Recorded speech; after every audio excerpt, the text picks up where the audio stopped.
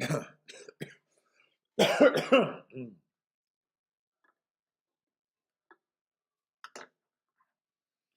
what's up, everybody? Welcome to the Shake Up. Oh my God. I am going to try to do a show today, but I am freaking miserable. I am definitely sick today.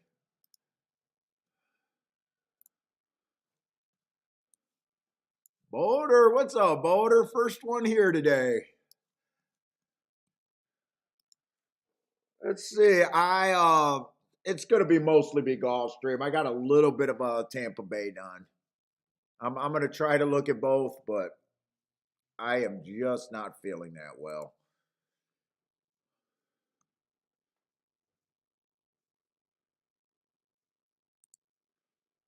Get my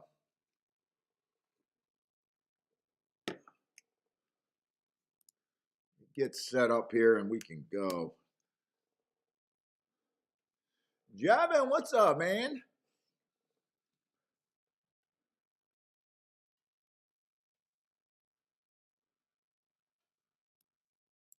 Come on, why are you moving so slow right now? All right, let's go. I think we're all right.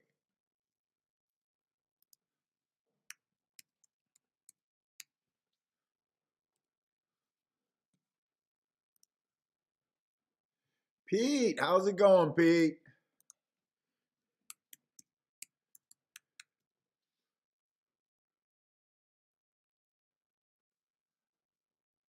Let's see, no aqueduct, but I did download an aqueduct form, but I'm probably not going to be sharp enough to look at everything today. See what we got, 18 minutes to the first race at Gulfstream? Yeah, I could probably use a slow pace show today, actually. Let's see, I already set up my betting board. Let's see, that's Gulfstream. All right. Payne Brothers Racing, what's up, man? Oh man, I'm counting on the shake. I mean, look, we're gonna need the shake up chat room to be sharp today. I'm under the wet weather. If I would have not took the last 2 weekends off, I probably wouldn't be doing a show today. But since I did, and I got yelled at by the YouTube dashboard saying that my views are down. I told my wife that I'm doing a show even though I'm sick. So, but a slow show today. I never know, dude. I've been to the track where, when I've been sick, under the weather, knew I shouldn't go. When I used to go to the track every day, I would never miss unless it was like we were out of the country on vacation, Bahamas or mostly Mexico or Dominican. Other than that, all our vacations are around horse racing. Everything's around horse racing. I'm always one of those guys that, if you miss, is that the day that you had everything? Was that the day that the bias was the beautiful bias? So even when I'm deathly sick, I always went to the track. And it's always mixed. Some days you're terrible. You can't concentrate. You're terrible. And then you can remember some really, really big days being sick. So if we see something, hopefully we just see something. That's all we can go by. Relaxing music. What's up, man? Oh, you're in India? Nice. What's up, man? Michael Lester, how's it going, Michael? Payne with a late light bulb or late light bill. Let's go. Joshua, how's it going? Well, we got Bluekin. What's up, Bluekin? Let's say we got 8 horses. We got the 4-horse scratched in here. I honestly have not wrapped my head around the turf routes yet, or really even the turf sprints. We just haven't seen any, or that many yet to really get a profile. It seems like, yesterday they went, what did they do yesterday? I know that one horse that I really didn't care for went wire to wire and impressed the shit out of me. I will say that. He was 7-5, so no harm, no foul, taking a stab against him. I don't look. If you're supposed to be taking stabs against 7-5s, with even when they win impressively and press the shit out of you. To me, the right long-term move is to still try to beat that horse or sit out that race, not to be on that horse. So I don't mind that I was completely wrong about that one horse running away and hiding on me. Let's see. First race on the turf sprint, that first time starter went wire to wire. Did they run one or two turf routes yesterday? I'm just looking at the results yesterday, trying to get my head in gear.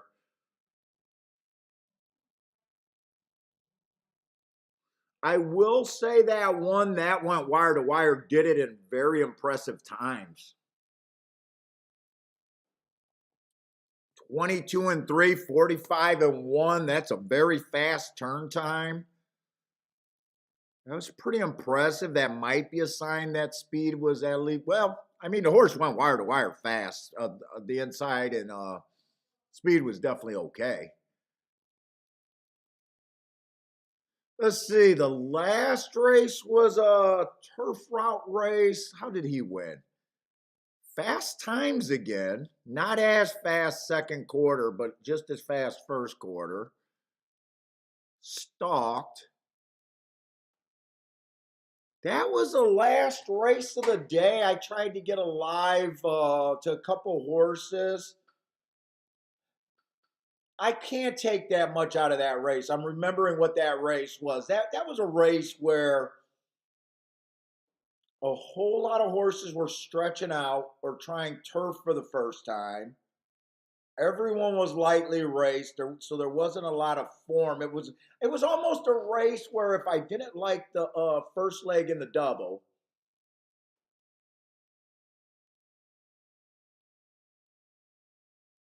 it's a race that by itself I wanted nothing to do with. And I was just in a spot where I could see like 5 or 6 horses winning that race, and I was just trying to get lucky. So kind of an immature like action play. Come on, not every play has to be great. It was more, so. But I can't take much from that race. So we had a horse go wire to wire and a horse stalk.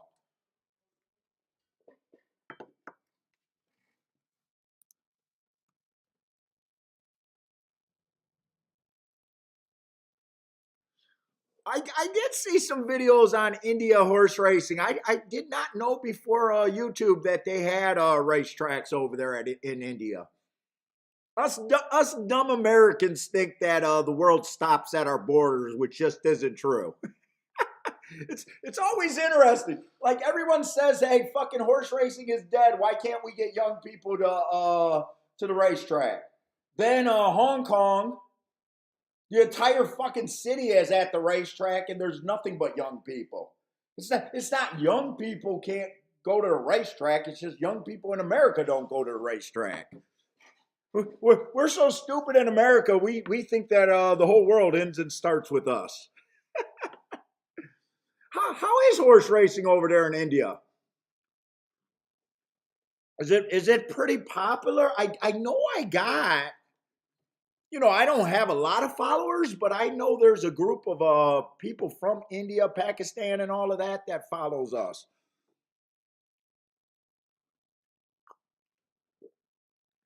What's up, Rick? Attila says he's going to be looking for route speed and stalkers, he thinks. I don't think that's a bad place to go. I think on the old turf, stalkers were dominant, and I don't think that there was much difference between going to wire and closing, what I think I remember. Now, we spotted daily biases, but for the meet, I think it ended up like 55% of the winners were stalkers. And then there was like 20-some% that went wire to wire, and 20-some% that closed is kind of what I remember.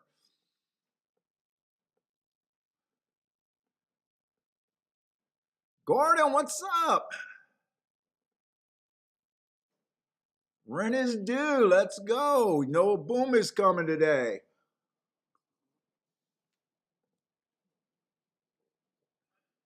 All right, let's get started though. I'm just trying to refresh myself with getting back in the game. Charles B, what's up? By the way, I seen oh dude, fucking L, my man L, all racing all the time, or all horse racing all the time. My wife doesn't like me saying any other shows, but I don't have a problem with it. Dude, he's like the Iron Man of streaming. I can't believe he's capable of doing a evening and a morning show. I seen a lot of people hanging out. Who I seen Blair was pretty hot yesterday. You see Charles. Quite a few of you guys were hanging out with him at Woodbine for the afternoon.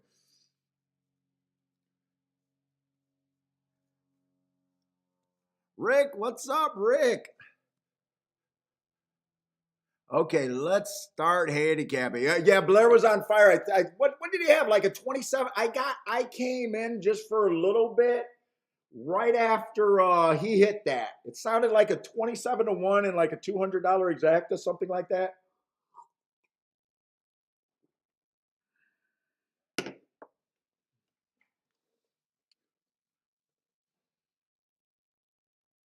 Let's see what we got. 8 horses in this race after the scratch. Everyone starts at 15% before we start doing a betting line here. Let's see, just glancing at the race, they're kind of betting 2 horses. Kind of betting 3 horses. 3 horses are taking most of the action. Oh, Blair had a roll. Nice. Blair had a Rolex day. Very nice. Let's see, we got maiden claiming 35,000. The 1 horse only ran 1 race. It was an early pressing day, stretching out, trying turf for the first time. You know, this is always hard for me because I don't do anything with breeding. I do not mind horses stretching out, but it's usually when I like horses stretching out, I'm trying to take advantage of their speed. And a lot of times when I make that move, it's because, I think the routes are favoring speed and I think the horse can get the trip. Uh, this horse doesn't really fall into that category. He ran 1 race. It was against the early pressing day. I'm really not sure what his running style is. Has every right to improve, but for the most part, I don't think I can get to him off of that running line. Now, if he wins and I just can't get to him, I just can't get to him. I don't have to believe that something was done corrupt or what the, lightly raced horses come back and win. It's not a problem. You got to know what you're getting into when you're betting. So if I play this race, I accept that. If a horse like that beats me, let's say the 2 I wouldn't mind looking at that race 3 races ago. For some reason, that kind of missed me. I kind of missed that race. That's the only race that I could have looked up.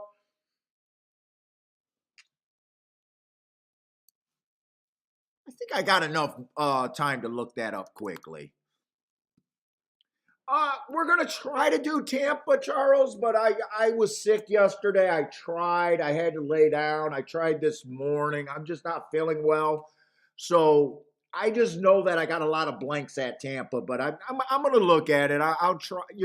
I'll try my best. But I got a feeling we're gonna have a few less marks there.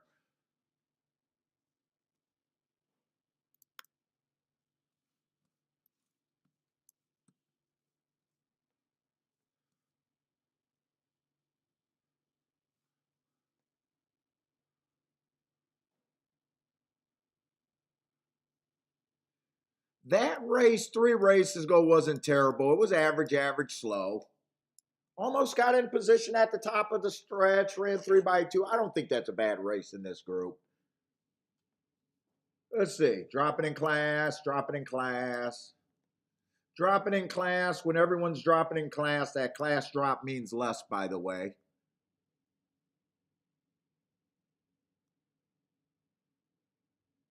Let's see. 3 horse only ran 1 race. I can't even mark that race. Would be very hard for me to get there. off of that one running line, but he's just like the one. If he improves, he can beat me. Fuck it. I gotta acknowledge where the dangers are at the very least.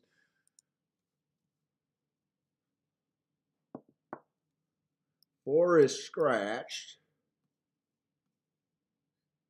Now I will say this. Off of such an ugly running line, the way I'm looking at the race, there's no way I can think of the three at 7-2. Maybe they're betting off of something that I can't see, like breeding, maybe jockey consideration. I'm kind of shocked the 3 is even at 7-2. I guess they got to bet someone. I got a feeling, those Tapeta routes have been so unkind to front runners unless they get super slow fractions. I'm really interested to see what these Tapeta front runners that earned hearts or triangles that are coming to the turf. And that's kind of the 5 horse. That race 3 races ago went too fast to win. I love that race. Last race, stalking closing day. Technically a stalker, but still went too fast to win. I'm definitely interested in that kind of move. 4-1 might feel like a little value there. Oh, shit. My cream didn't get mixed in a coffee, so all my...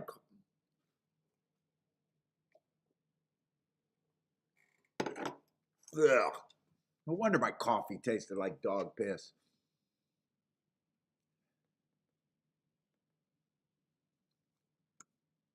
Let's see. 6 is making a class drop. Hard for me to get to him.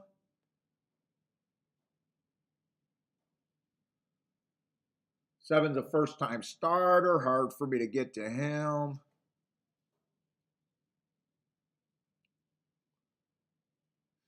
H, I don't know if 8's a closer, but he definitely comes out slow. Never cut into the pace or made up any ground. I don't know. Hard for me to want the 8. 9 looks fine, but he's stretching out. Trying turf for the first time. Stepping up in class. I'm not sure what I think of the 9 either.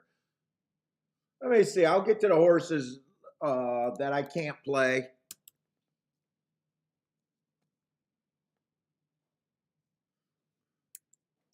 I think he's 10% at the best. 10% at the best.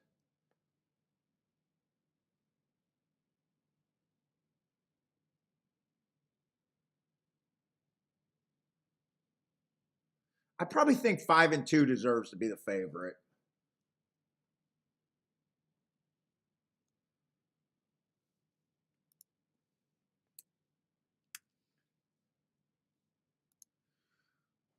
I'm probably close. That's probably roughly where I think my betting line is.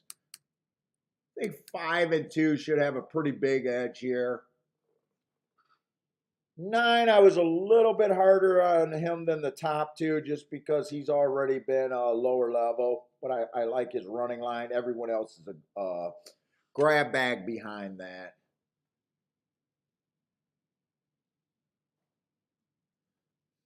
Five is pretty much. If I get 4-1 on the 5, I probably do a win bet here. Let me see if I want to try a exact or a double. I don't think I want to do a exact, but maybe a double. Next race is going to be a dirt sprint. Don't have any scratches, only 7 horses.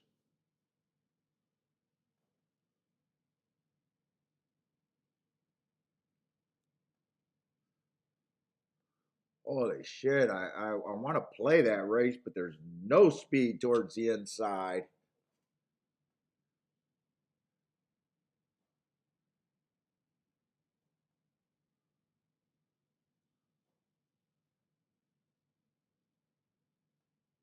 Three, 4, and 6 looks like the horses. Let me write these down. 3, 4, and 6.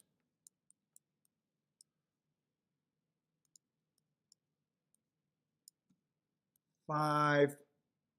I'll check the prices with the 2 and the 5. See if I can play that. I don't know. I technically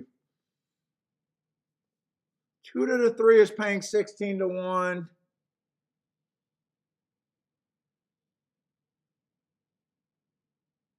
Oh, I'm looking at exactas. 2 to the 3 is paying 28 to 1. 2 to the 4 is paying 9 to 1. I don't want that. So I don't want 2, 4. 2, 3 is okay. 2, 6 is 20 to 1. I want that. 5 to the 3 is paying 31 to 1. 5 to the 4 is paying 14 to 1. 5 to the 6 is paying 12 to 1. I only want 5, 3. Probably go 5 to win if I can get that 7 to 2.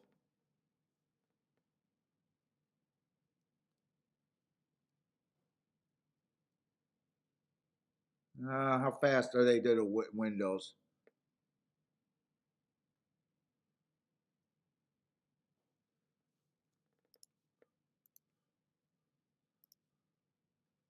Let's see. I got to start betting.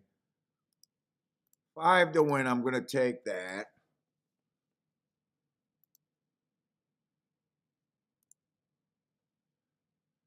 5, 3 double is the only double I can play with the 5.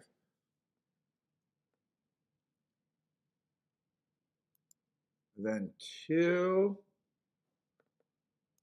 with the 3 and 6 is the only double I can play with or the only 2 doubles I can play with them.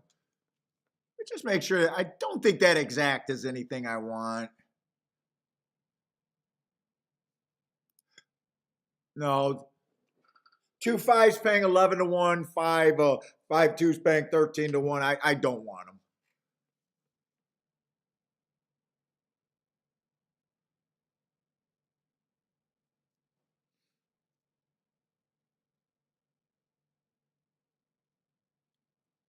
And give me that whole 3 to 1 or even drift up on this 5. I think he's an overlay right now at 3 to 1. Just got to worry about that last 2 ticks of the board. What's up, first time starters? Let's see. This dude likes the 259. Charles says 3 got the advantage if where's the 3? I noticed that the 3 was taking a lot of money, and I did not think much of the 3. 3 is a horse where I don't have a story on. I was hard on the 3 because that's an ugly running line coming from Delaware. And that's as deep as I go. Yeah, if 3 beats me, I got no problem, even though I had I was hard on him. They look like they're going fast early, though. What's up, Parsons? Tilla likes the 9 to win. 22 and 3. They were going pretty fast yesterday. That looks pretty fast, but I honestly don't know how the fractions play on this track right now. That feels fast. That looks fast, but I hope it's okay.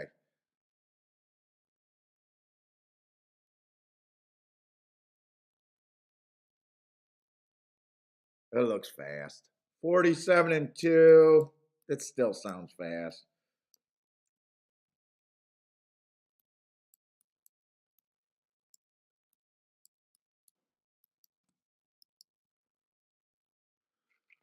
I need him to get that good re-break juice. I need the re-break juice. Lloyd, what's up, Lloyd? PDT. I got to strut. I got to walk.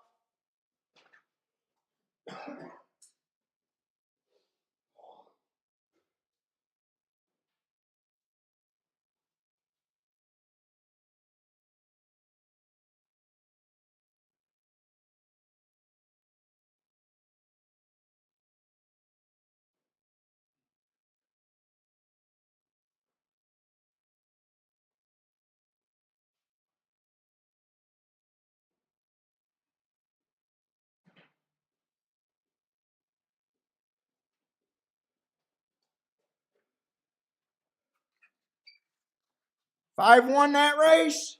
Looks like it.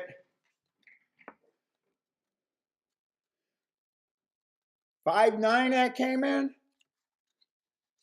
All right, I mean, 3-1, I at least got the price that I thought was acceptable.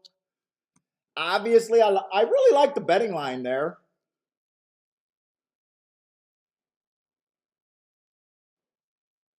I thought 5 and 2 were the most likely winner. I thought they were pick them between those two. Let's see, 2 didn't really run though, but 5 won. I don't mind the bet. I usually prefer a bigger overlay than 1 point, but I don't know. It felt like a layup.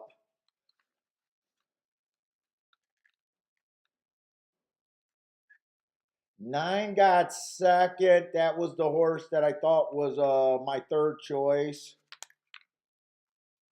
Look at the exactas. I looked at the exactas with the 2, but I never really considered exactas all that much with the 9. 5-9 was paying 15-1. I probably wouldn't have wanted that anyways.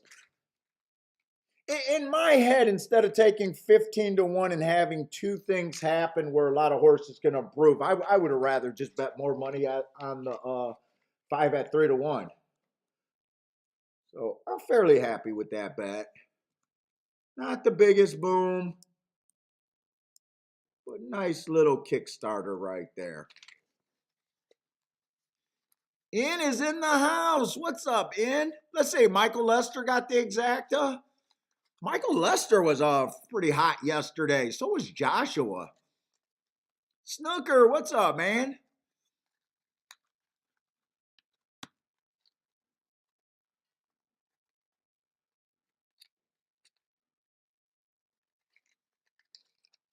Let's see, PDT's back. Let's see, Pete is back at, the announcer Pete is back at Gulfstream.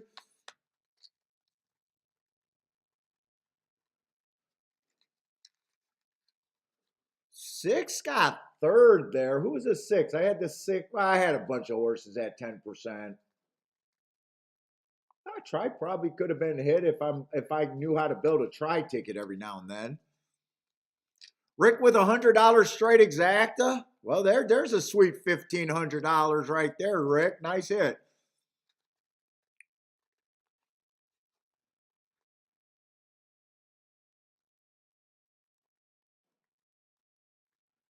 Let's see, Joshua had the win bet and exactor.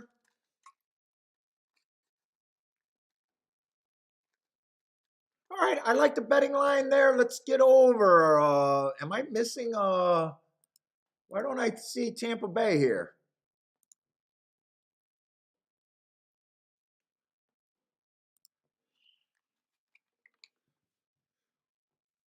Tampa Bay, like I said, that's going to be the second track today, but because I'm under the weather,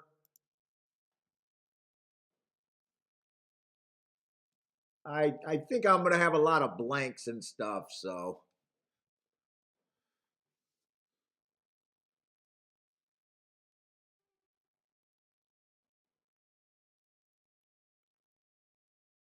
Cindy, good morning. Yeah, we're doing pretty good. I seen you had a nice ticket a couple weeks ago, Cindy. Think you took down another huge pick 5? Now, I was in the tournament with that 5 horse that got put up. I think you hit the pick 5 that day. I was all over that 5. Nice job, Cindy.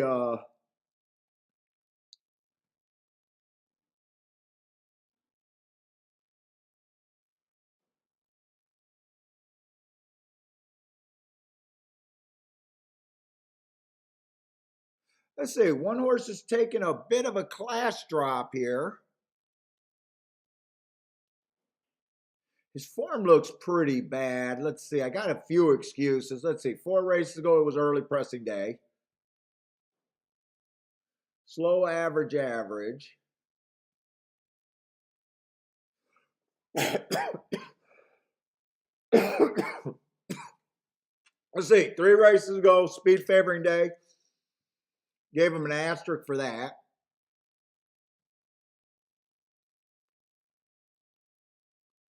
2 races ago, bad rail, was right there on the bad rail, got off to a slow start.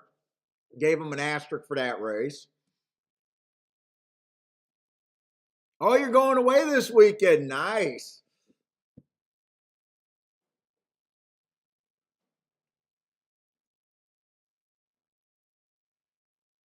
You know, he has some he or she, he has some the one has some hidden form there, or at least a lot of excuses that make sense to me.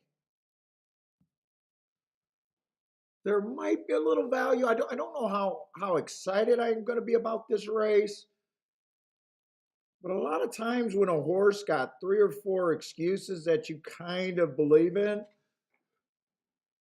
other than that, he looks like his like he's completely out of form. If you don't believe that, that's the problem with sometimes having notes. Because without those notes, he looks like poo poo. What's up, Nathan?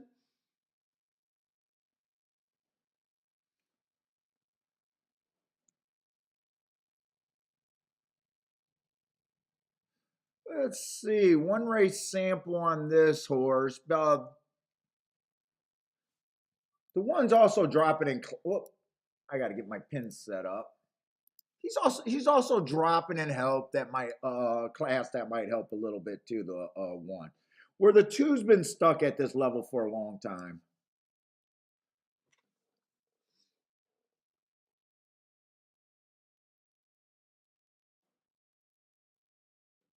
Hasn't really done much. You got to go like 8 or 9 races back when he finally won. Has a pretty hard time getting in position. A little annoying because I got a few one race samples. I don't know. He's definitely not blowing me away with any thoughts that I need to bet him. Let's see the 7 to 5 morning line. Actually, he's a decent price right now. That race 4 races back is a nice race. Stalking closing day. Tried to go wire to wire, going too fast to win. That's a very nice race right there. 3 races ago after that race, he comes back on an early pressing day. Didn't get a great break there. Was more of a closer, so I gave him an asterisk. He comes off of those 2 excuse races. He wins. The only problem with that win was it was at Prairie Meadows, and I just don't have notes. So, I mean, all I could say that was a win. Yeah, this horse looks like he should be played a bit, or at least should be a contender. It feels right now he feels like a little value at 4 to 1.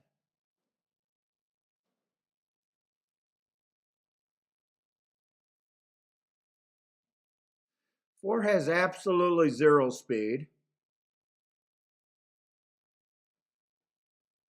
His losing condition is just if someone gets first run over him or go wire to wire. I think he's a contender and possibly even a properly priced contender. 5 to 2, I don't think you're getting overpaid, but I don't think it's the worst. I think that's probably like a break even proposition.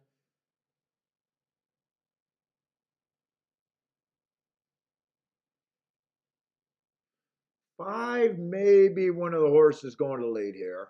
If he gets a nice, easy lead. Let's see, I don't like the 6.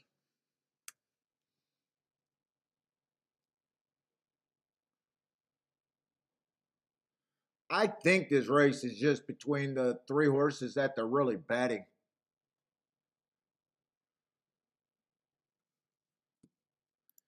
I think the one got a little bit of upside with those hidden races, but I think at 6 to 1, I think he's roughly priced right though. To me, I think your starting point should be like 5.5 to 1, so he's basically priced pretty close.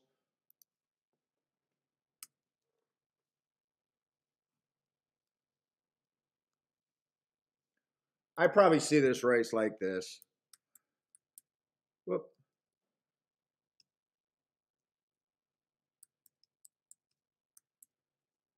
Basically 2-1 on all of those horses.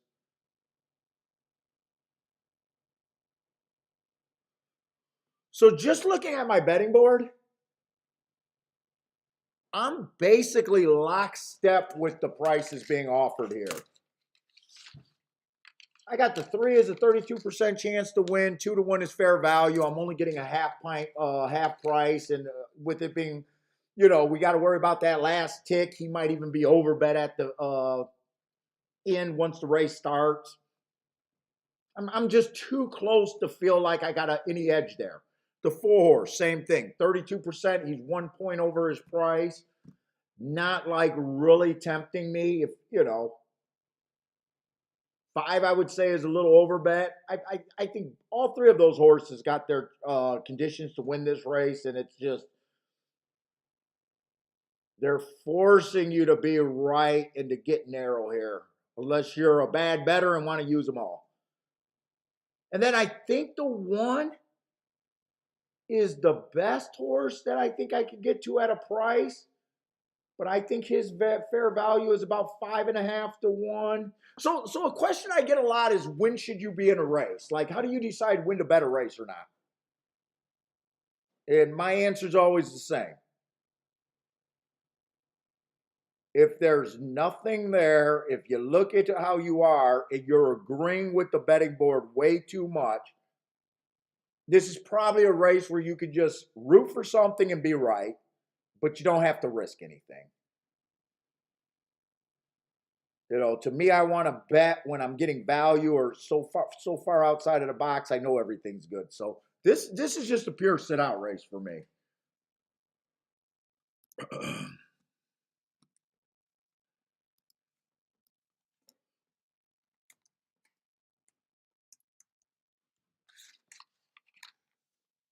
Let's see, what's up, Kobe? Kobe says the 4 takes it, so Kobe has a better opinion than me on the 4. And right now, I just looked at the price on the 4. Right now, 4's the best spot for me to go with my opinion.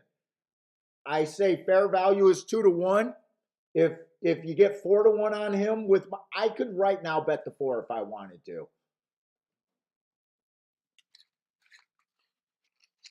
I'm ahead of the math.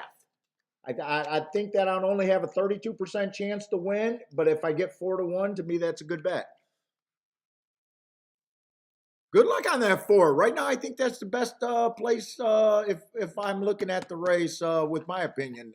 That's where my opinion, I guess, would be.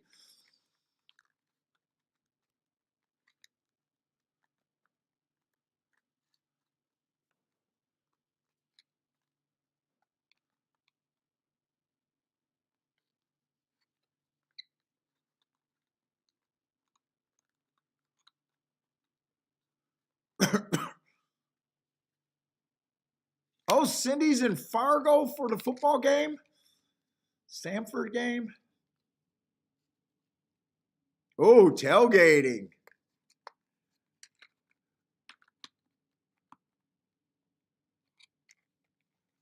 Let's see. Lloyd's Dutching the 1 and the 5 here. Ooh, Lloyd's Dutching at a dangerous price levels for me. I don't like Dutching at such low prices. I don't mind Dutching, but I'm always nervous when you get to 3 to 1 and under, 4 to 1 and under on if both of the contenders are, that price. Let's see. Charles likes the 6. Winning place on the 6.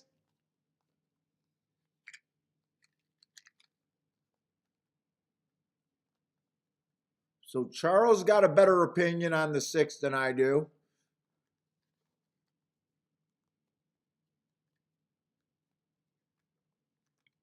Let's see, 4's price still holding. I guess I'm going to root for the 4 because to me that's the best overlay from the way I see them. By the way, if you guys are new to the races, I always tell the people that watch the show, value is in the thing of the handicapper. So when I do these betting boards, I'm talking about how I see the races. We are supposed to disagree all the time. Good handicappers are supposed to disagree on value and how they price a race. The important thing is that you're just doing the work and trying to get bets where you believe you're ahead of the math, not what I think or anyone in the chat room thinks. Let's say 5 gets the lead here. Fairly easy lead.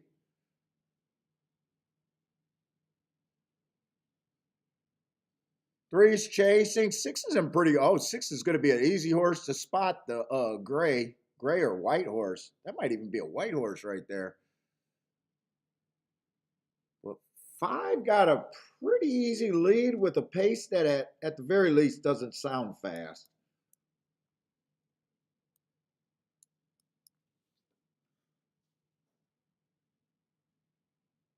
Three still looks interested, but five doesn't look like he's going away on his own yet.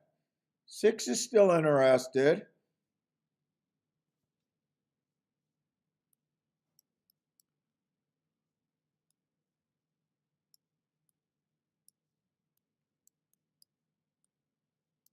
They did speed up that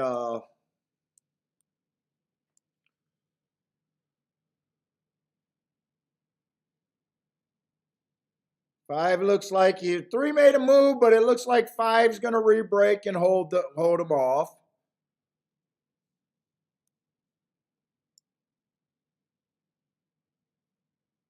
I can't tell who that was that got third. But that came in 5-3 something. I don't think it was the 4. Could have been the 4, but I don't think so.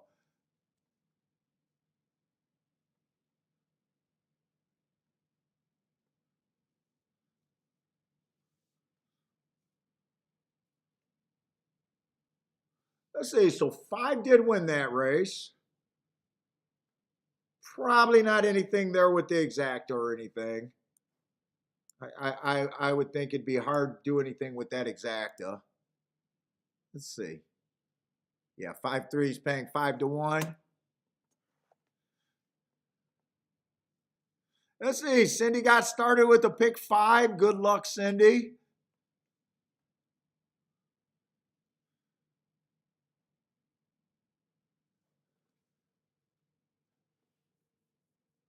Oh, 1 ended up getting third, 5-3, but 1 did not end up being a price. 1 actually ended up being 3-1.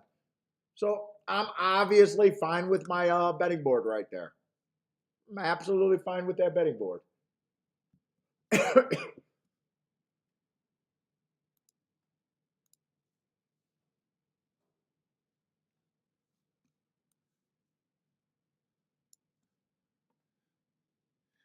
The Delgado juice? Delgado is, am I saying that right?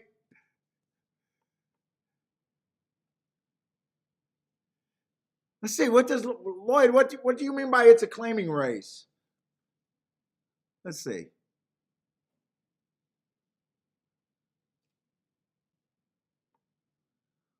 Well, it's even hard to tell if no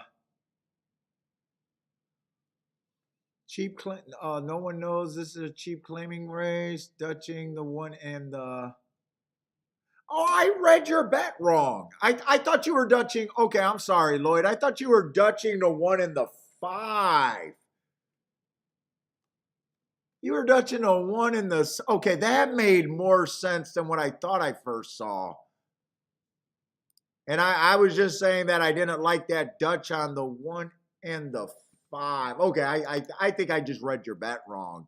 You were Dutching between a 3-1 and a 9-1. For some reason I thought that was a 5 horse, and I was like, ooh, I don't like you Dutching a favorite with another low price horse. I'm sorry about that, Lloyd. I didn't mean to call you out. I read the bet wrong. That's my fault, Lloyd. I read the bet wrong. You were Dutching a 3-1 with a 9-1.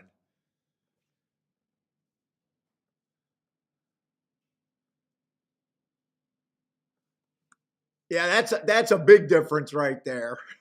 Big difference. What's up, Gregory? CR Reed, what's up, man? Let's see. Already started with a winner, nothing special, just a 3-1 winner at Gulfstream, and I'm actually alive in a double, and I kind of forgot about it.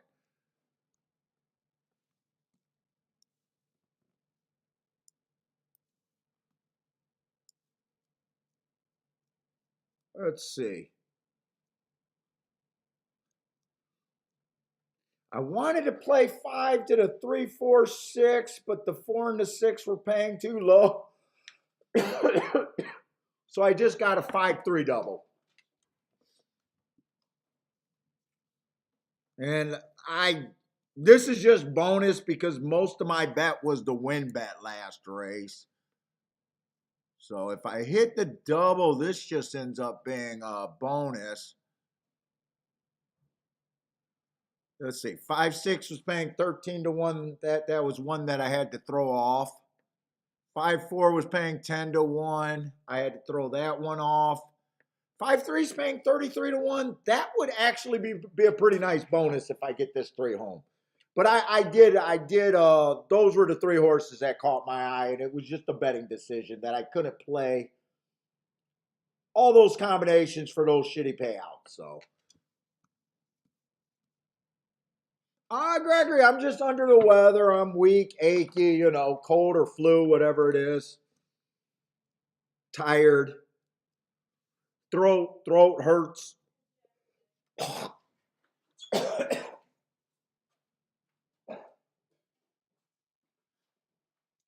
Throat hurts, and I got a ton of phlegm in my chest. But other than that, man, I'm just betting horses. So how bad could it be, right?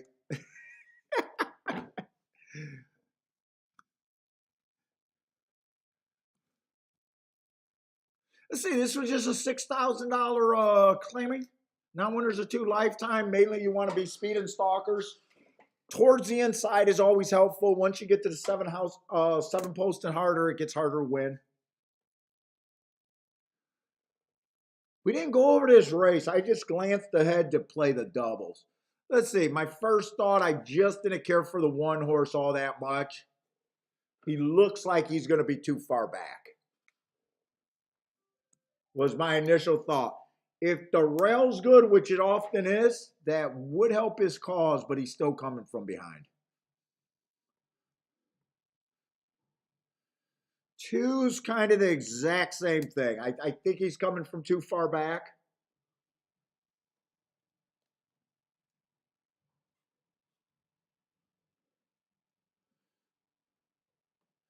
I didn't think there was much speed in here. The 3's never had the lead. Probably more of a stalker to closer. But he has stalking won 3 races back on a stalking closing day. Slowest winner of the day.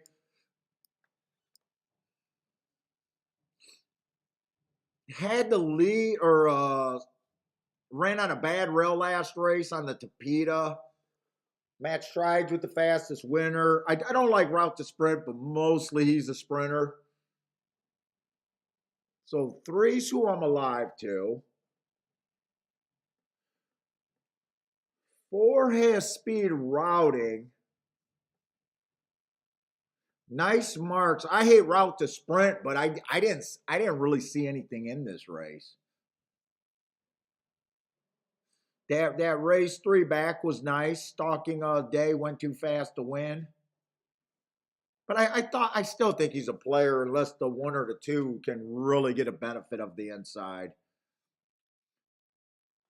5, is that 5? 5 looks like he has no speed. Andy's off the inside. I'll be hard on him. 6 looks like the best speed horse.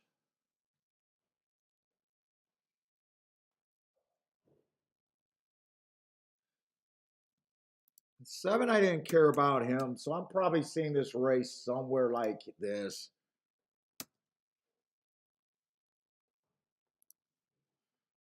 I can't really, I don't think I can continue a bet here because I can't get past the 3 main horses that they're betting. The 3, the 4, and the 6, I can't make a case. So I'm sitting out this race. I'm just hoping to get my double home, but I'm not doing any additional betting. Not worth saving, not worth trying to do anything here to me. Unless, let me just make sure the exacta with the three getting first or second isn't any good. I don't think it'll be any good. Yeah, 4 threes paying $11. 6 threes paying 13 to 1. I could probably find a better spot. Plus, I already cashed a nice win bet. So, oh, Matt called me today. They have my phone with me on our walk. Yeah, Boulder, I kind of agree with you that the 6 is probably the most likely horse to get the lead. Definitely would not shock me. Which might, if I wanted to break up the difference between these speed figures or these 32%, I wouldn't be against assigning those points a little bit different. That same 96 points. I wouldn't mind giving more to the 6 and the 3 and the 4 a little bit less, or however else to see it. It's just once I get to a spot, I'm like, okay, that's good enough. I'm not betting the race. I would probably actually move the 6, maybe to 40 or 50% winner with his better speed.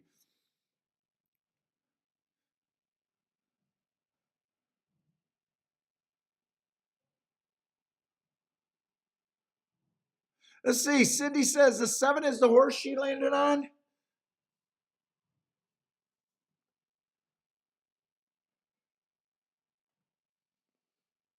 I guess I made him my. I wouldn't be shocked because I gave all the other horses I had at 5% and I gave him 10. So I would not be shocked on him.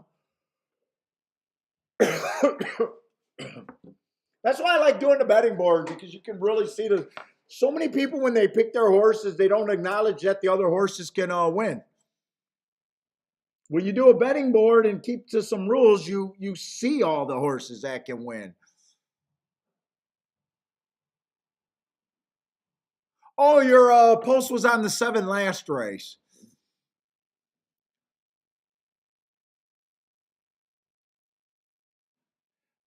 Come on. I don't think 3's running after this. 6 looks gone.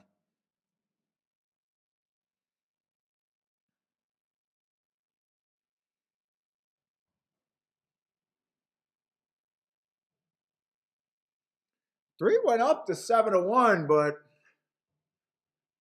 unless he gets a rocket in his butt or the 6 tires, I don't think 3 is going to beat the 2.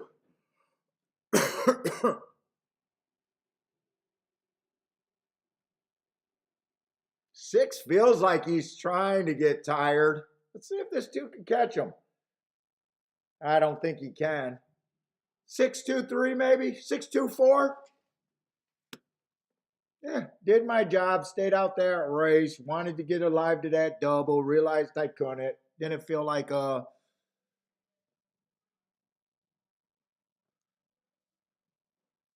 to me your question was did you now I said that after I talked to Boulder that in my head I would probably make the 6 a 50% or a 40% winner, if you wanted to, which would have made him playable. But I already hit my low price winner today. So, he was actually an overlay at 2 to 1, but you got to be careful when you try to get a narrow overlay in at the last second. Because this horse could have also went to 6 to 5, would have been something I would have worried about. But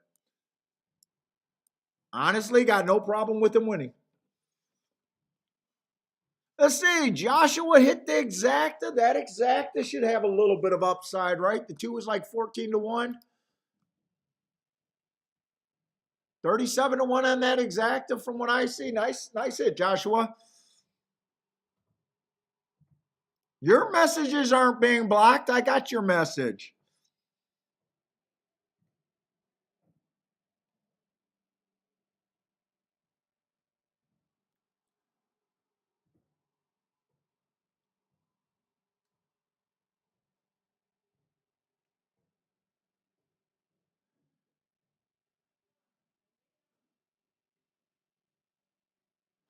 Let's say Rick had $100 double. Oh, you had that 5-6 double. Nice.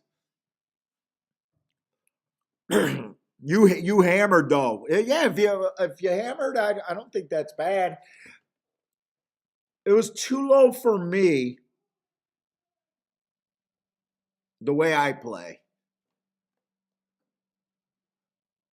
I haven't seen Boulder yet today. Usually we are Disco yet today, Boulder. Usually he announces himself.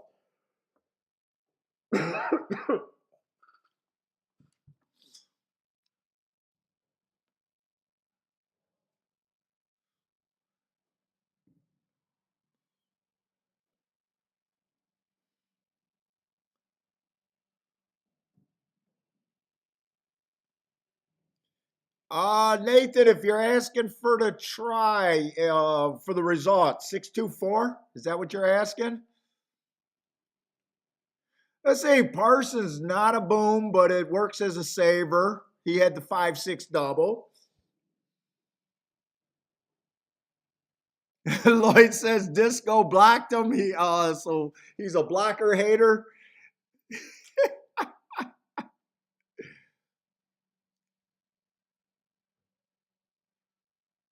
All right, you guys are starting out pretty good.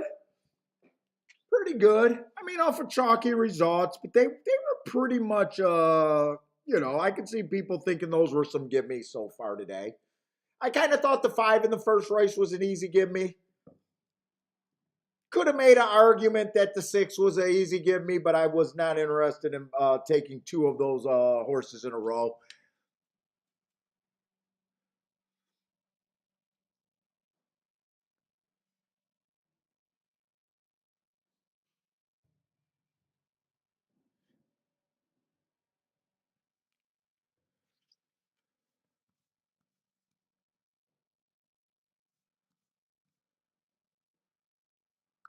Let's see. Tampa Bay, we got 11 minutes.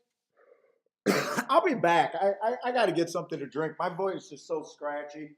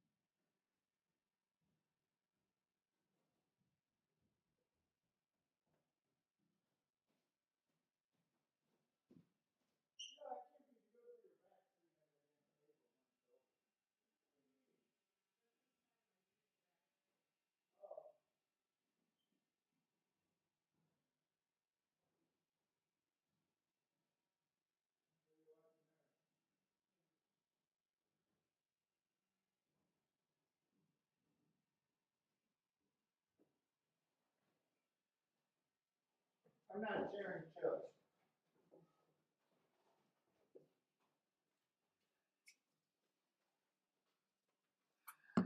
All right.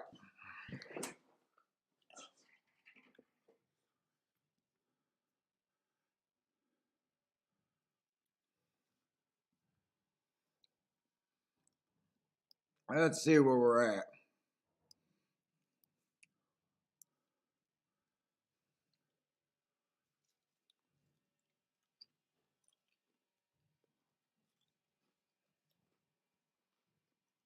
Oh, did I scratch the wrong horse here? What race are we going into?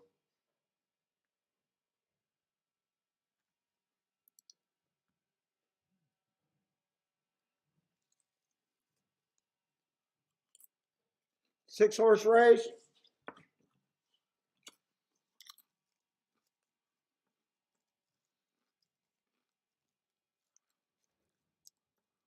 Let's see. Lloyd says, read it over. I'm not. No, I might have said it wrong. I know what you were saying, Lloyd. The blockers are the haters to you. The people that are blocking are the haters.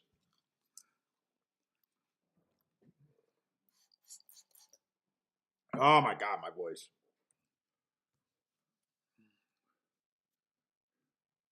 Got another Tampa Bay. We got another short field, 6 horses.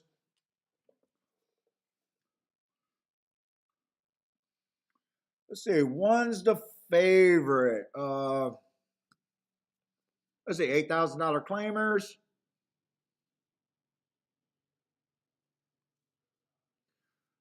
3 races ago. 1 tick slower than the fastest winner. Average. I don't mind that race one bit. Next race, Chase kind of the slow pace of the day. I don't think that race is as bad as it looks. And then he comes back, stalking closing day, was a stalker, went too fast to win. Yeah, I don't mind that race.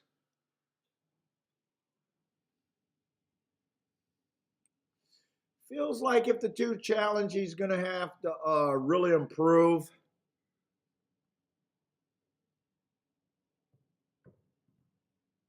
I don't see anything that makes me think. Let's see. For him to win, I think he needs to get a jump on the 1 horse, left alone, and a golden rail is basically what I think his win condition is. 3 looks uninterested in racing.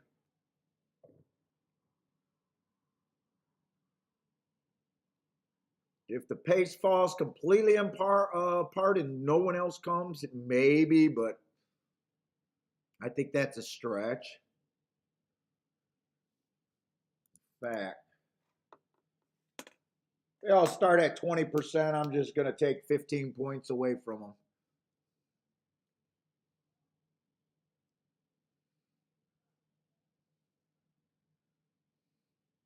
5 looks pretty live here. Whoop. 5 is not live. He's the scratch. 5 is not live.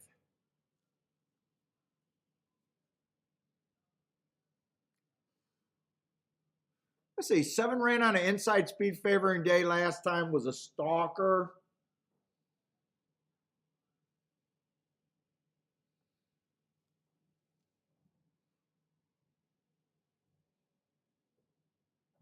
Six ran on the same day. He was on the outside, so they both have an excuse.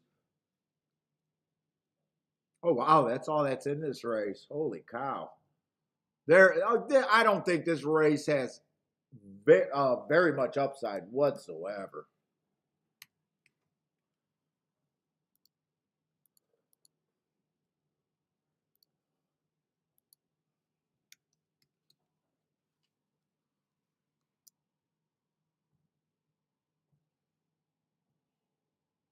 Two needs everything to go his way.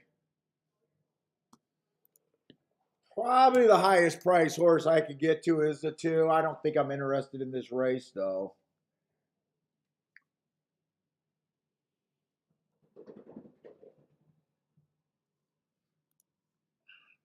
I'm going to say the 1 looks like a coin flip to me. That's the most I give a horse, and I'm going to say he looks like a coin flip to me. I don't think there's any place I can go in this race. Maybe force the 2 to get first or second, but I even feel like I'm reaching on that a little bit, and I only got him as a 10% chance. Right now, I guess he's a little bit of an overlay, but not great. Let's see, 1, 2 is paying 29 to 1.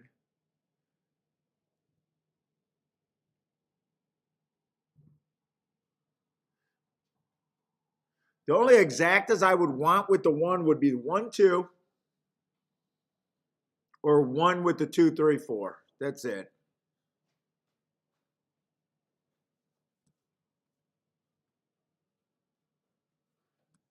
Seven's a bit of an overlay where I could bet the 7 to win. Let's see, at 5 to 1. Do I want to fuck around this race? There's a few areas I could go here, actually.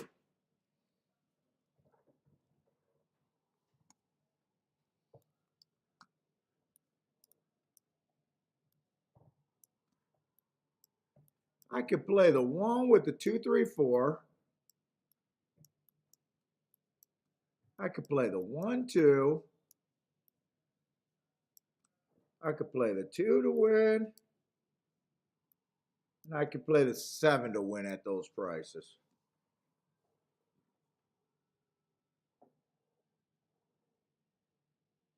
Let's see. For $10, this would cost $30, just a $30 base ticket. If I'm right, I'm getting between 200 to 300 each time I do that. That's not bad. Turn that into a 10 to 1 proposition.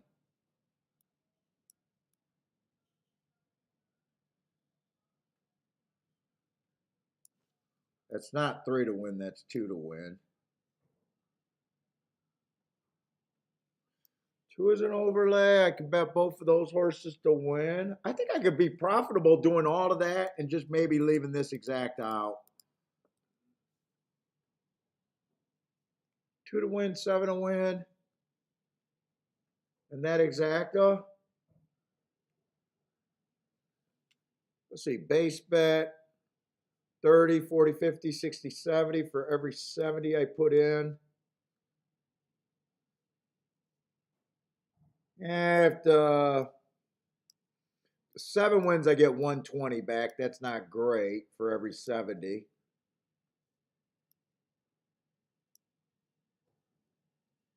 Three wins, you're getting 280 back for every 70. 1 wins, and I hit the exact, I'm getting 220 back. I don't think that's terrible except for the 7. I could throw out the 7. You know what? 7 just went down to 5 to 2. I throw out the 7. I throw out the 7. What's up, Brander? I say bookies are saying that the 3 has a genuine chance. We're at Churchill, or I'm sorry, at Tampa.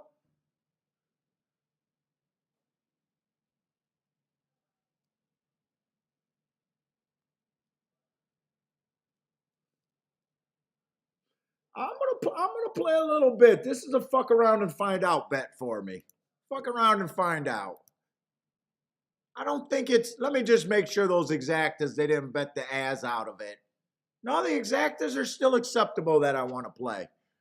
They're all playing between 23 and 28 to 1. I think I want this here.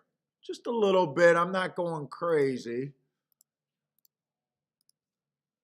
If I'm right, it actually is a decent. Let's see. Get this in before I keep talking.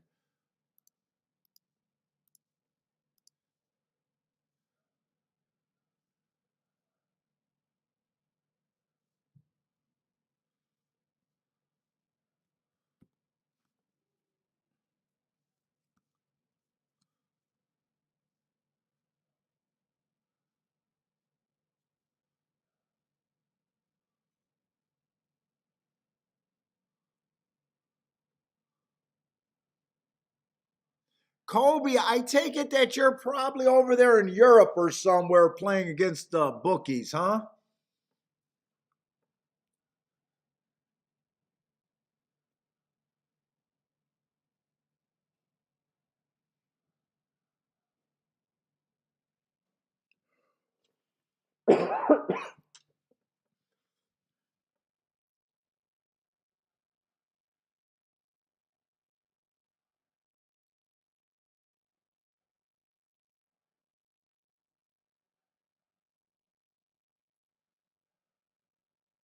Ooh, 6 gets the lead here. God, and the 2 got the lead over the 1. Let's see. Did I miss the 6 having speed? Actually, I kind of did miss that. Well, he's only had speed one race. I don't know how bad I could beat myself up for missing that. And he dropped in the basement when he finally had it, but he did go wire to wire at Delaware. 2 at 24-1. I love the price that I got on the 2. At the very least, I love the price. Oh, you're out there in Australia. Good day, huh?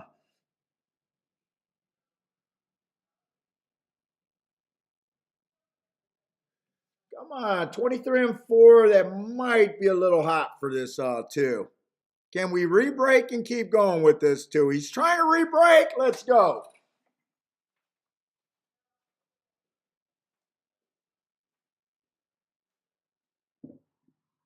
Give me the re-break.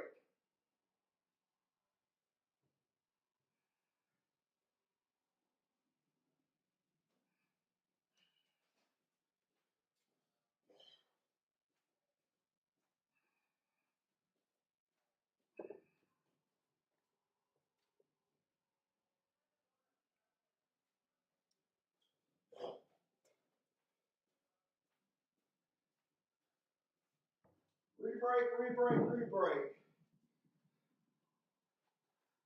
Woo, had to get some curls in. 1 won the race. Hopefully I can hit the exacta. Gas Station Sushi, what's up, man? Gas is probably doing his show this afternoon.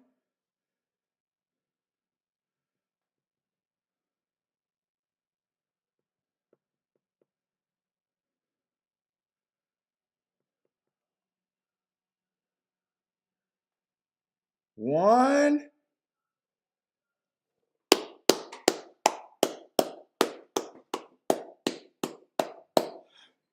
Now I just got to hope that they didn't bet the price out of it.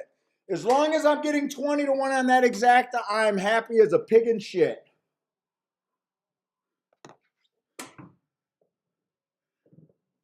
Give me 20-1. We need 20-1 for me to enjoy that bet right there.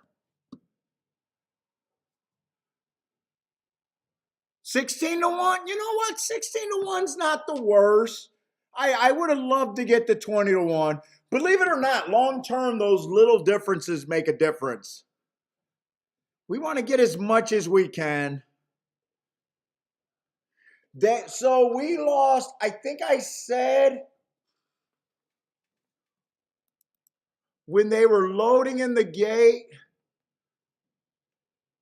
Jesus, I just want to know, how are they always getting the right ones? So the 2, the 3, and the 4 were all between, I think I said 23 and 28-1.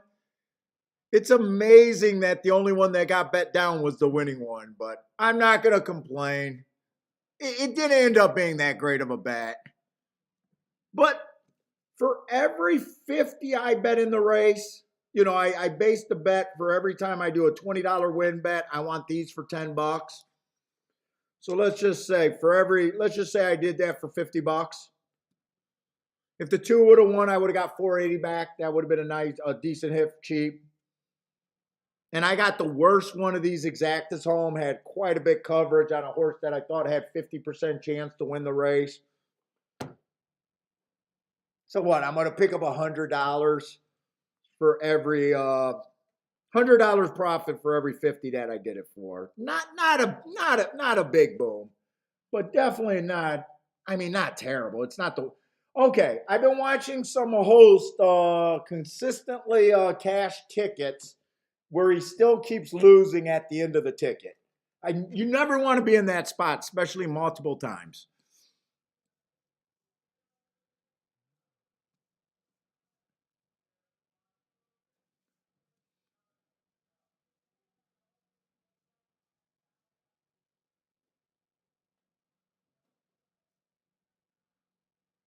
Good luck, Cindy. Have fun at the tailgate in the game.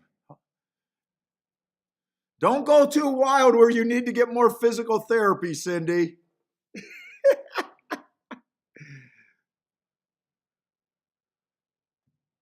Did they give me at least a little bit breakage on that exacta? 31. It looks like there's a little bit of a breakage there. Maybe a little bit.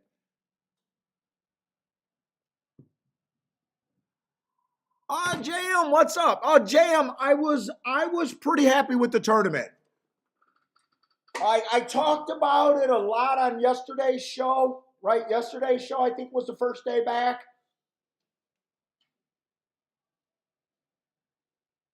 Maybe it was Wednesday's show. Wednesday's show, I talked a lot about it, but basically, I ran out of races again. They canceled Woodbine. I bought 3 entries, got profitable on all 3 entries. It was probably a mistake splitting my entries. I probably would have done better playing an entry out before going to the next one. I had the idea to get all of them profitable and then late in the tournament make big bets. That's probably something I didn't want to do in hindsight. That was probably a misplay. But we got off to a fast start again.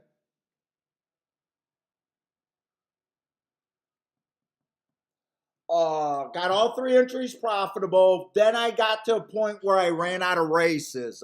They canceled Woodbine on me.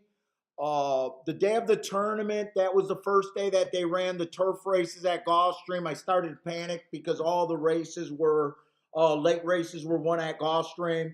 I made $1,000 in panic bets at Tampa Bay and Laurel, which I said was a terrible place for me to play. I told Parsons there was no way I should be at those 2 tracks that day. They were terrible. A lot of 2-year-old races and just bad races for me. So I threw away $1,000, and then I decided to cash out when I had 2 of my 3 entries in the top 20. So, and I decided not to go for it.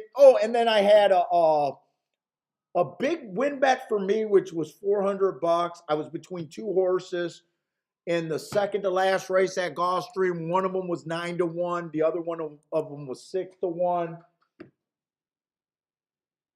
On the show and without the tournament, I Dutch them. In the tournament, I picked the wrong one. So and then I had the winner at the last race at Gulfstream, but I would have had to do an $800 bet, win bet. $800 win bet is way too much for me on one horse. So we were proud of the tournament. I was leading probably, even though those tournaments don't matter, the winning board.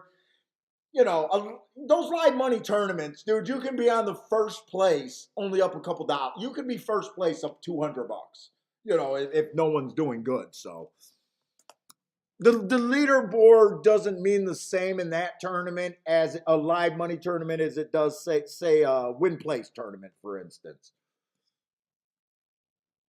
But if I listen to my wife or let my wife just bet my horses, we probably win it. She got she's not fearless because she doesn't deal with this stress every fucking day like I do.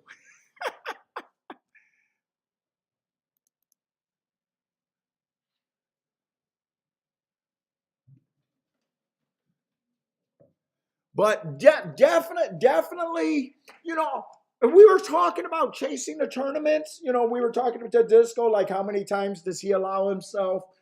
Right now, I think those 3 tournaments are probably the ones I'm shooting for. Trying to get in the NHC. I don't think the NHC is that great of a deal. Just trying to get there. But if you can qualify cheaply enough, I'm not like one of those guys like the takeout is tremendous. I didn't build that $1 million pool. Like Disco says, hey, I spend $200 a year trying to qualify. You're not worrying about takeout when you spend $200 in a year trying to qualify.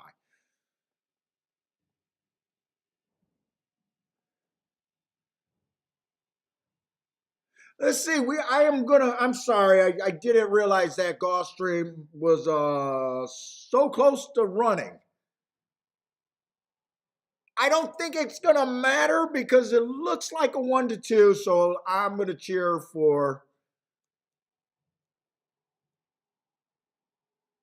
Let's see. I'm looking at the wrong form.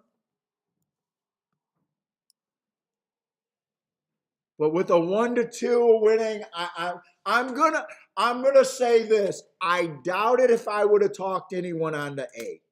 Can we agree that I would not have jumped up and pound my chest and said anyone got to beat the 8 or bet the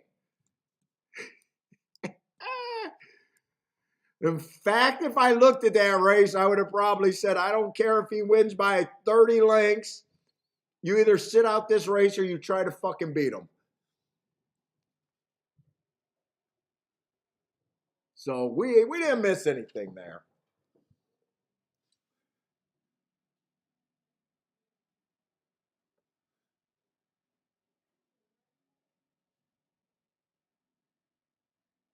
Yup, gas station.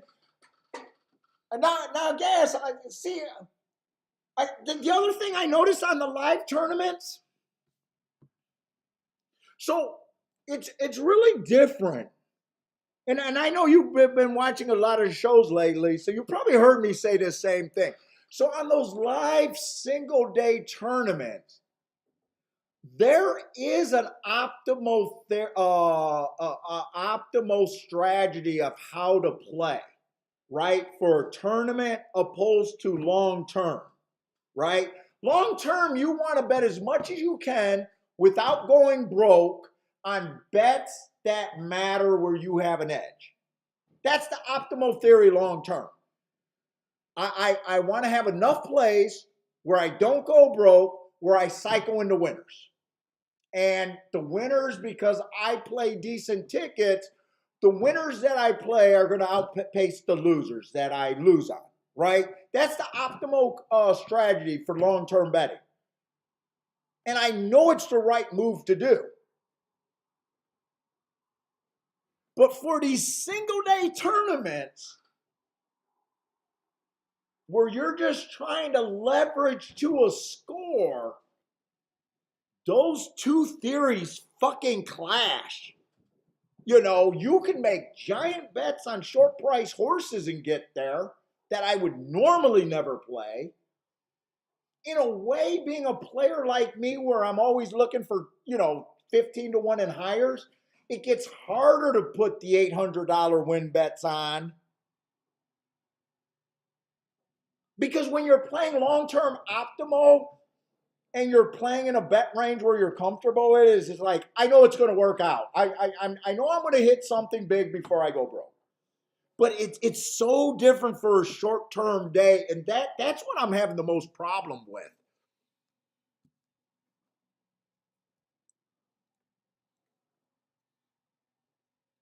They're unbelievably two like different philosophies, leveraging to get to a point for a day. What you getting down here? Why are you even down here? Oh, you're getting ready to do that.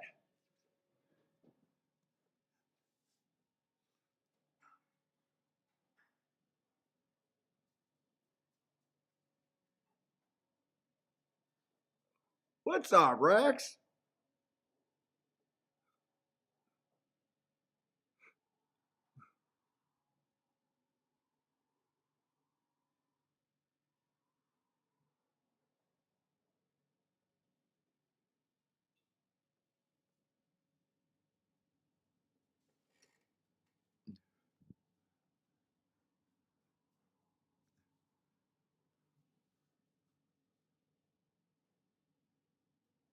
What are you confused about, Bentley? You don't know what to do.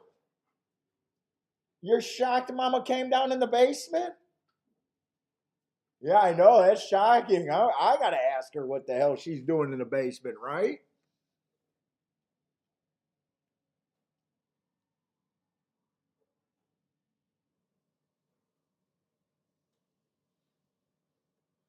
Let's see. That was an 8-1 exacta.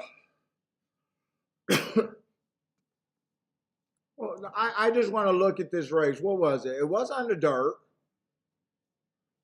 Let's see. The 1 and 3 got second and third. The 8-horse won. Normally, you don't want to be in the 8 hole. But this 8 was a 1-2 shot. First race out at maiden special weight. Ran against the inside bias.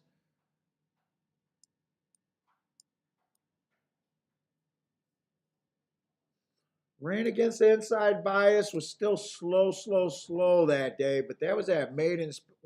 What is this? A $16,000 claimer? Right after that race, he dropped down to maiden claiming 12.5, dueled in a 1-race sample. I mean, he looks fine. I don't know about 1-2. Let's see. This horse earned hearts. The 5 earned hearts, but he earned them at a route. Let me just make sure he wasn't scratched. So I wouldn't have thought that that was a really good option.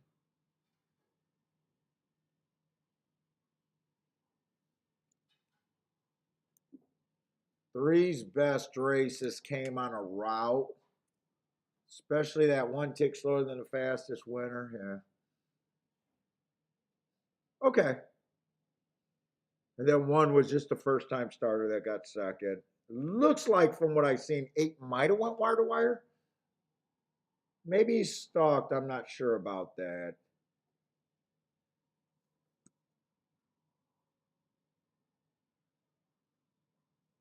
Let's see, what did Charles hit? Should have played the super high 5.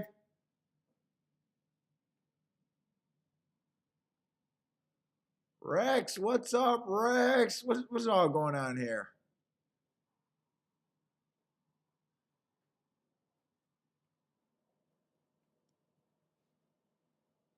Yeah, and then the optimal strategy for the live money tournaments, I believe, is you bet enough for when you're right about your first race, you put yourself in instant contention. And that's what I'm having a hard time with.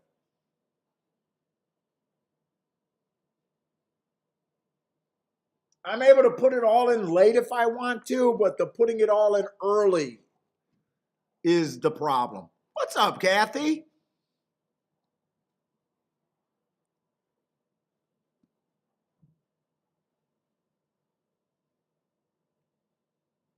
All right, but let's get it back over to Tampa. We still got races. Ugh.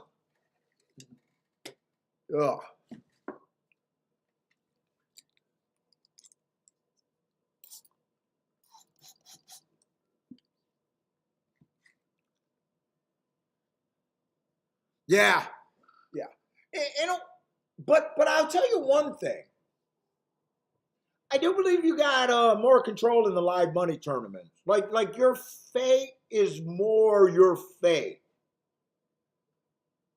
Where in those win and place tournaments, now I believe that the guys that hit those long shots early, I have no problem. And a lot of times I'm not like the other grumpy handicappers that just says all they're doing is taking shots at 20 to 1s. Because we hit 20 to 1s all the fucking time. And we like 20 to 1s. But when you are on those live money win place tournaments, you do know that there's a certain time, and you hear handicappers saying this comment all the time. I only liked him because I was in a tournament, or he's the only horse I could have played, or I liked him for tournament play only. Dude, I don't understand why win place tournament players don't understand what they're saying. They're looking at a win place tournament. They know what it takes to be a contender in a win place tournament, but they can't wrap it in their mind that I should be playing that same way every day of the week. I believe that you should be looking for tournament horses every race you play. No one's ever posted a chalk ticket. I don't understand where their disconnect is.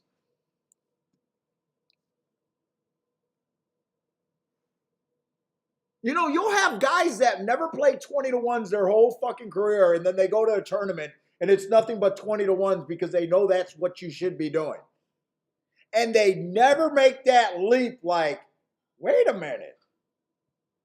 That's how you get to a big score? And then you watch their regular play. It's sensible horse, sensible horse, sensible horse. And they've never had a score. It's like, what where's the disconnect there?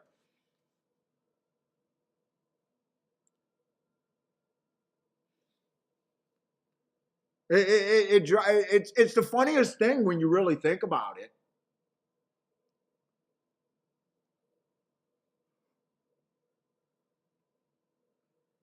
I'll make the argument that the only time I should be playing is when I have a 10 to 1 or higher on the ticket. That's the only time I should be playing, really. I'd be even more profitable.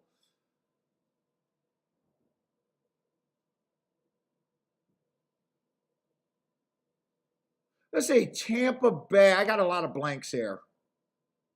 And I bullshit too much. Fuck, I don't care about bullshitting. I'm 2 for 3, or maybe even 2 for 2 today. Fuck my, I can bullshit all I want.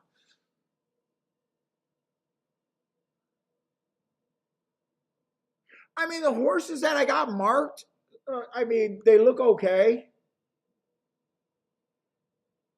The 3 horse went too fast to win while coming off the pace on a stalking closing day, got in position. So that means that he made the move before the eventual winner did. Petered out and he still got closed on. Comes back, stalking day was too far back, running like a closer there. There's a little upside on him. And then this 7 horse at 8-5 morning line. He's 6-5 right now. I got no problem with him being the favorite. Went too fast to win 3 races ago. Went too fast on a stalking day 2 races ago. Went too fast. I mean, might be a quitter here, but eventually he's going to get a reasonable pace and win. But 6-5, I'm not in. I don't think I'm interested in this race. I think I let the chalk fest continue without me.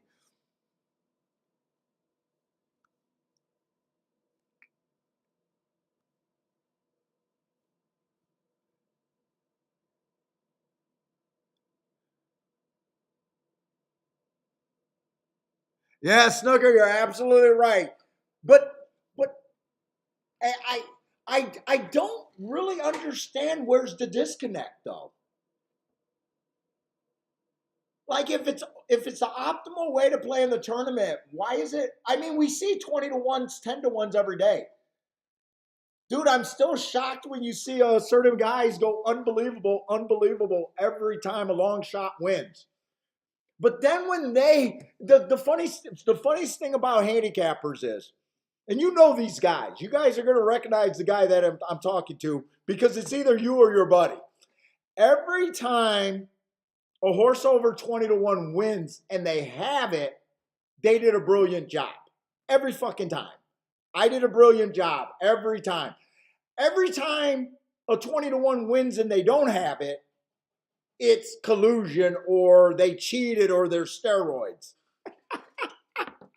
You guys know that fucking guy. Meanwhile, we see 20 to 1 win every day. I don't understand why people say it's unbelievable. And I just want to point out to them, every time a 20 to 1 wins, that's 5% of the win pool. Someone liked him. He's not 20 to 1 because no one had him. He's 20 to 1 because he's 5% of the win pool.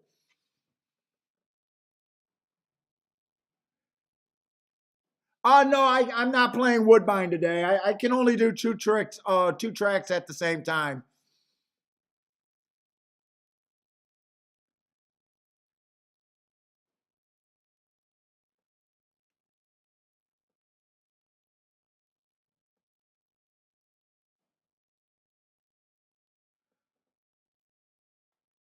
Oh, yeah, well, that one shake-up tournament. No, he had to. They didn't split the pool, so that wasn't the only long shot they had. Or that wasn't the only points they had. They might have had a place bet, but yeah, in a lot of tournaments, if you don't have, I mean, that's normal tournament after tournament. Yeah, that's why. I mean, that's why it's the optimal way to play, Pete. Like, when we were talking about how to get to $2,000 with a $500 bankroll, there's so many ways to get to it, but you want to eliminate how many times you got to be right. The best way to play is to only be right once or twice. You know, the people that are at a disadvantage are the people that are trying to be right 10 times. Now, on any particular day, someone might be right that 10 times, but it's not the optimal way. So it's kind of like the win place tournament. You know, hey, I'm just going to try to play 4-1. The more people, the bigger the tournament, the more people that are in the tournament, you almost got to realize that it really lessens the lower place horses unless everything is just chalk that weekend.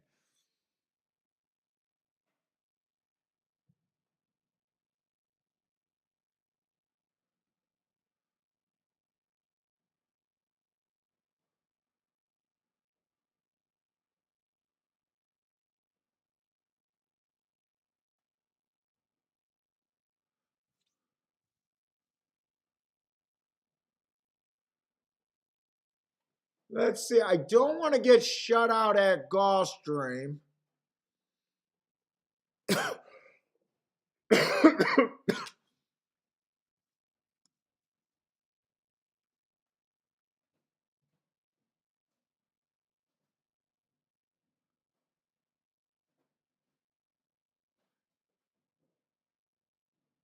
What do you mean? Just a long shot? I don't think long, dude. You see how I play long shot?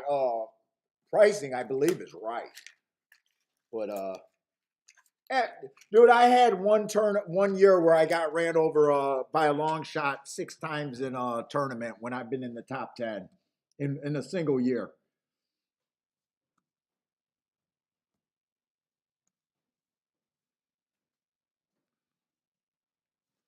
Let's see. I'm not interested in this Tampa Bay race. Let's go back over to Gulfstream. Let's see. Gulfstream, we didn't look at the third race, but a 1-2-1, so that does not matter.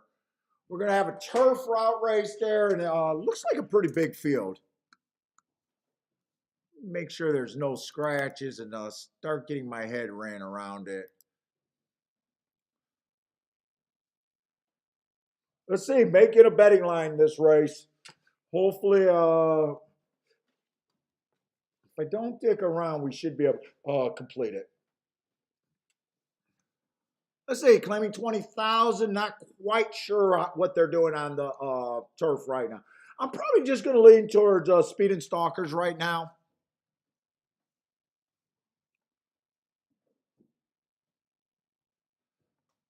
Let's see, one's stepping up after his breaking his maiden last race, slowest winner of the day. Race before that ran on a bad rail. Just stepping up, looks fine, looks like a stalker closer. Let me see where I can wrap my head around. This is a fairly cheap race. Let's see, two, I'm probably not that interested. Been running at a lower level. 4 races ago, stalking closing day. That's what he was. Average match strides with the slowest winner. Comes back, gets a good inside on a stalking day. Slow, slow, slow. Actually, he was running with the bias, not against that. He should not have got an asterisk there. Inside stalking day. Yeah, he shouldn't have got an asterisk there. I don't think I like the two at first pass at all. I'm gonna have to be harder on points. If you guys are new, I do a betting board at 120 points instead of a 100-point betting line.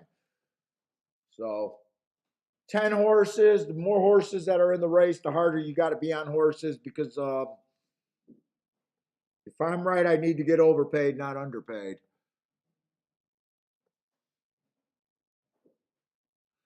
I said a 3 horse ran on a bad rail 3 races or 4 races ago. I don't mind that race. I like the excuse. Comes back, wins off of that race. Stalking closing day, went wire to wire, so he won going against the bias. I like that race. Comes back, another stalking closing day. Tried to go wire to wire against the bias, and last race inside the track was good. Had the 7 hole. I like the story on him at the very least. I think 3's a little interesting at a big price.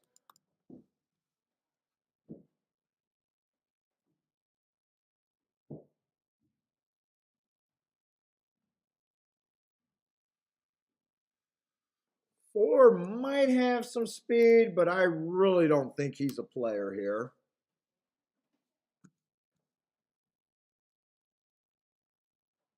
Who won that race? Was it the 7 or the 1 over there at Tampa? 7. All right, I don't have to keep watching that.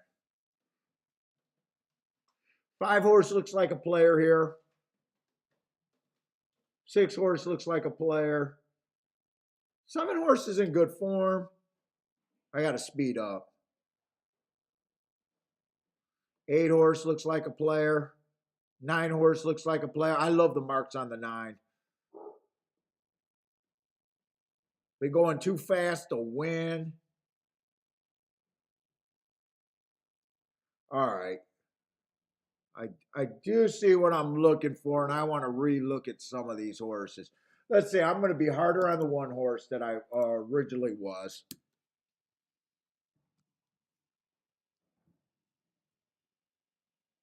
Three-horse, I thought was going to be a huge overlay. I don't think he's as big of an overlay as I thought he was going to be. I think he has about a 10% chance to win, so a little bit of overlay. 4, I want to stay hard on.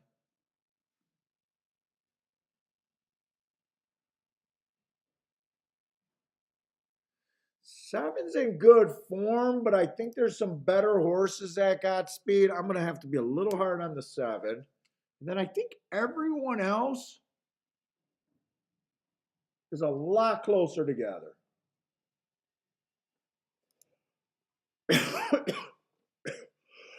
I think that's where the group's coming from. Let's see.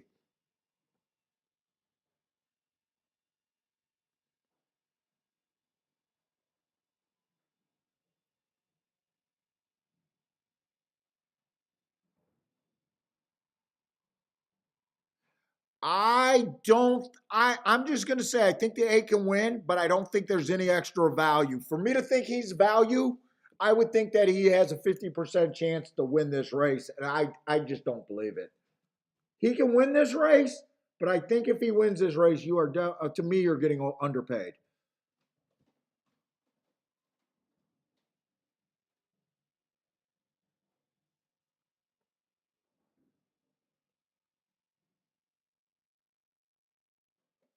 I think all of these horses, I think I can work with that 19% on this whole group.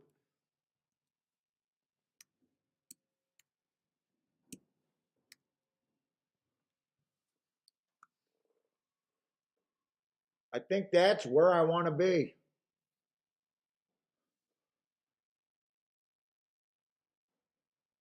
Let's see, Kathy with a hit of over there at Oaklawn. Let's see, Parsons playing Woodbine. You guys are starting to get all over the place.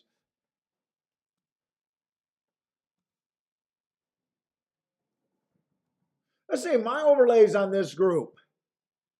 5 horse is just over bet. I can see it, but if I play a race where I think there's 1, 2, 3, 4, 5 contenders, kind of 6 contenders, I need to get overpaid, and I would not be looking at this race for a 2-1 for me. 5 and 8 can win this race, but I would not be there.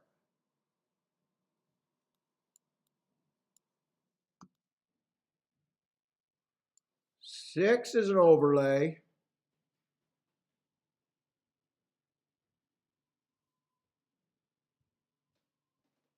8 is an overlay. No, 8 is a overbet. 6, 9, and 10 is where I want to be. This might be a 3-horse Dutch right here. I think I want to do that 3-horse Dutch. Let's see, 6, 9, 10. 19 times 3.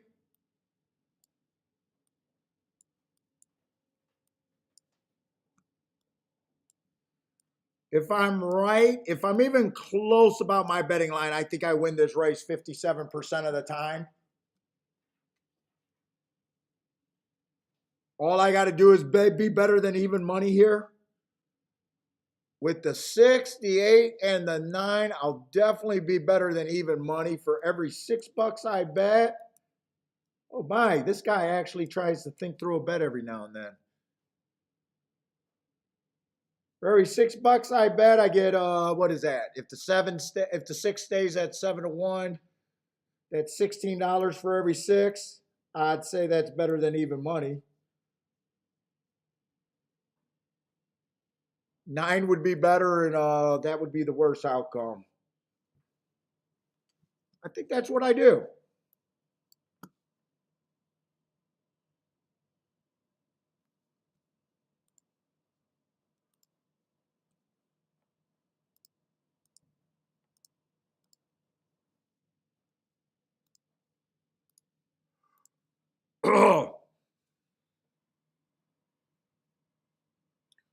What's up, Frank? From Venezuela. What's up, man?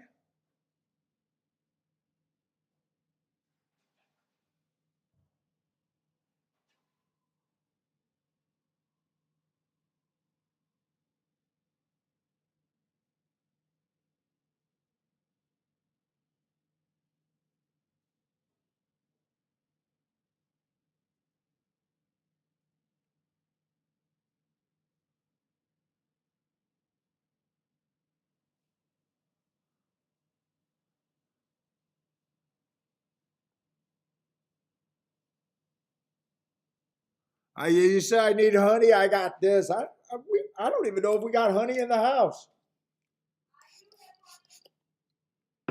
What do you do with honey for a cough? In tea? Doesn't tea, hot stuff break up phlegm? You don't take care of me. My wife just leaves me on the side of the road to see if I'm going to survive.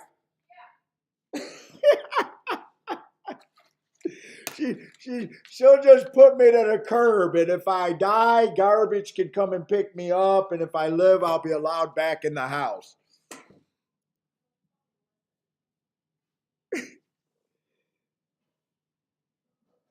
Maybe I should make some tea. You know, I can't ask Kiki to make me some tea. Do we have tea? Is it hard to make?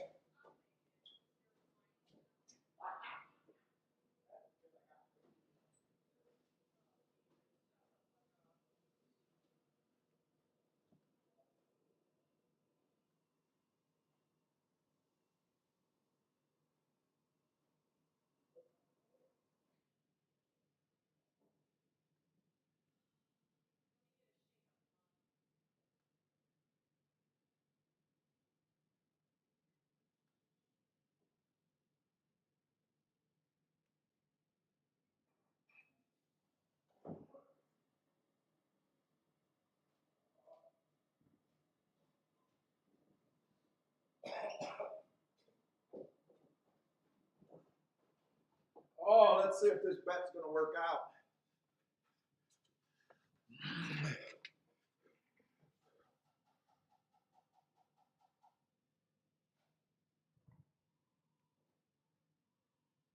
Oh, I thought that was a finish. They go around again. Well, they looked like they were cooking there. I thought that was a finish. This pace. Oh, this looks like this is fast.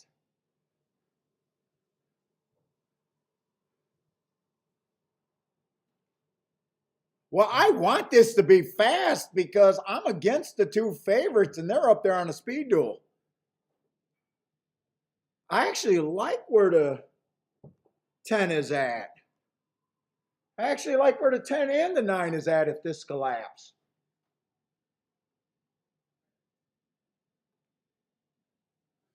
$23.47.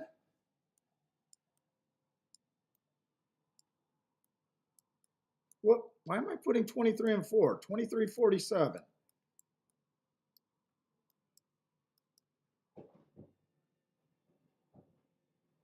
Come on with the 9 and the 10. Let's go. Easy work. Let's go. Easy work. Let's go.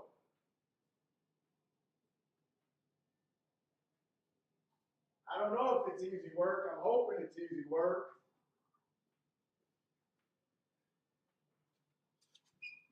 Let's go. Da, da, da. All they do is win. That's all I do is win.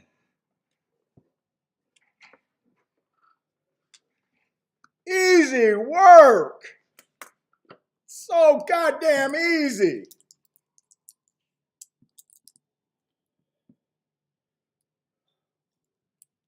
I did get one of the best results. So for every $6 I bet, I'll get 22 back. And I thought I had a 57% chance to win that race.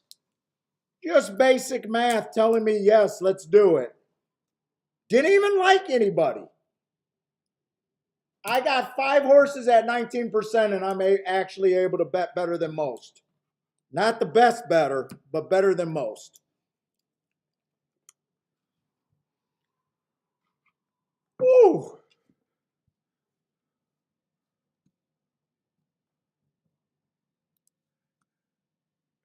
Rick's calling me a douchebag.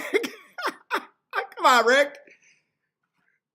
I don't know. I think Rick and someone else is arguing in the chat room, or he just called me a douchebag. One or the other.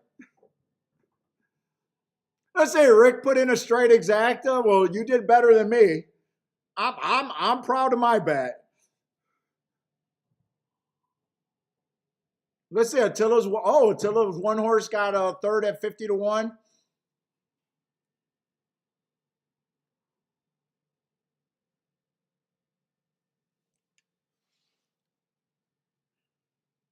Dude, I better stop playing today because I think I'm 3 for 3 on kind of creative bets today. And if the word gets out that I'm sick and I handicap better than sick, I mean, you guys might hire assassins just to fucking keep injecting me with flu serums. I don't know if I can keep this up. You guys are going to want to keep me sick. I'm going to be like one of those kids that where their parents get all the sympathy, so they force their kids to be sick all the time. Yeah, it's a real thing, Kiki. Well, I can't keep handicapping. I can't stay 100%. The fuck, I can't stay 100%.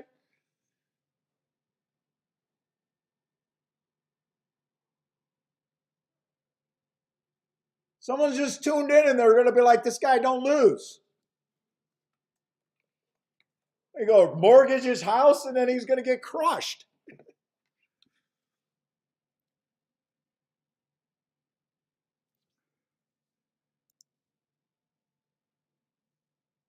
Hey, come on. Some cocksucker named Howard says he's not. Come on. Dude, Rick's here all the time and he puts up quite a bit of bets. I don't always follow everyone bets. But dude, just operate under the rule.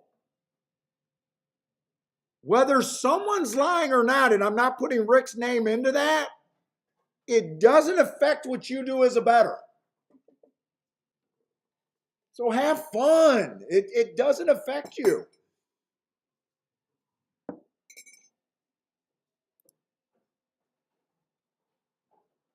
Come on, we don't need any beefs here. I knew someone was beefing in here.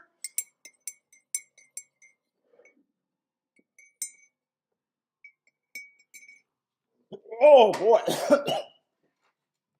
But dude, let's control. The only thing we can control our own bets in our own game. There's always, and you know what? I got a different theories about lying handicappers, touts, and all that. I know a lot of these people in handicapping want to expose everyone.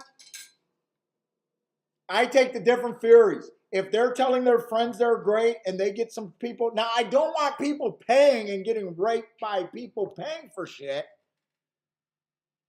But let me tell you one thing. If I was a racetrack, I would have already created a winner if there was never a winner.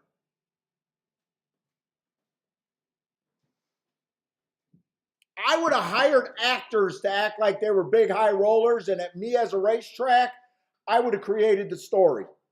That's how important horse racing needs to believe that people can win at this game. But horse racing is stupid, so they would never hire me to be a CEO because people would actually think that people can win at this game.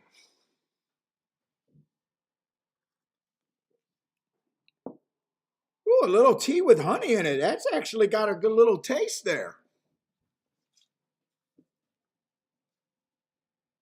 Yeah, and grandma's right. Some of these people and that some people send me receipts. Joshua, Spencer, they don't always post. But I tell you what, there's people that blow up my email. There's people that say they hit all the time that I never see anything, and they're not required to send me anything. That's their business. That's their check.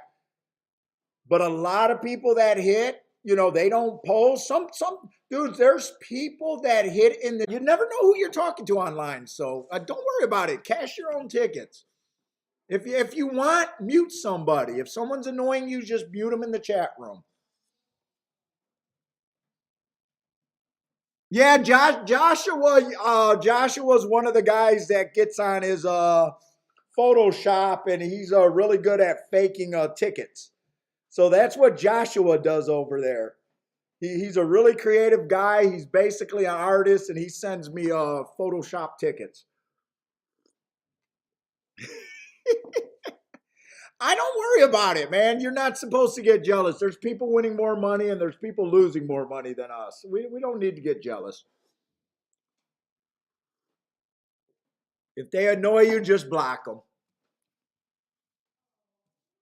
We don't gotta love everyone either. I'm not a big let's hug everyone because we're fighting.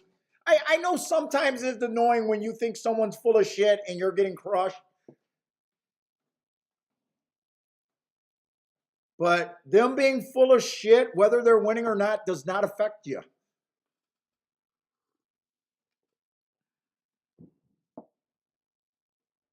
People that worry about other people are miserable people, in my opinion.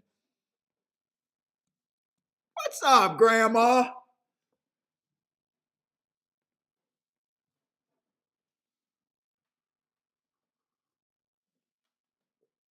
And Kathy got a theory that Andy Sterling gives out the wrong horse to Liberty.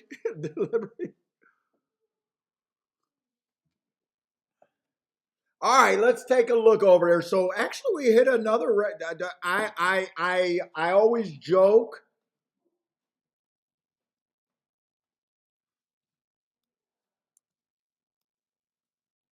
I don't claim to hit more than 20% of the races I hit, not the tickets that I bet, the races that I bet, 20%.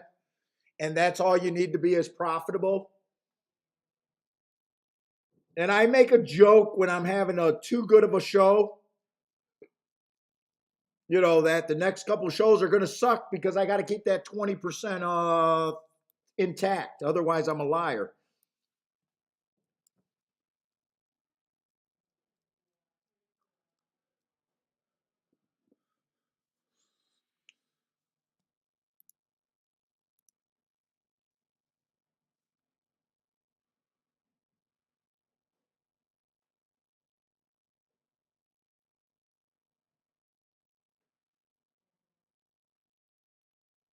All right, let's take a look. How are we only in the fourth race?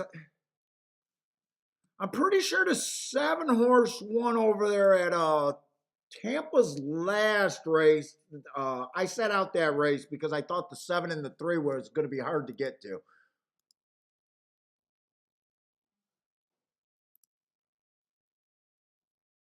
It came in 7-2. 7-2-4-3, but 7 was a even money favorite. But didn't want to deal with that race. I just wanted to make sure it was the 7 and not the 1.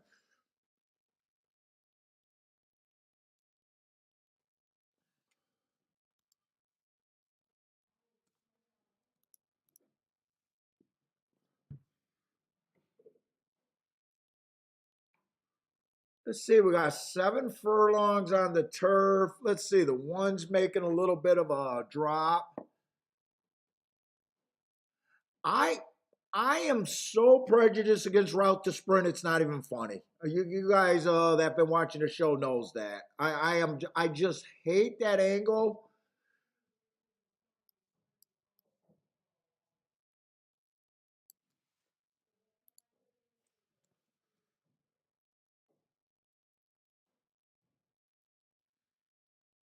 Now this race might be a little bit different because as I'm glancing at the race, I noticed the 2 horse route to sprint, the 3 horse route to sprint, the 6 horses route to sprint. The 7th horse is technically route to sprint. So when you got half the field route to sprint, is it really a true sprint race? You know,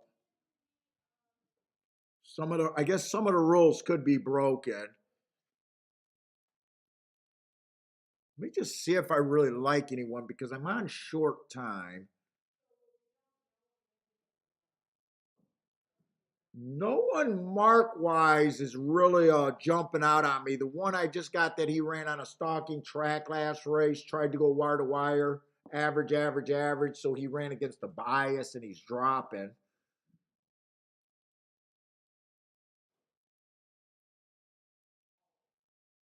The 2's best race was 4 races ago on a stalking closing day, which he was.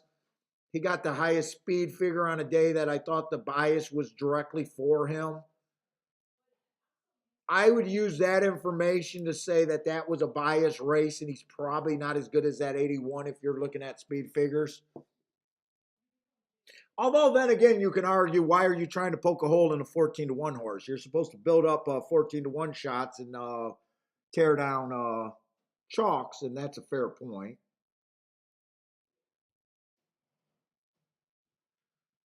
3 horses 20-1, but I think that's where he should be.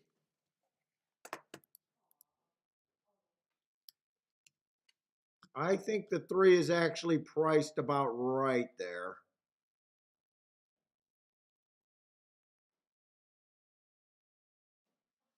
Four-horse is one of the few sprinters, and I would prefer a sprinter. I would prefer if he's a front runner, and he's just not a front runner.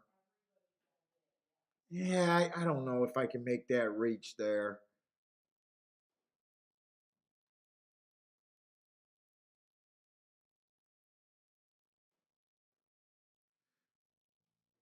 Let's see, 5's got quite a few sprints and a few routes. He's not the quickest thing sprinting. Last race wasn't bad. Early pressing day.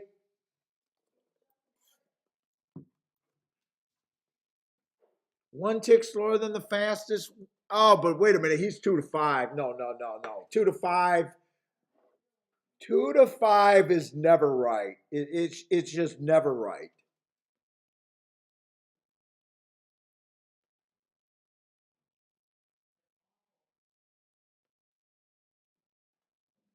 If the race was already won and the results were in and the 5 won, and I know 100% that the 5 won, I would still say it's never right.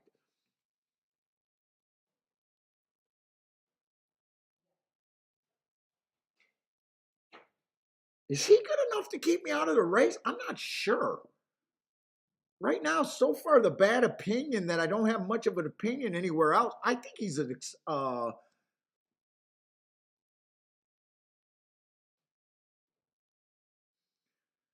I don't think he's a false favorite, just over bet, but I do feel like he's a little vulnerable. I don't think he's straight out false, but vulnerable I'd go with.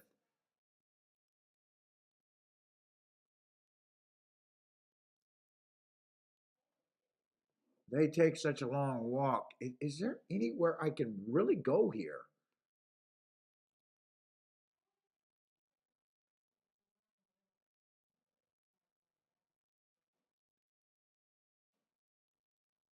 One just feels like such a stress. Well, not one at 5 to 1. I would need probably about 10, 12 to 1 to be interested in the one. I got a feeling I'm sitting out this race because I can't really find a spot to get to. I thought the one maybe, I thought the four maybe, but I'm not. I don't know if this is a real spot here.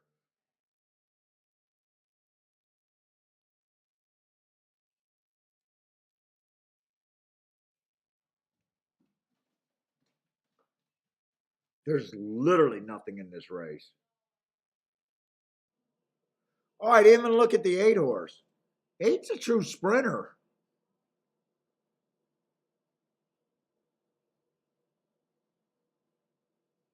The eight wouldn't shock me being first or second, really. 3 races ago ran against the early pressing day. 2 races ago ran against the inside early pressing day. And then he finally won on an early pressing day. He was average, average. I sit out this race. I can't. I feel like this five is at the very least vulnerable,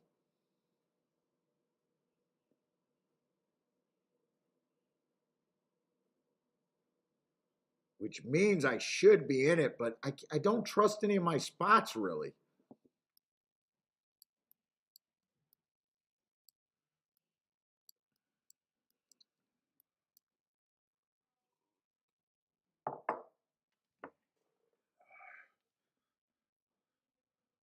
Let's say Jabram likes the 1-2-5 try. Kathy's over there at Oaklawn.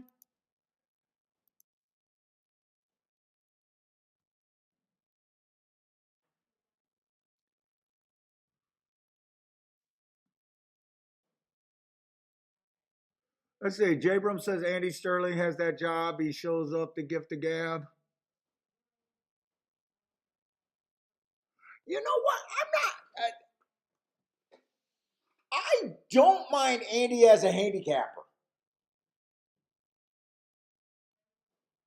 In fact, I think he's fairly funny and he's paid to make opinions, and I don't mind him trying to beat certain horses. The thing that I can't stand about Andy is I know there's no room that I can, there's no way I can be in a room with him without snatching him up. There's no way on this God's green planet that someone talks to me like that and there's not repercussion. That's what bothers me about Andy. Him being opinionated doesn't bother me. You're supposed to be as a handicapper. I got no problem with that. Him having bad picks, don't really care. The way he talks to that other dude and that other dude doesn't snatch him up, I don't understand.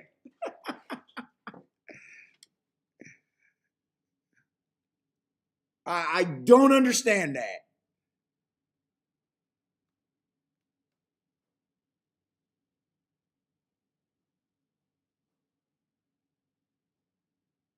I seen this eight way too late. I think the eight's gonna beat the five, but that was a spot that I didn't believe in, or I thought was possible, but I didn't feel confident enough to pull the trigger. I just got a good opinion on racing. Yeah, now if it's a but the thing is, Pete, dude, I'm the type of guy, dude. My wife says I got that prison mentality. Anyways, there's like some things you can't say to men. You would know that that's my Laurel and Hardy act. If I let Andy talk to you every show, there'd be a disclaimer. Hey, people, I let Andy talk to me like that.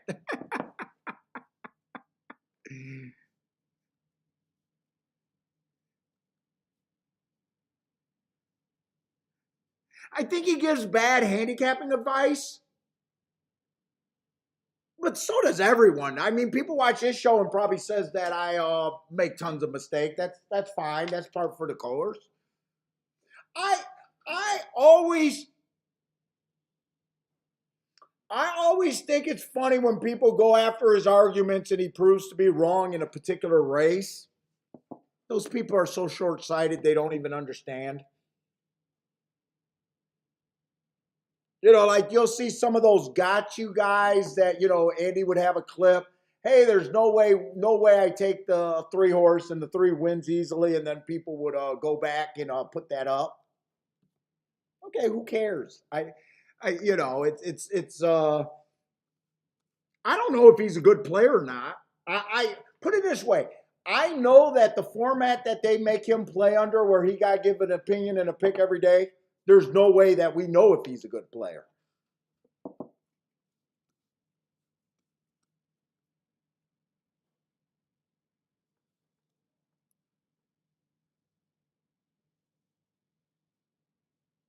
But he doesn't bother me other than, that type of stuff. And I'm a gruff people. I think my show would be better if I took a nicer attitude. If I didn't say, hey, you suck, or this is why horse players suck, or horse players deserve to get beat on a 1-2. Like usually I'd say, hey, betting this 5-horse. Well, I did say betting this 5-horse is so wrong. But a lot of times, I vocally cheer and say how bad that play is. But I do it from a spot of love.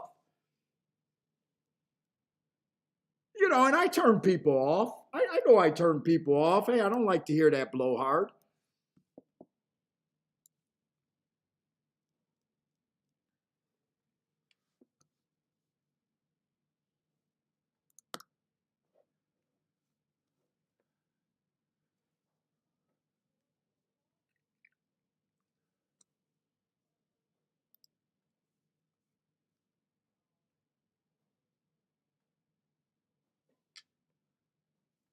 Attila says no celebrating, please. Everyone sit in your chair like you're at a church service. And if you're lucky enough to crash, excuse yourself from the pew, walk over to the banking station, calmly give your ticket with no noise, and then re-sit down in your pew. Just shut up and bet. What's up, brother man?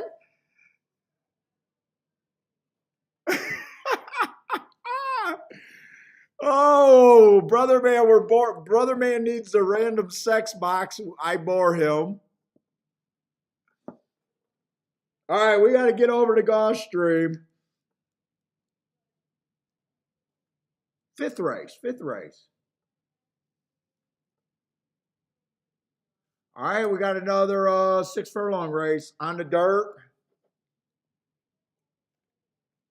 Honestly, the betting board does not look good with 3 horses that the public's saying are going to win this race about 99% of the time.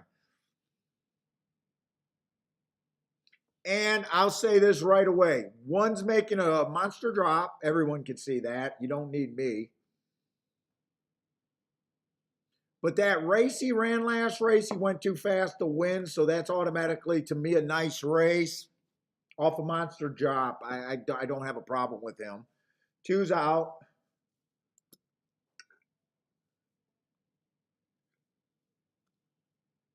Three Horse recently made that monster drop.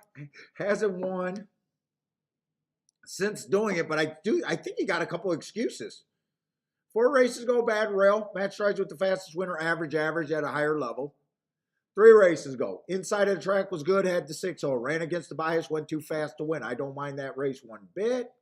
Comes back, drops to this a little bit higher of level, but off a drop. Bad rail. He had the 2-hole. Excuse. Stalking closing day excuse. So I still think he's in play. Last race, he was average, average, average. Yeah, I think those two horses get quite a bit of the points.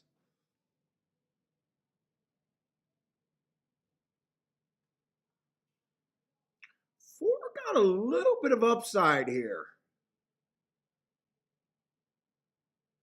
But all he does is add speed to the party, though.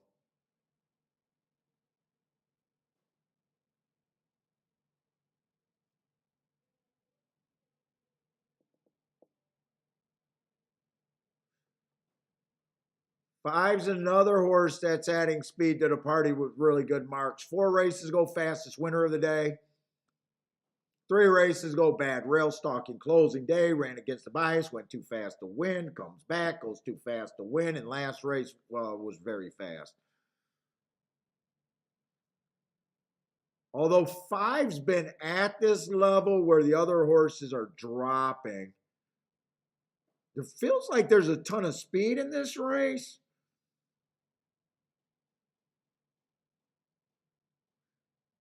But I know a lot of times when I handicap and I say there's a ton of speed, it's guaranteed a meltdown on a track that I think is favoring speed and stalkers. A lot of times we predict those speed duels. I just don't think there's great math in this race.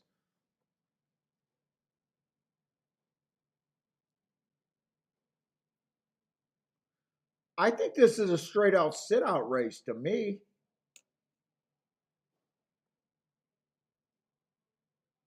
Let's see, 6-horse field.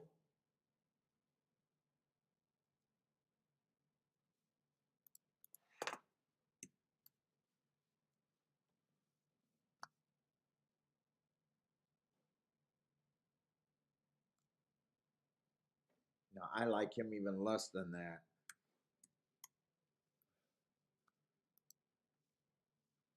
This is a sit out race for me.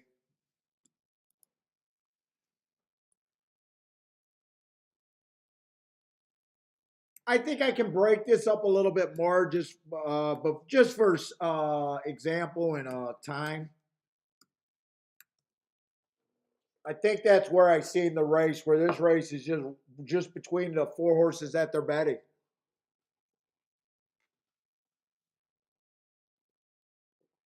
4 got the least chance of that group, though. But I got no bet there. If you are new to the show, I sit out a lot of races. I don't have the luxury to play for fun. What's up, William?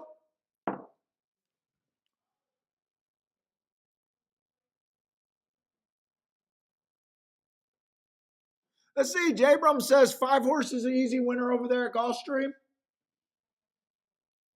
Looks like he's getting a nice trip right now. 6 is getting a good trip of the horses that are coming from farther back. He's getting a great trip right now if he's good enough.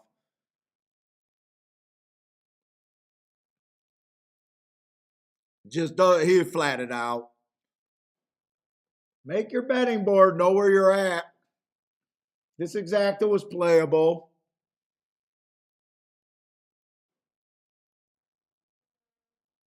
In fact, 4 is the only overlay. That's the only horse that you need to get first or second. And then it's just a question on if that exacta is worth playing. I don't know if it is 1-4. 5's barely an overlay. 4's the biggest overlay. 3's an underlay. 1's an underlay. 4's the best part of that. 4 to win. Key the 4 first and second. Fairly easy. I don't know if that's completely worth betting. Let's see what it pays. 1-4 paying $22. That would be if you only did the exacta first and second. For every $6 you bet, you get $22 back. I don't think that's a bad bet at all.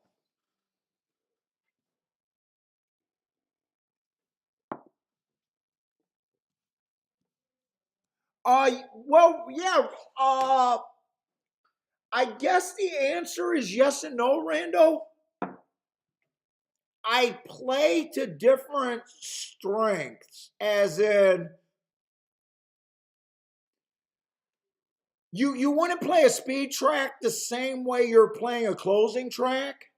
You're looking for different things, but is the philosophy all there? Am I demanding overlays? Is the philosophy why I'm betting the track there?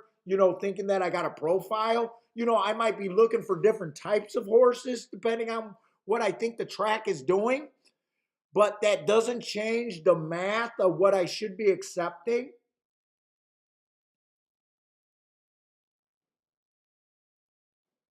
So I don't know if that answer is yes and no, but I play to where I think I got the strongest biases at the time, or the strongest profile, whatever you want to call it.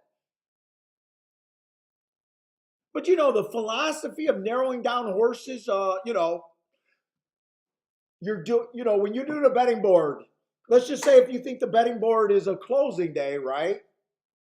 And you think the closers are going to benefit, you're going to reflect that in your betting board, right? You're gonna have the closers with more points. If you got a speed favoring track, it's the opposite, but the theory, what you're doing is the same. If you think you got a speed favoring track, you're going to downgrade the closers, and then just use math. So it's the same, but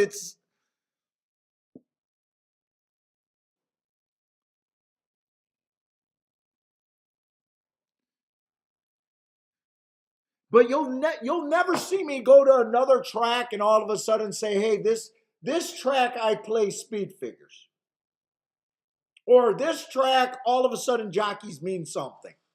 You'll never see. People that watched me from day one will say that I've never changed. Not from day one. It's it's it's it's basically track profile bias, whatever you want to call it, my marks. I talk about math more now, but back then I just was not.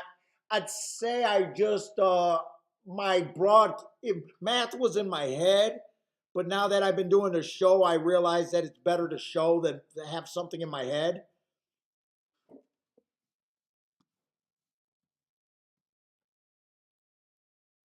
But guys never seen me confused. They might see me get confused about what I think a track is doing. That's one thing. But they never see me come up and say, hey guys, I tried a new program, or I tried a software and we're going to work with this. Or, you know what? I've been a buyer player and now I'm going to time. You've never seen me. You've never seen me. It's impossible. What's up, Thad?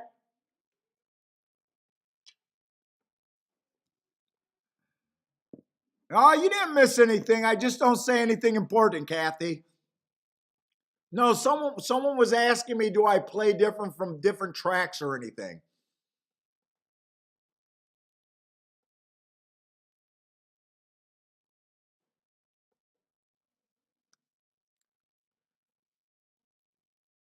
Come on, Lloyd. Lloyd, you're wrong on that one.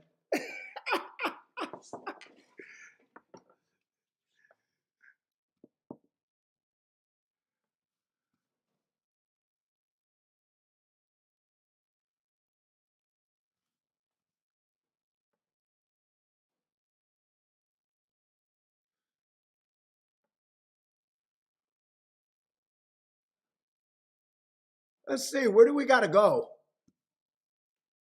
Tampa, I guess.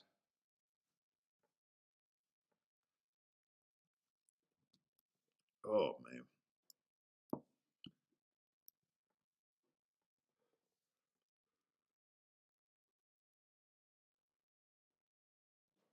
Now we got our. Oh, my voice, it feels like it's getting hurting worse.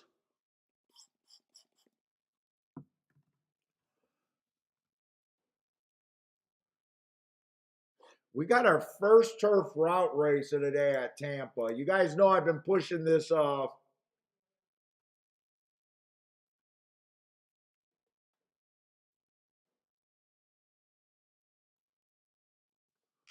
got to make sure I'm in the right race because think they came up with a late scratch. Yes, I'm in the right race.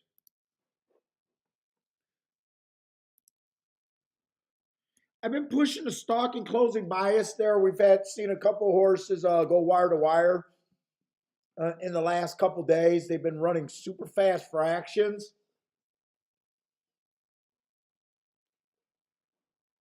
on the turf route.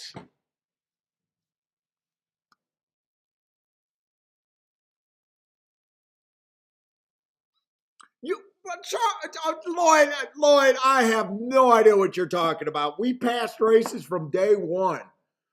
From day one. And Lloyd, I know you're like, I know I was doing it 2 years before you even got on the show. I never evolved into a race passer. From day one, I passed races. In fact, if you watched the very first, I think I even called it the test show. I even said what I was going to do on camera. I said I was going to sit out more races. I said I was going to sit out a lot of races. And the only thing I promised was that I was going to hit more long shots than probably anyone you've ever met. That was my mission statement.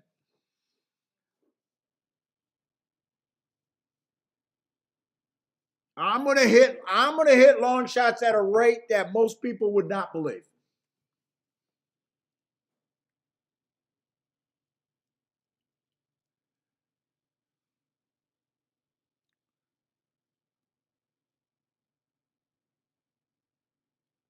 Yeah, Lloyd's stirring the pot. You guys, people that have been Lloyd was a late bloomer.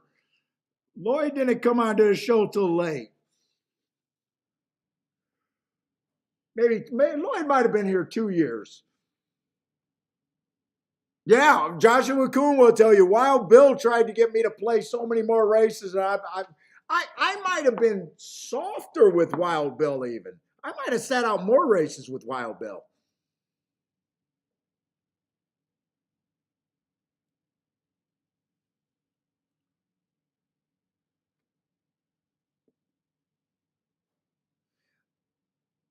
Let's see. I'm not seeing any speed in this race right here. I do want to act like the turf is backing up over there at Tampa.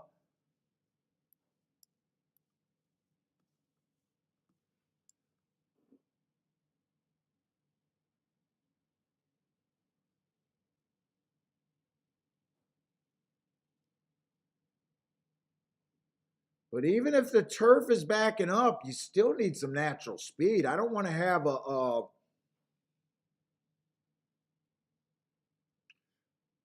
crazy slow pace. Wow. If you don't understand the pace of a race, a lot of times it's hard for you to understand a race. And with it being called a race, someone's going to have to go to the lead.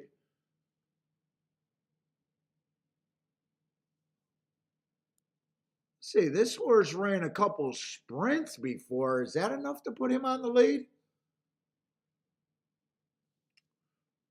Very ugly running lines. I see no speed here.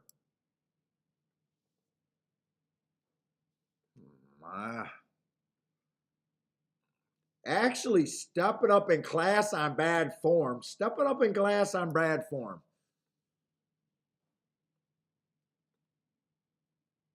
Kind of got to question, what is the trainer doing? Hey, I got bad form. Let's go. Let's try harder horses. That's not the normal response. I can't find a redeeming factor on this one horse. In fact, I think the one horse at 8-1 is probably severely overbet here.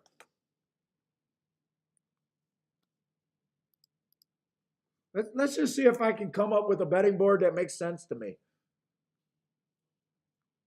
Two's out.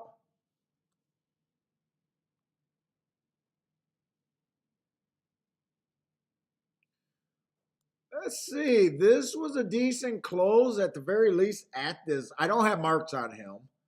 But that was a decent close at this level at the very least. Decent close just under. Absolutely no speed though. Doesn't get in position very often, but put it this way, I think he got a little bit more upside than the one. And I don't like having that square there because it looks like I'm trying to point out speed figures. Let's see, this little group of races were at a higher level. And even this race, starter allowance 25,000. Wow, 3-1 on him. That none of that adds up to 3-1 though.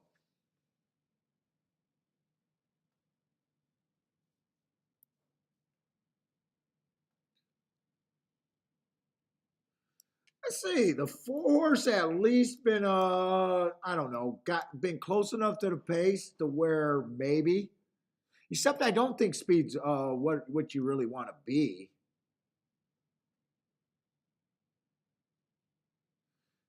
I mean, he ran against the bias last race.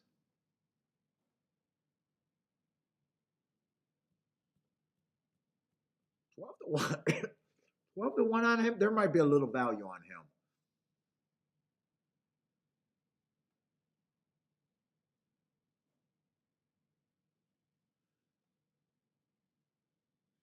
Five and 4 is coming out the same race. 5 ran a better race later. But I think the 5, the 4,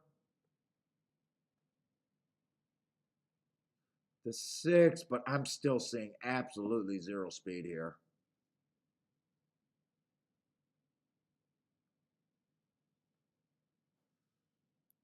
This is a decent drop. Yeah.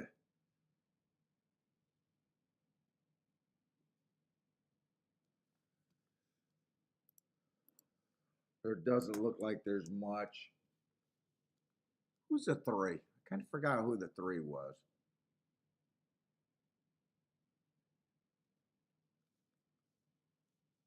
3, okay. 4, okay. 5, okay. 6, okay. 7. I think that 1, 2, 3, 4, 5 are all basically the same horse to me.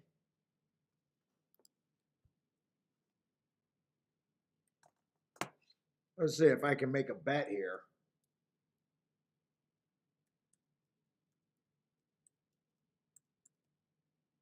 Let's see. I gotta get better than 4-1 on any of those horses.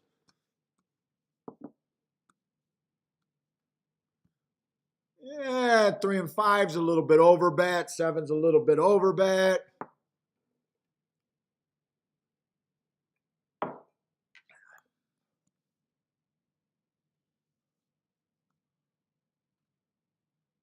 Six is barely an overlay. Right now, 7-2 is what I'm trying to beat. Getting 9-2, so only a point overlay. 4 is the best thing of the group of horses that I got. Not the best horse, but the best bet in my head. Of a fairly so to me to be in this race, I could do something if I could get the 4 to be first or second. 6 just went up in price. I could key off the 4 and the 6. Do the 4 and the 6 to win if I wanted to. Let me look at these exactas real quick. I don't love the race, but there might be a little something here.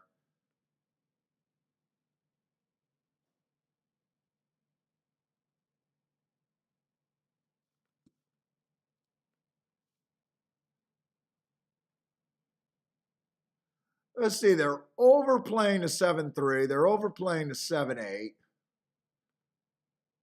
7-4 is paying 47-1.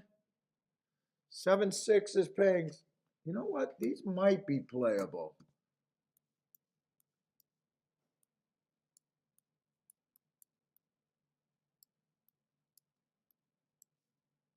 Is that too many horses?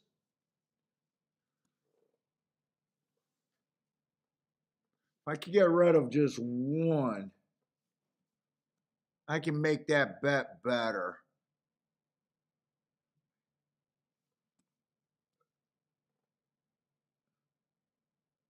Can I get rid of one horse in that group? If I could get rid of one, it'd be a better bet.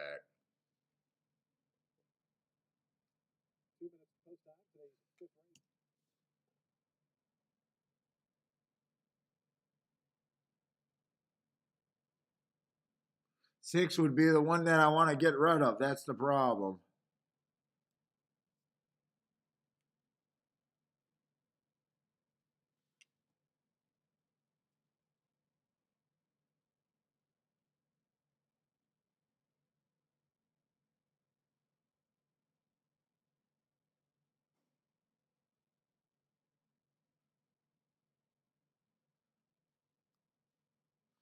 Do I want to bet that exacta? You know what? I think I don't key box it.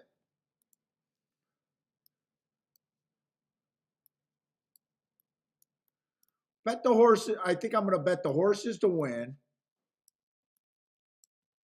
and Willem in second in the exacta. That saves me quite a bit. And I'm not worried about saving money. I just don't think the race is worth enough for me to have a decent hit.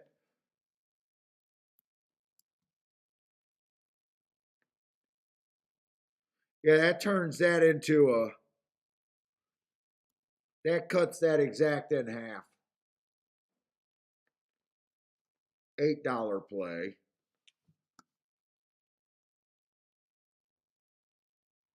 The worst exacta, if I'm right, would be 43 to 1 to the 4.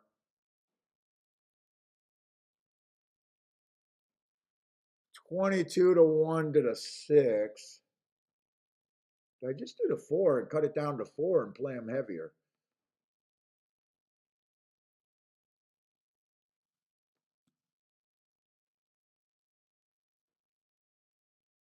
Because 6 honestly isn't a killer. Neither is the 4. I think I dropped the 6. I want that to be a $4 base bet right there.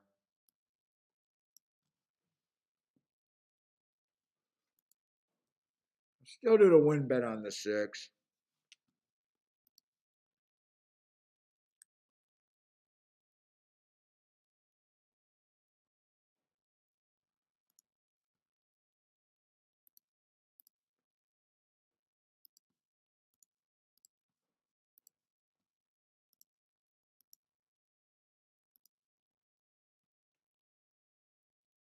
Three, five, six, 7 with the 4.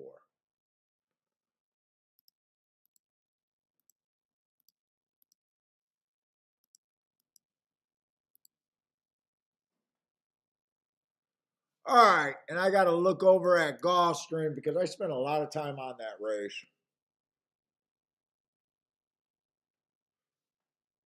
I like my betting board there, though. I think I'm going to be right on the betting board. I don't know. I would think.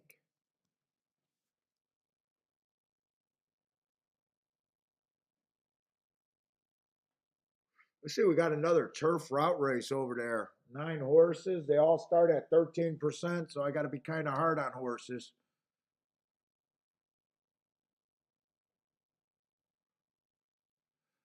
Let's see.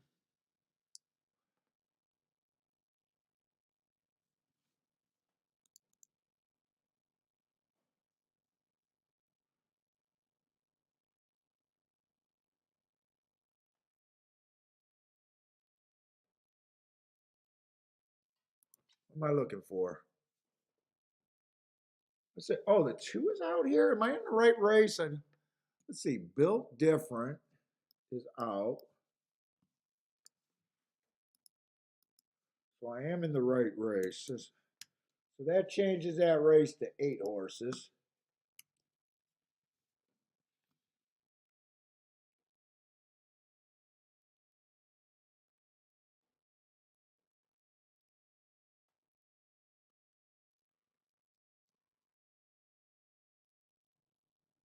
Let's get an idea of what I think this race is. Oh, those.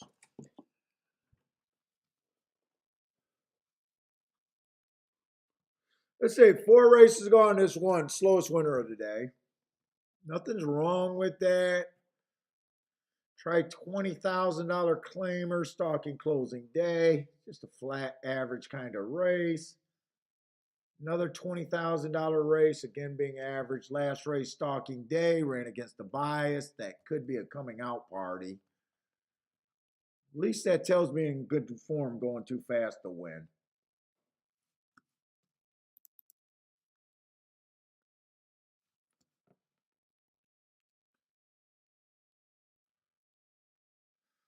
Let's see, the 2 is out. The 3 horse, stretching out for the first time. Tried turf for the first time. I don't know what to do with speed right now. Probably going to have the lead. Can we walk the dog with this 4? Now I'm going to get distracted. 23-2. Walk the dog with the 4.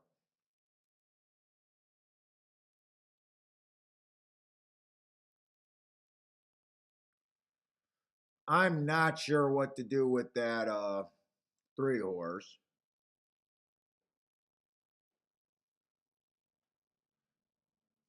Four horse ran against the bias. Need you to re-break or bring this 6. Nah, I don't think the 4 is going to re-break. Keep the 6 interested, though.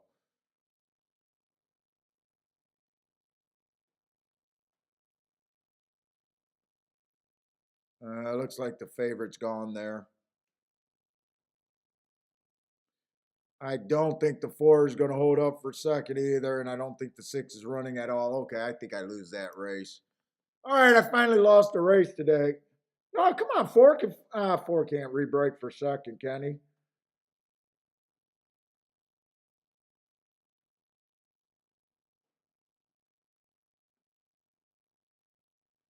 Seven three 7-3-1-4.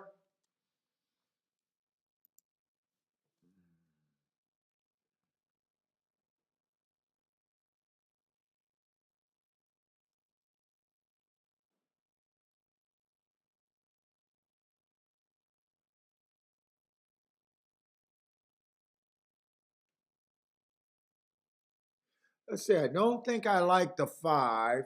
Oh, 5's 5-2. I'm throwing out a favorite. Oh, that's always good.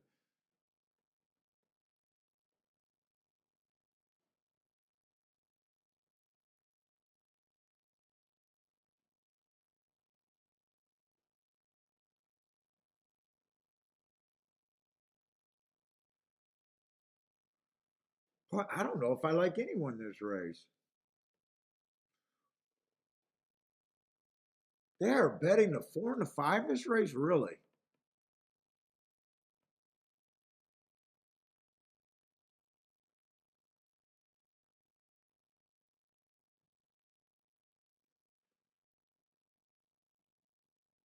Four I like, but 8-5 is wrong. 5 I don't like.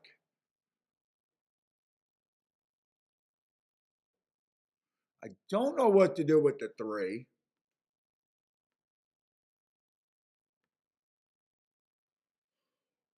I think 1's a little bit interesting.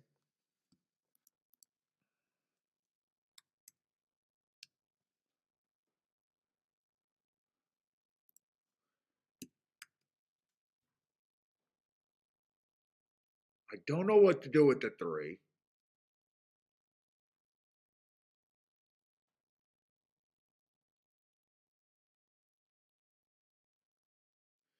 I just think the 5's insanely overbet. I think he can win. I just think he's insanely overbet.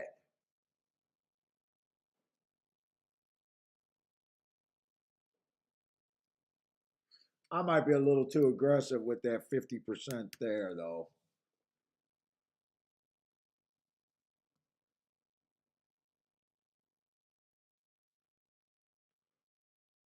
I think the 7 got some upside.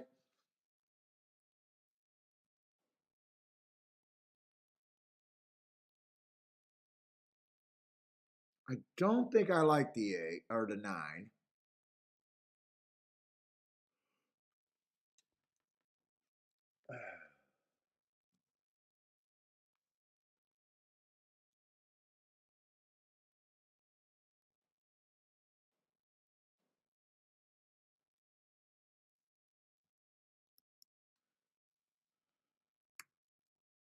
No.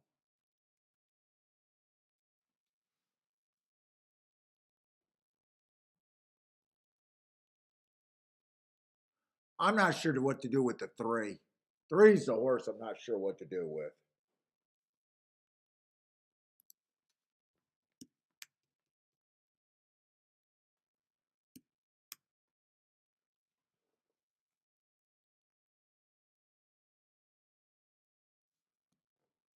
I'm interested in the 1. Still interested in the 4.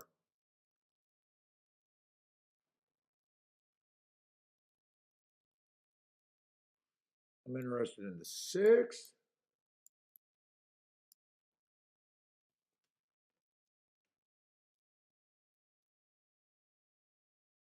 And definitely the 7.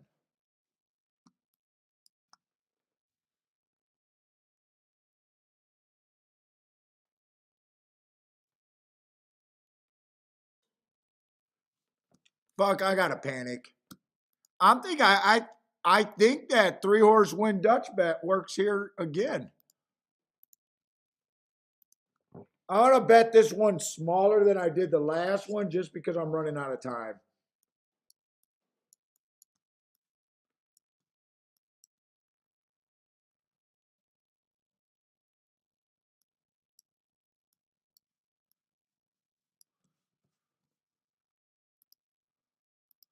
I should have put that in before I key boxed it. So I might not get that in because I fucked around. And you know what? I'm going to do a smaller box, 3-horse box. Oh, get that in. 167, 167. Okay.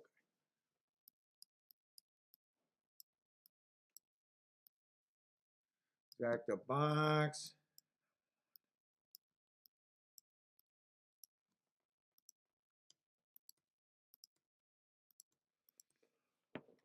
I need his 5 not to run. And I really need the 3 not to run because I wasn't sure what to do with the 3.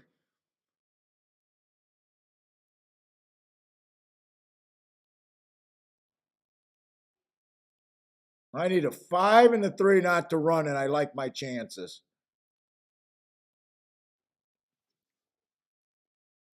And 3 got the lead going 25-1. Right now, I'm not sure if I like my chances.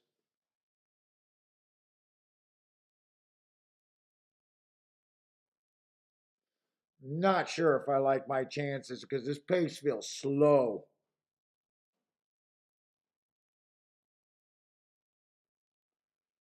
Unless 3 just goes away. I need 3 to go away. 3's re-breaking.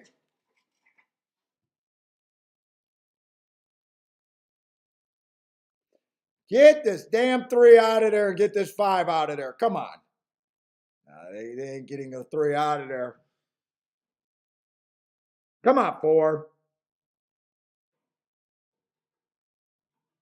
God, I did not know what to do with the 3. I should have just boxed the 3 with my horses. Come on, 6. One more time. No, this ain't good enough.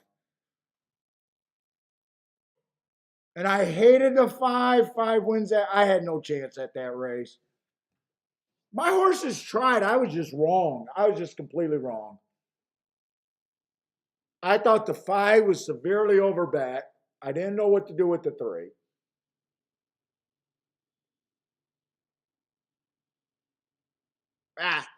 I'll be right back. Oh, boy.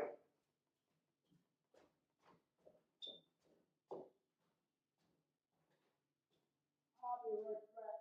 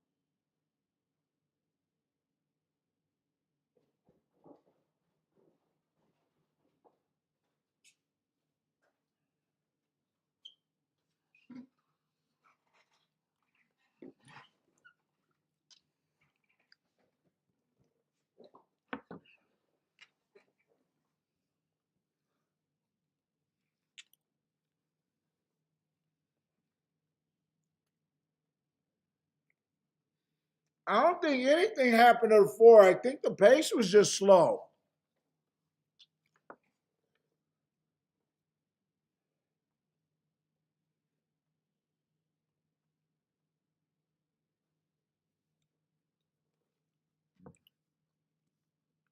I think he closed in a slow pace and everything up front kind of rebroke a little bit.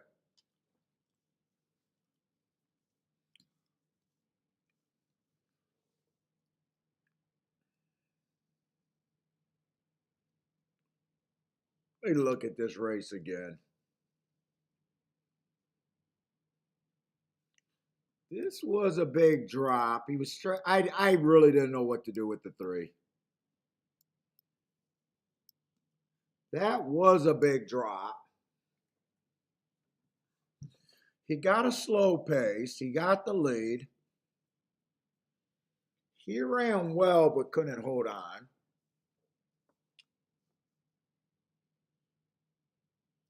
My 1 was actually stepping up in class. Ran definitely wasn't good enough.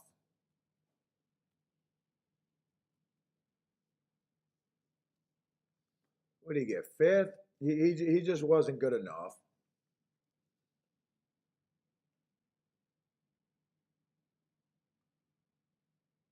4 looked like a closer. I like the 4 better than the 5. I like the heart on the 4 last race. I like that he was running at a higher level.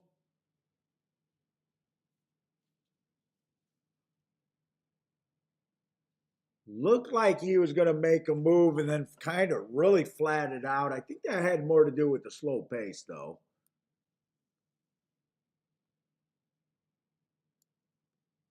He couldn't win at 25, but he went to a couple allowance 1X.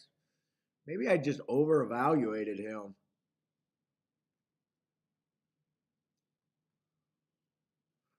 5? I thought 5 could win. I just thought he was over bad. I thought he just looked like everyone else. Yeah, I like the 4 better than the 5. I was wrong.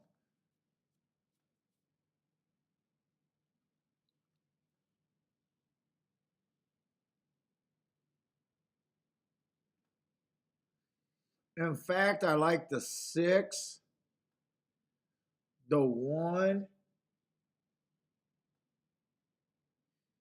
and even the 7 about as much as I liked. I really thought the 5 was just over. Okay, I was just wrong there. I thought the 7 had some upside because he went to stakes races and that could have been a tougher race. I was just wrong there. 6, I didn't think there was much difference between the 6 and the 5, and I'm going to play to the higher. I guess the horse that I was most wrong about was the 9 not being a contender at all. That's a big class drop. Because those are starter allowance 50,000.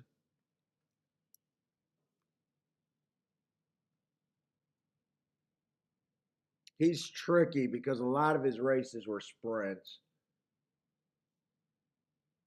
I think this is the farthest race I was off today.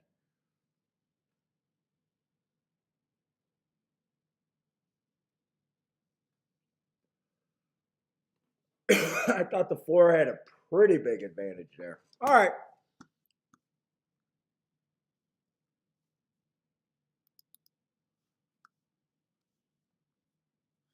Did they do the replay or did I miss the replay? I wouldn't mind seeing that replay again.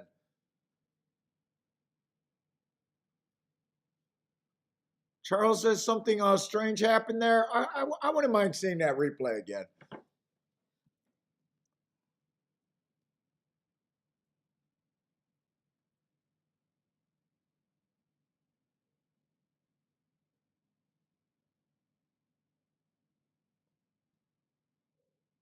What is Jay Brum? Hey, Paul, Amazon will be knocking at your door soon. Wants to know where he should put the 3 horse in at Tampa. What happened at Tampa? Did I play that race at Tampa? I don't even remember right now.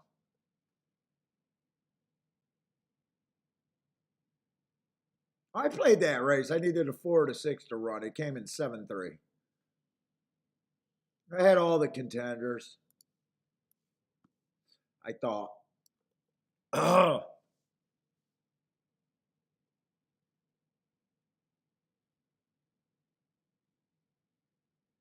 What's up, Greer? Jay, how's it going, Jay? God, I wish I knew if they ran this replay or not because I would have. I got a feeling they ran that replay, and I just missed it.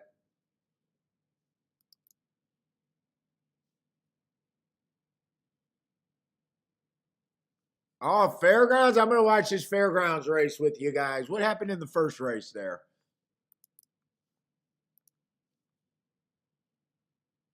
Yeah, another horse that's under even money. Oh God!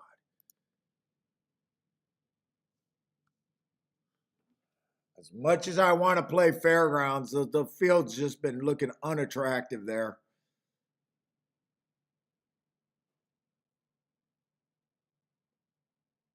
I'm rooting for the 1 through 3 though, blind.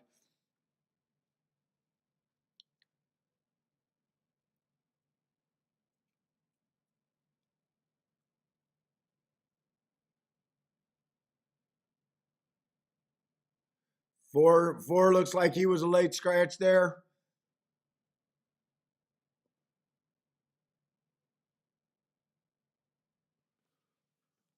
Just make sure they're not doing a replay there. Oh, that was they didn't do the replay. 3 and 6 dueled, so 6 I don't think anyone happened. I don't think anything happened there.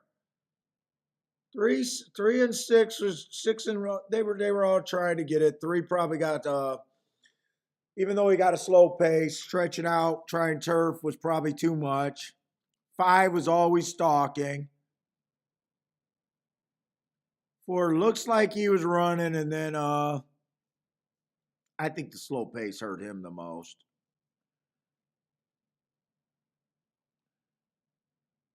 Yeah.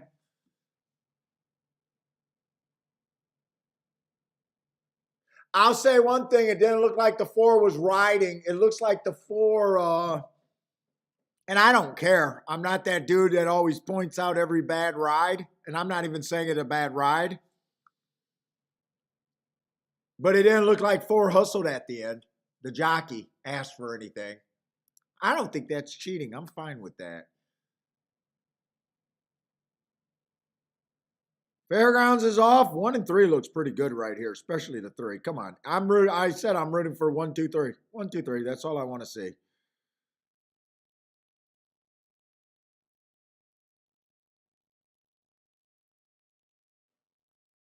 Come on, 3, get by him. 3 would be the bigger hit. It's still going to be nice. I think it's. Oh no, that's 1-5. That's 1-5. I thought that was the 3 that was up there. So the rail did beat the 3 to 5, but I thought that was going to be a good ticket.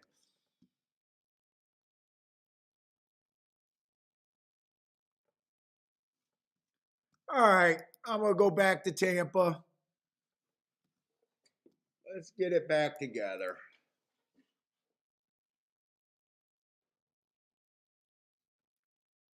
Going in the 6th race. That's Gulfstream. Oh boy.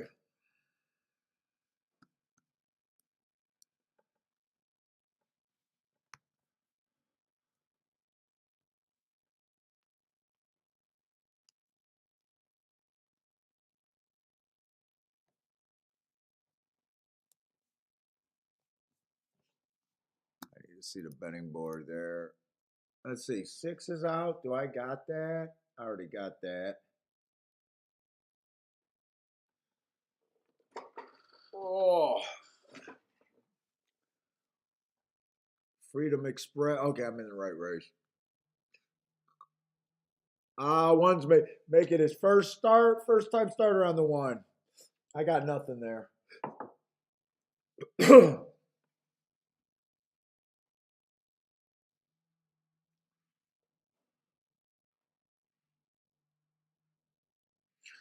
I wouldn't mind looking up that Hawthorne race on this too, though. See if I can get somewhere.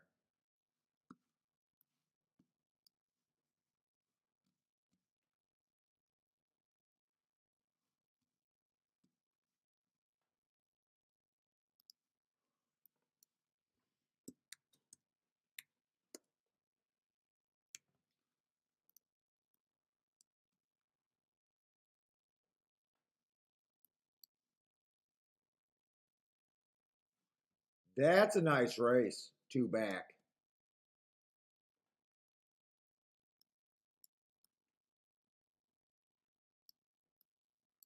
Stalking closing day, running against the bias, went too fast to win. Ah, shit, there's some other speed in here. Where did I just go? Comes back last race, got steadied.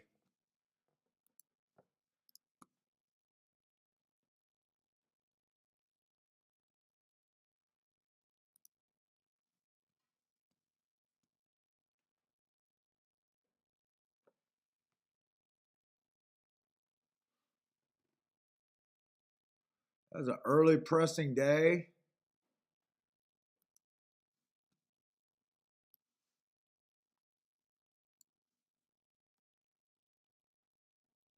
Is there any upside on this horse?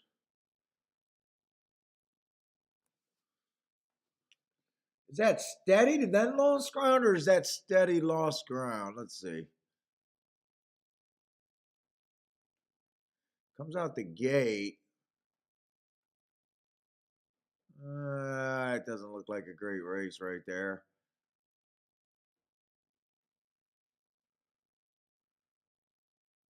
Man, I like that race too back on him, but his last race was pretty ugly looking.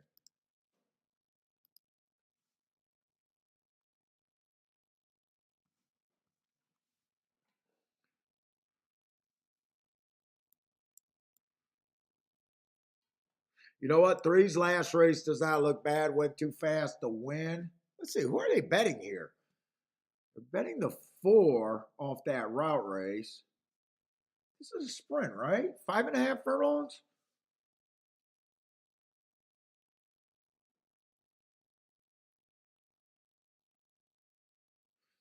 Let's see. 5 doesn't look like anything.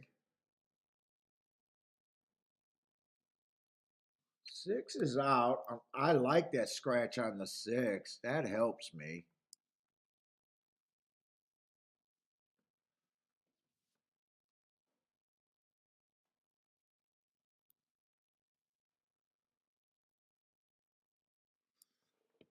Seven is a front runner. Looks like he has no heart, though. Just keeps giving it up. I can't get to the 8.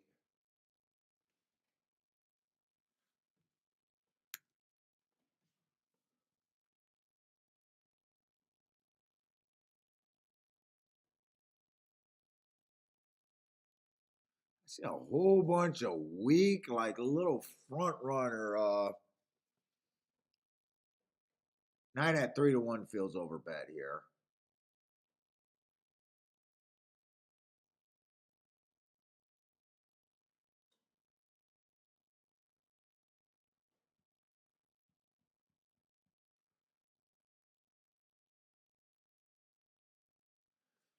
Well, I think 3 should be taking some action here. He's not taking any action.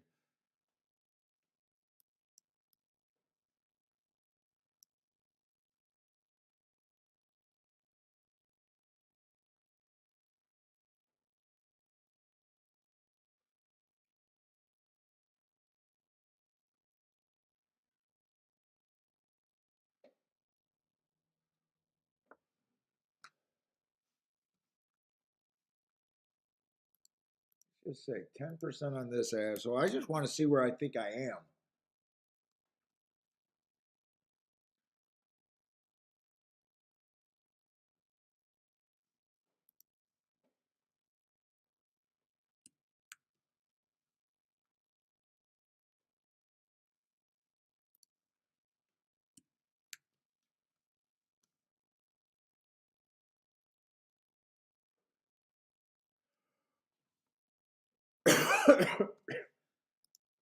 Is that 15 on all of them too?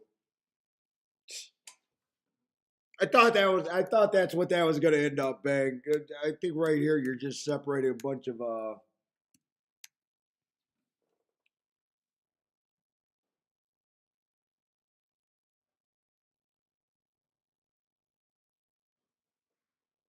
I think you're just separating a bunch of crap.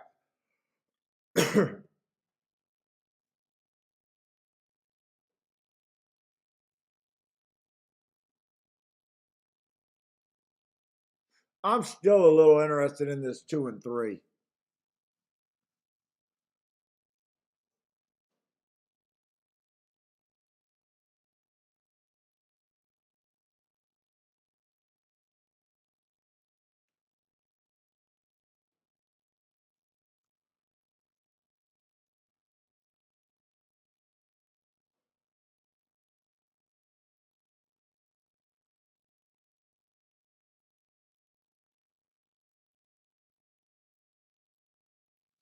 I think I play this race just a little bit.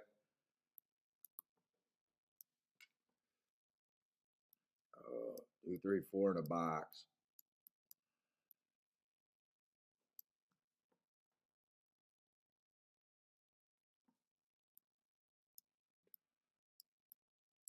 I think that's all I'm doing there.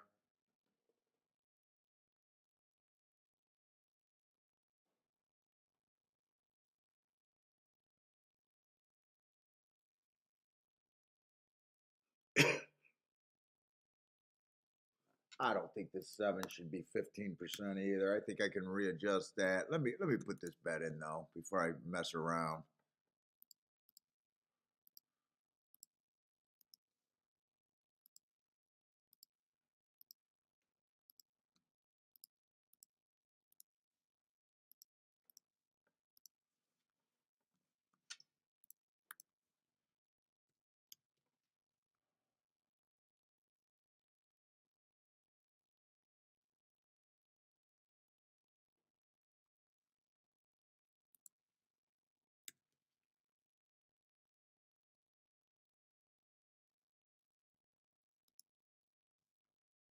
Is that right?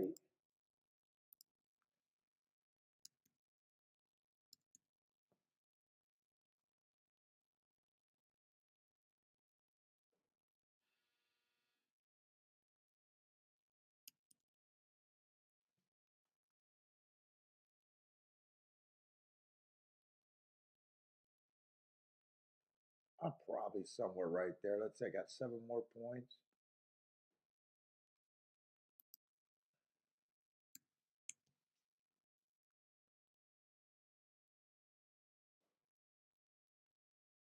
I'm probably somewhere right there. God, I gotta pee again.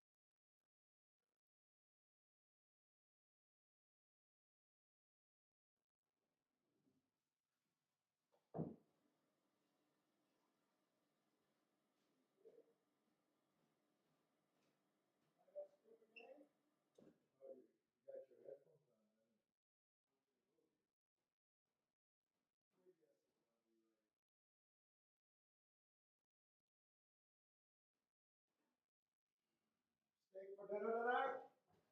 No. No steak for me.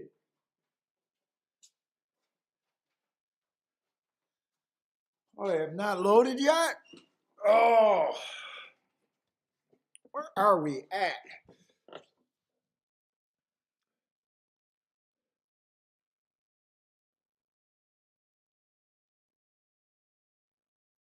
Wow, that 4's now 4-1. I might have bet this race a little bit different.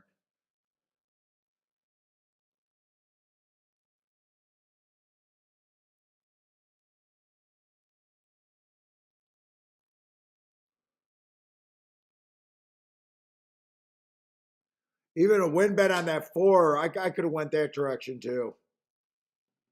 Instead, I just used the 4 in the exact and bet the 2 and the 3.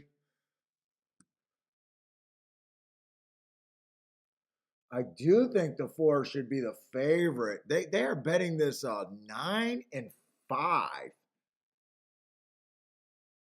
I don't know. I did not like the 9 all that much. He's fast.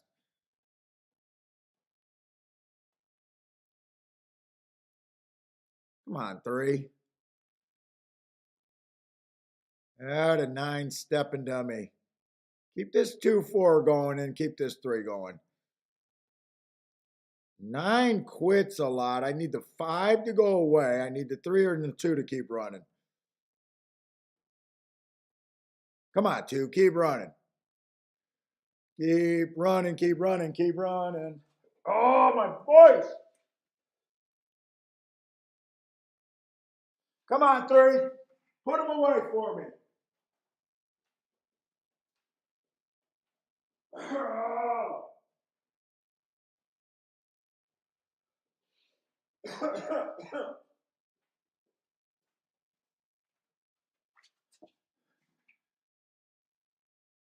Three, come on, 3. God, come on, 3. I don't know if I won that.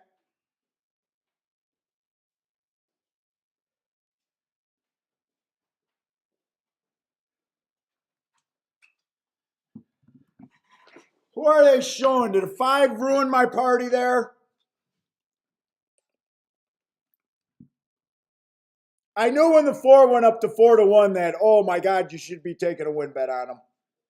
I need a 4-3 here. I think that's all that could save me. I don't know if I got that one way or another. That came across so fast, I'm not sure. That is tight. Let's see, brother man. If the 4 wins, this is going to be a massive race. Cheer on his 1, 3, 4, 6. Good luck, brother man. 1, 3, 4, 6, 7 over there. But he needs the sounds like he needs the 4 the most. Did we get a 4-3 there? PDT says 4-3. I'm pretty sure the 4 won.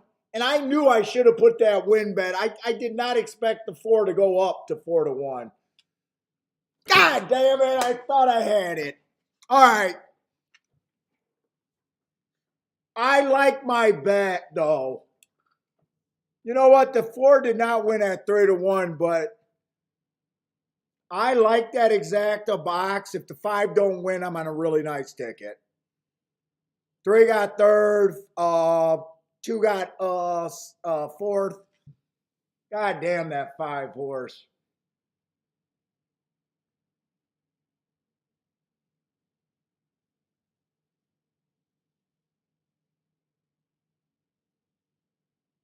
Come on, we can stiff a fucking chalk. There's no reason. No one in horse racing like chalk. Yeah, 5 fucked me there pretty good. Oh, Kathy doesn't mind. Oh, Kathy had the 4 to win.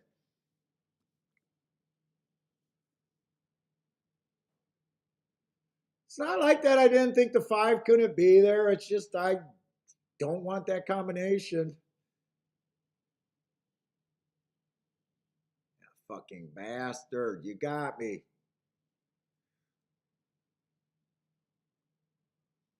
Three's a K hair from sorting that out for me.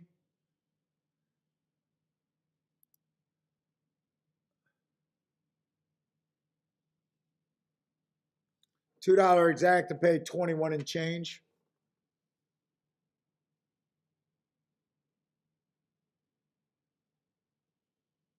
Needed that 5 to get beat, damn it. What's up, Blair?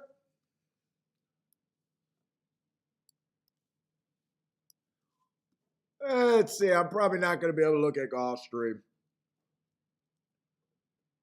No, they're in the gate over there at Gulfstream. stream.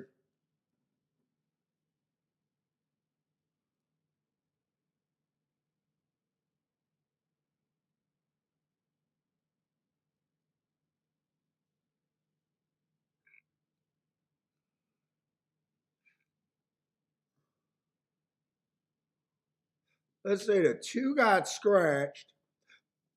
They are off, so I know that they're off. I'm rooting for the inside.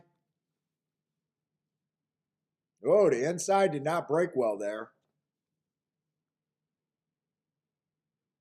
1 comes a little bit off the pace. 2's not the quickest early. 2 comes a little bit off the pace. Who got the lead there? 4. Oh, the 4 was 4 to 5. 4 would have been on the 3 hole.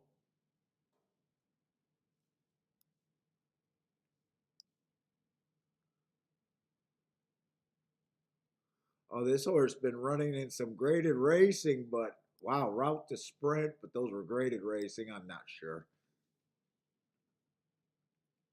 Come on, Starship Nina. I love these Starship horses. Looks like he's being forced to go outside, Nina. Can she rally from there? Doesn't look like she got enough.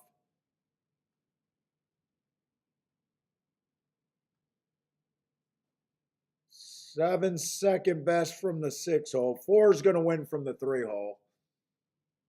I did not miss anything there with Chalk Chalk.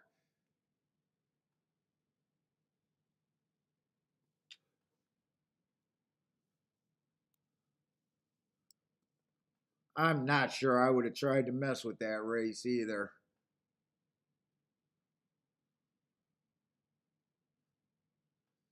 Starship Nina. There was no real speed on the inside.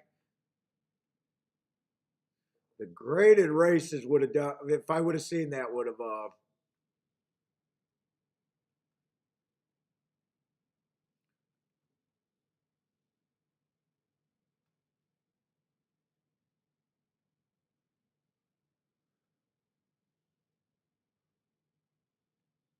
Yeah, I'm not sure I would have had a spot. I know in my head I was thinking that this is Gulfstream and I would have been against the 7 for the win.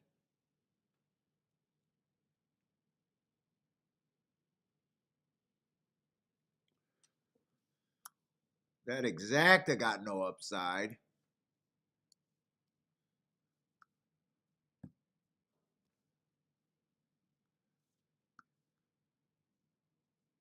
What's up, Mac and Co? Let's see. Parsons just had a nice hit over there. What at Woodbine? What happened at Woodbine? Did Brother Man get what he needed home? Let's see. Where is Woodbine?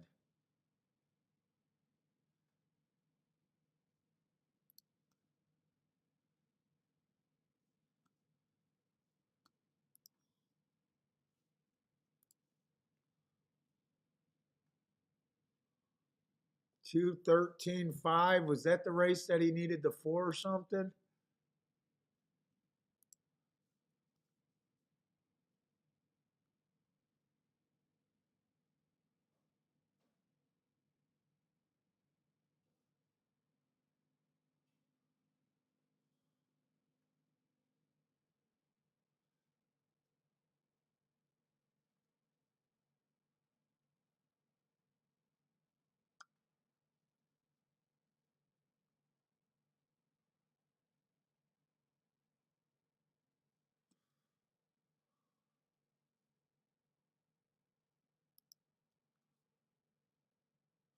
I tell you, I feel like I'm hitting a wall right now with they're not feeling well.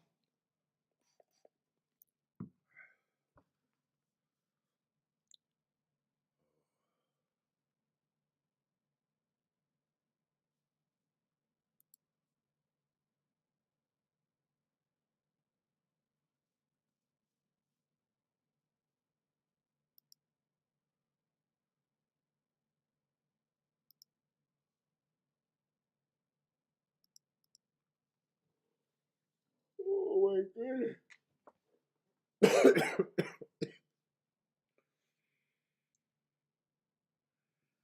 Oh.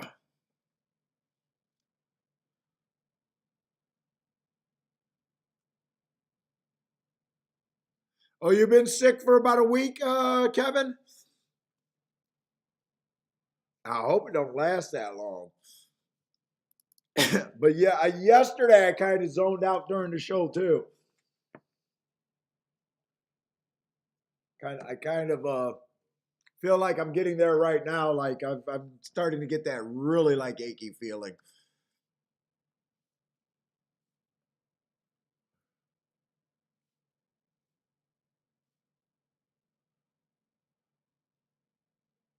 Let's see, Gulfstream is 22 minutes, so I should be looking at Tampa.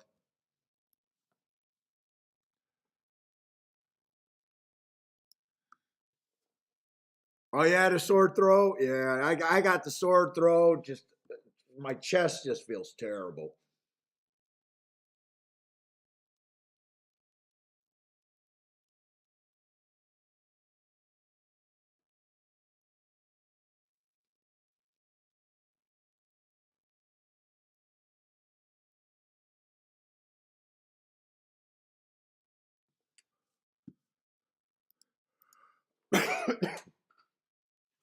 What's the next race at Gulfstream? I want to see what Gulfstream has left for me. We've got a turf race at Gulfstream. What race are we even in? Eighth race? Okay. How many races are at Gulfstream? We got a Tapeta Sprint. Oh, we only got two more races at Gulfstream. I was seriously thinking about saying I was done. I only got two more races. Okay. Got two more races at Gulfstream. I'll stay on. I was seriously like thinking I just want to go lay down.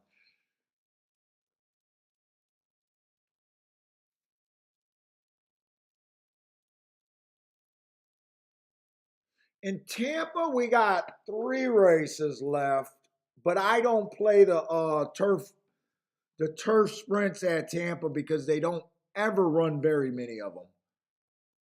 Every year that I've been tracking Tampa's turf, they run like less than 20 of them for the meet.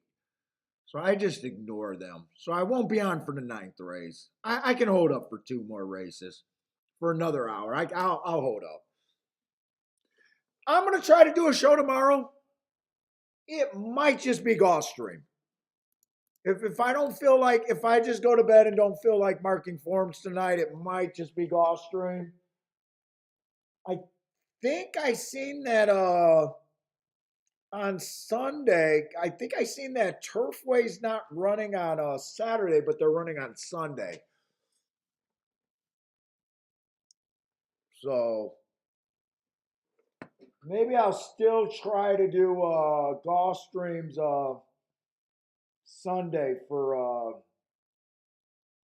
Gulfstream and Turfway.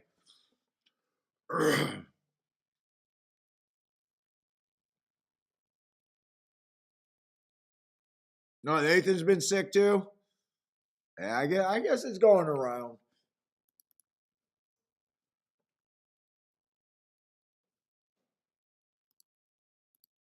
Yeah, at least I don't have to go to work with it.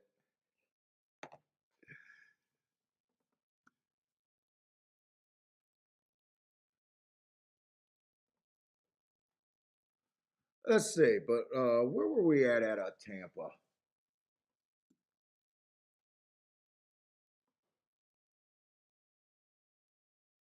So no scratches, nine horses over here. 25,000 non-winners of three lifetime.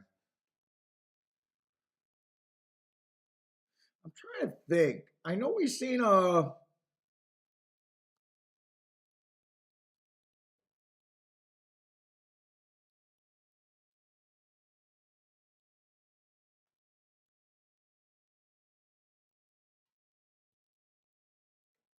think they've been coming off the pace. Let me see something.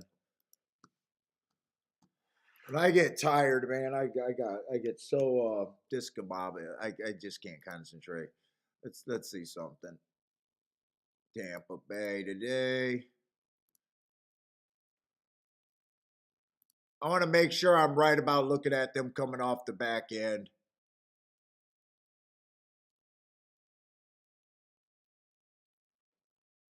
I think we seen two, but maybe we did only see one. They did close. Oh, that race where it came in 7-3. That's right. I do remember that race. I took a shot with a 21-1 in the key there. Okay.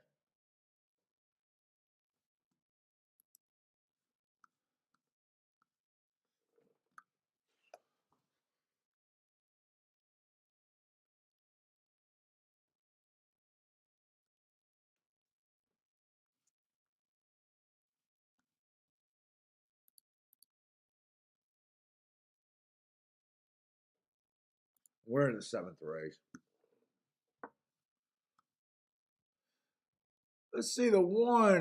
3 races ago, inside the track was good. Average, average, average. Comes back. 1 race sample. He just looks like speed to me.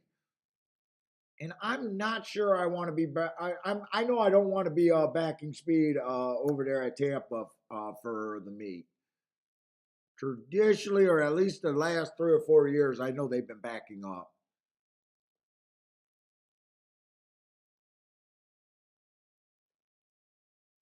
I'm not like this fairgrounds race is just catching my attention. It's just what I keep saying. I think the inside's good, but you're behind. You're between 2 horses on the inside, a 3-5 and a 4-5. It's just not good racing right there. Even though I think that rail is great.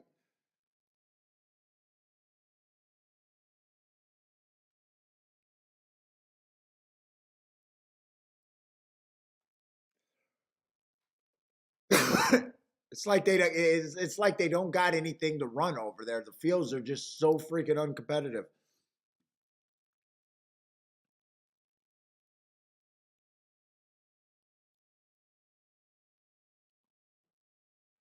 Let's say the 2 feels like he's making a pretty big step up.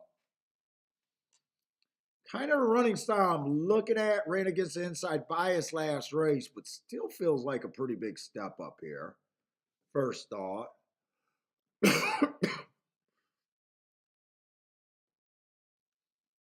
3 horse fits.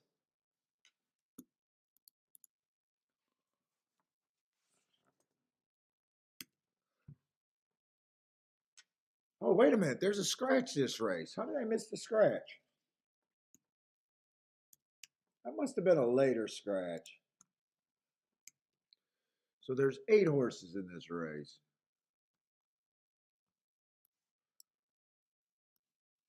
Well, maybe I don't think the two's a 2% now.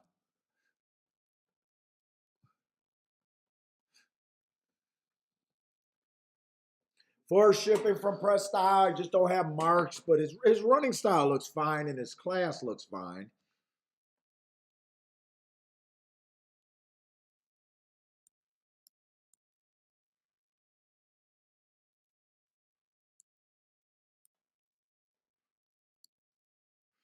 I don't know. This horse had to drop to 6,000 to run a couple to get some wins. He feels cheap, just like the two.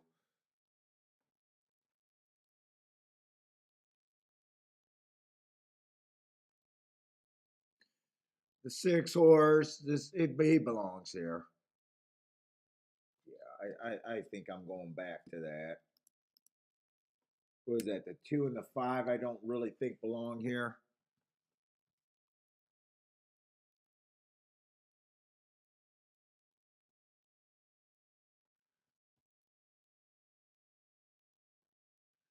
Everyone else kind of belongs.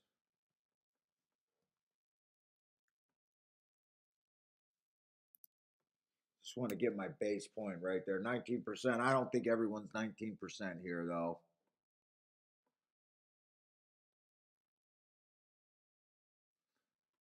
Who's going to lead here? Let's see. One might go to lead.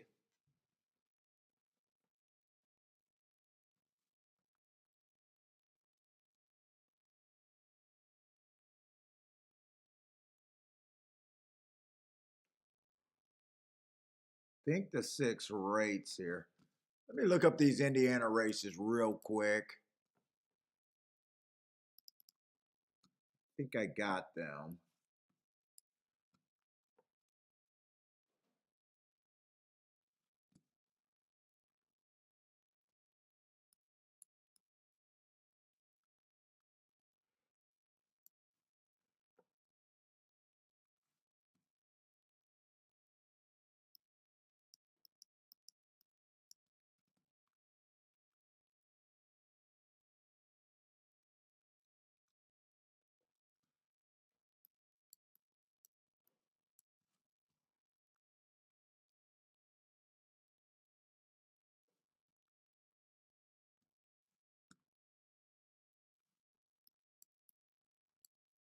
Check out that 10-14 race. That race looks like that could be sneaky good. I don't have that. Okay, I don't have that one. All right. Never mind. I don't think it matters.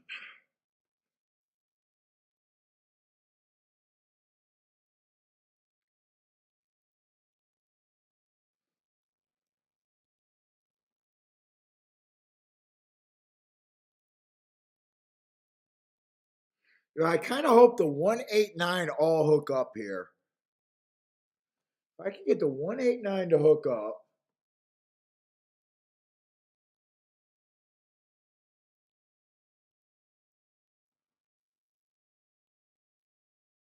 Nine's one of the best marked horses, according to me, in the race, though. That's a very nice last race. Is he the best marked horse? Nine is the best marked horse.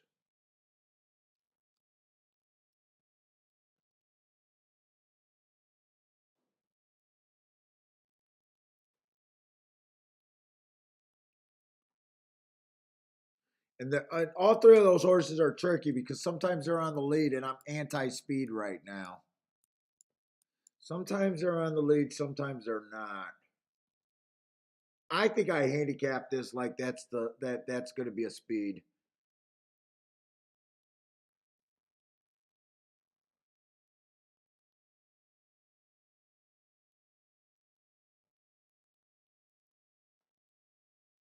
Let me see. What does that leave me with?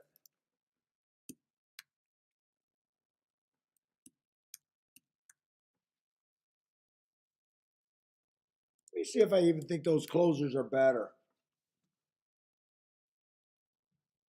Who's the 4? I do think the 4 gets a very nice trip here. Yeah, I think the 4 could get a very nice trip, even though I don't have marks on him. And he's never tried to turf. I still like his running style here.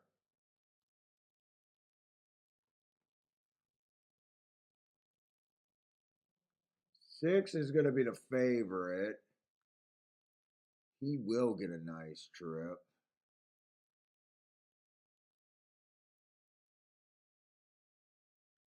I think 7 gets a nice trip here. I'd probably go with that. Can I bet this race? Let's see. Can I even bet this?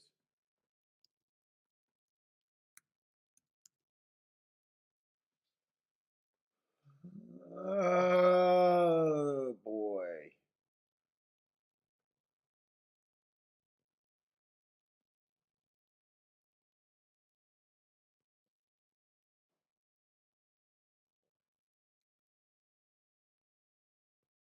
Let's see. 4 would be the biggest overlay I think I got.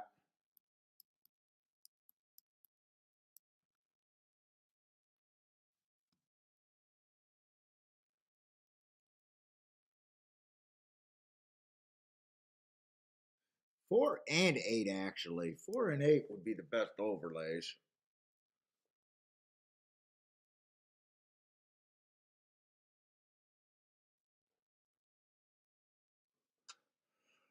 Do I want to bet this race?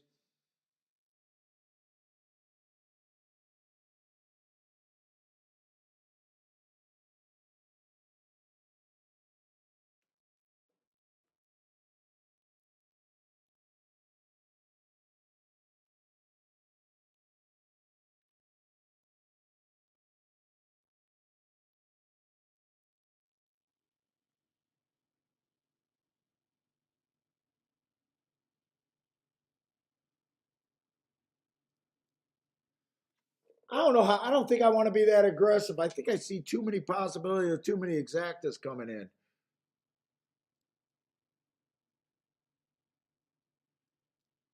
I do a double here.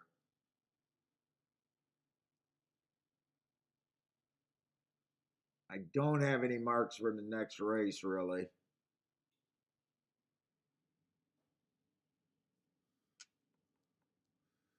I might just have to do a win bet or nothing here.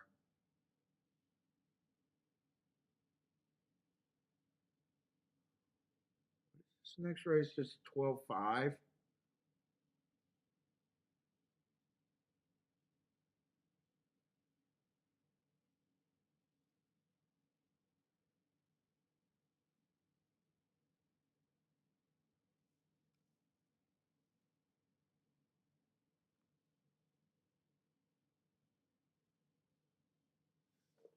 I don't know if I got a double.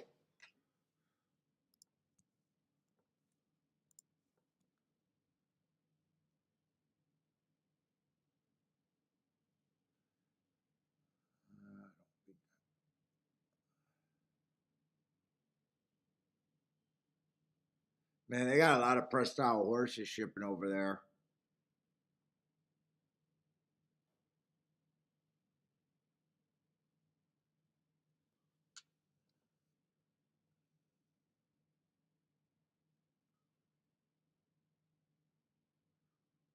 The 10 and 11 a little bit.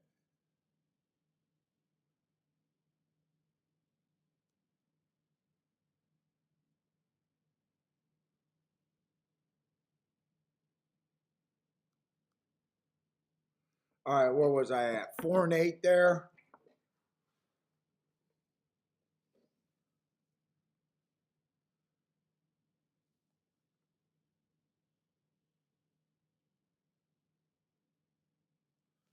Well, I'm betting the 4 and the 8 to win.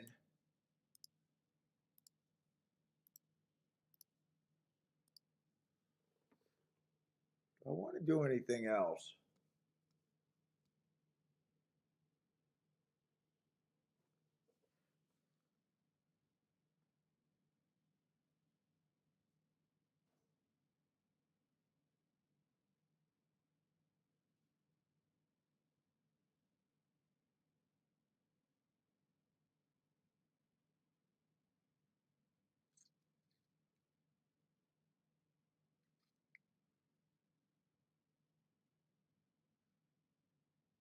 I think that's all I want to do there. I keep trying to work with combinations, but I think that's all I want to do there.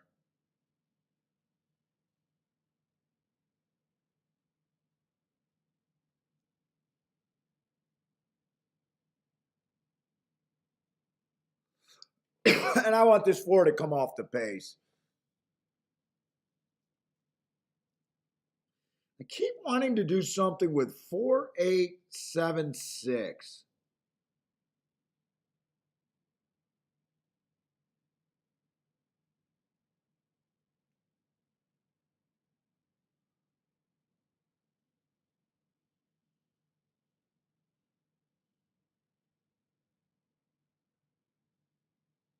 I don't think that's bad. 4, 8, 7, 6.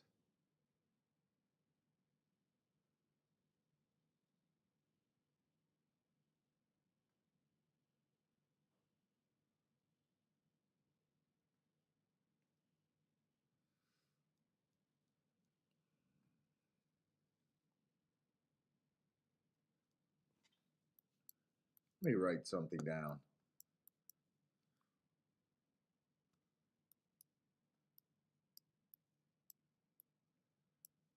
4, 8, 7, 6. I want to do that exact. The 4. All I did so far was bet the 4 and the 8 to win.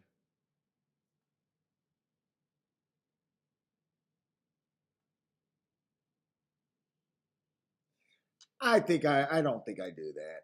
I like it. I just don't think I do that.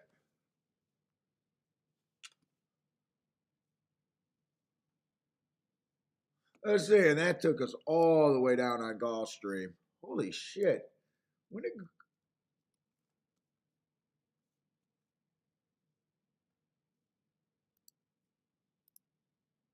all right, 4 is at least going to come off the pace. If I miss that Gulfstream, that's the 8th race over there, turf route.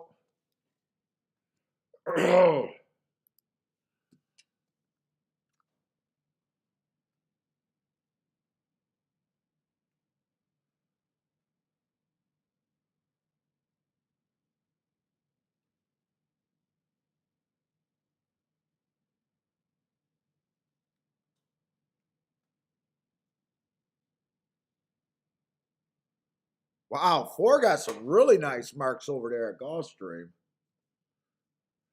Ran against the bias, dropping in class.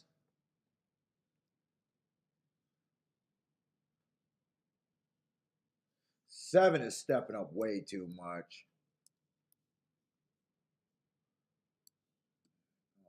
What is this? Seventh race? Eighth race.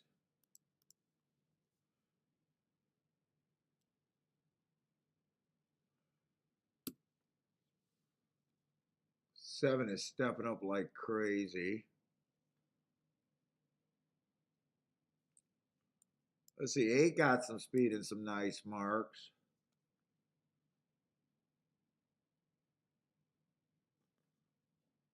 9 doesn't look terrible.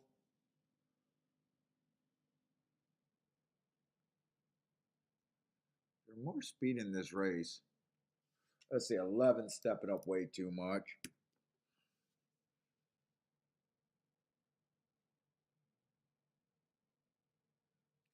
I just don't think I got enough time to look at that race.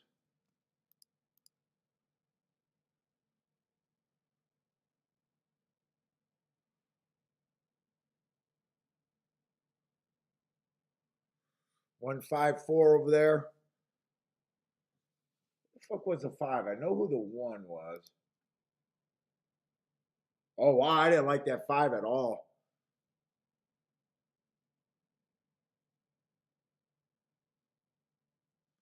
Yeah, 5's a nice price, but I did not like. I know I didn't like him at all. Who's the 5 over there?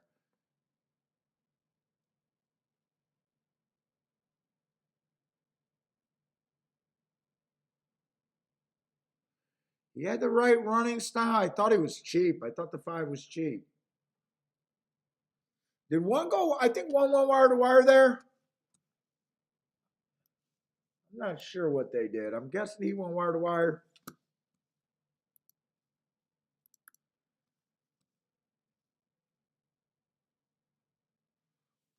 Rick had the exacta.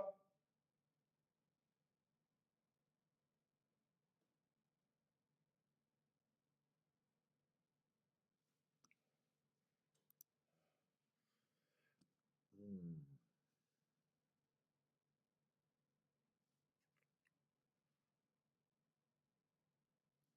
10, I think, is too cheap here too.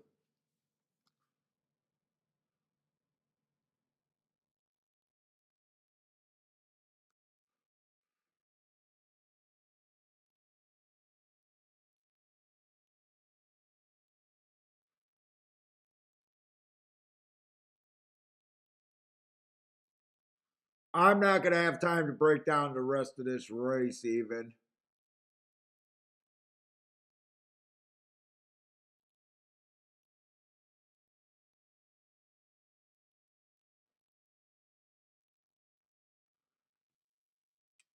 Wow, Tuesday. There's no way I think this two's a coin flip. 2 can win this race, but I don't think he's a coin flip. I didn't even realize they were betting someone that heavy. Holy shit, are they betting him heavy?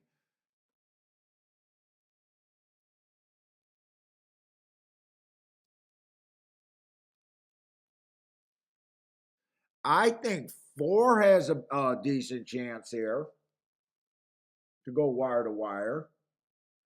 Definitely think the 1 is interesting. I think the 2 could be there.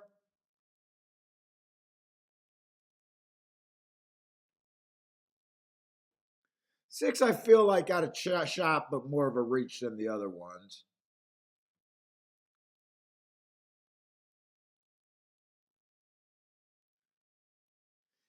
8, I like a little bit, but not at 4-1.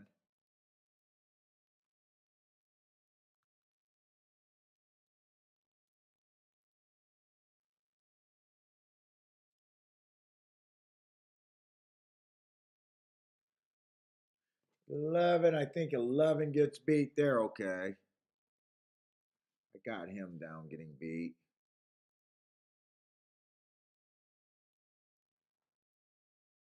I think there's some upside in the 12, so I'm rooting for the longer prices of that group, the 4 and the 1 and the 12. I think it is. but I don't think I'm betting this race.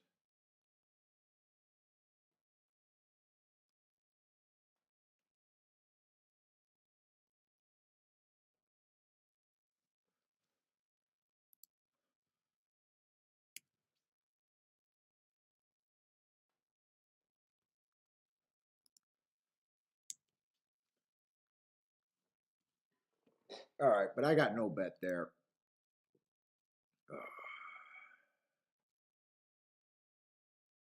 That's a big, tough field. Let's see. Just put no bet right there.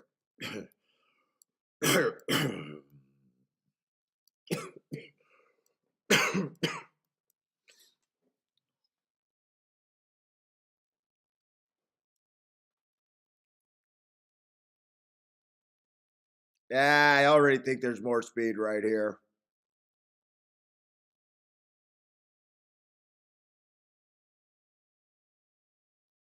What was it? I think I said 1-4-12 I'm rooting for. 1-4-12.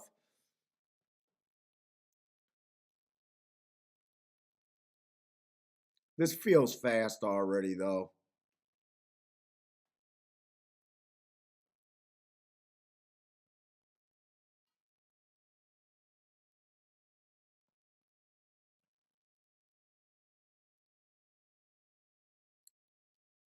Wasn't the 4 just at 13-1 and now he's 7-1? Wow.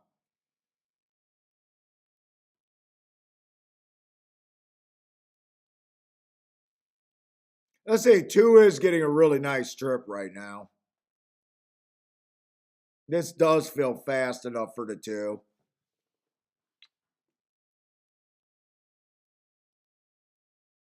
5's getting a super nice trip. Who was a 5? I never eliminated the 5. 5's getting a gravy trip. Got first run.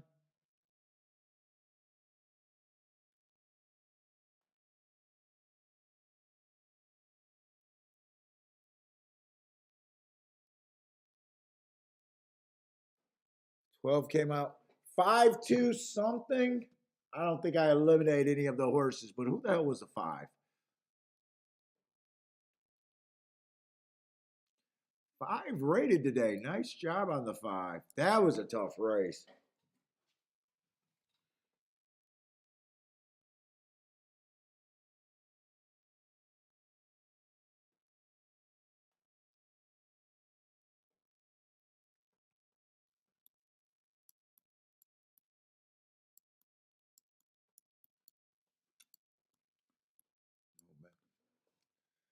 Oh, 5-2-6, I think that might have came in. 5-2-6. Renner's due with the boom. Nice.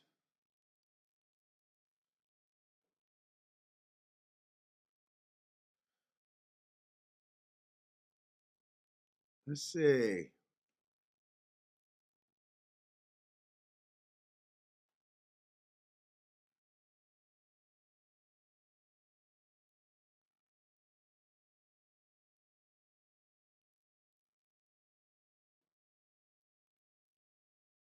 Howard accused Paul of being a phony one time. I don't remember Howard. Howard was one of the guys that I don't remember that.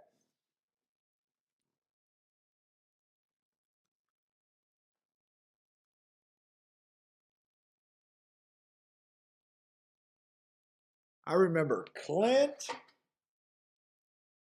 Mike. Who else? Been a few. Kathy's gonna take it easy. Take it easy, Kathy. Yeah, I'm zoning out right now too. I can't wait to be done.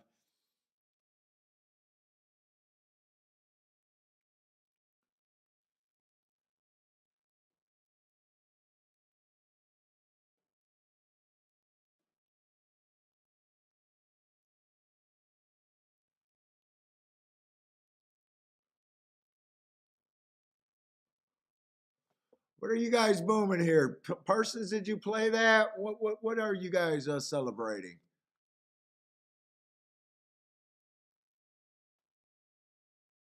4, 6, 8, 9 for Jay.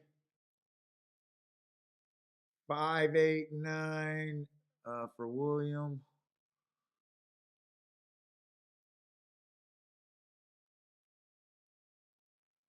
Let's see. Rick says, I hope a lot of people have that exact. What are you guys hitting? Looks like Thad might have had the exact. No super.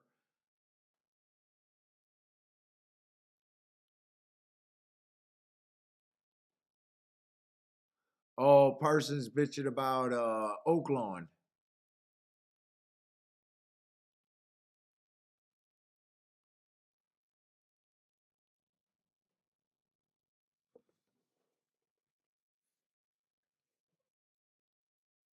Oh, I'm not sure how that race ran either. Five came off the pace. Two was getting five was getting a stalking trip, right? Five got the stalking trip. The speed wore down.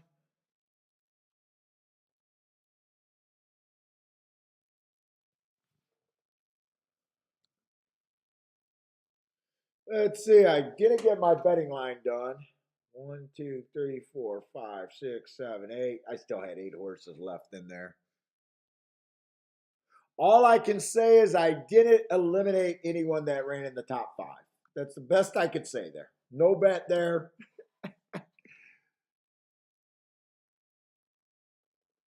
The horses I were rooting for didn't run. But when I'm rooting, it's not the same as a bet, so that doesn't matter. Who was a 5 horse there? I circled them.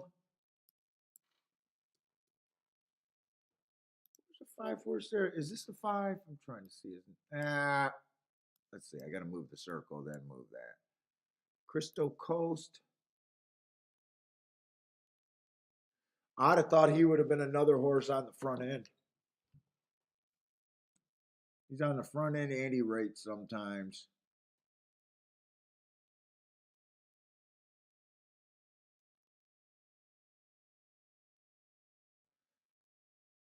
If I would have broke down the pace there, that race felt like it had a lot of speed. That would have got me to eliminate the 5 and the not the 5. Yeah, that would have got me to eliminate the 5 actually.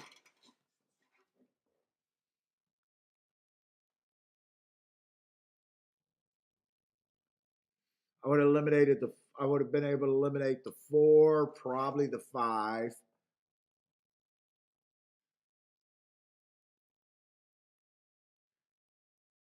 8, I would have thought would have been on the pace.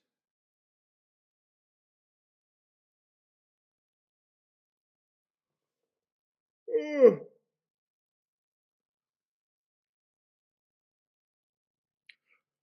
12 got going too late.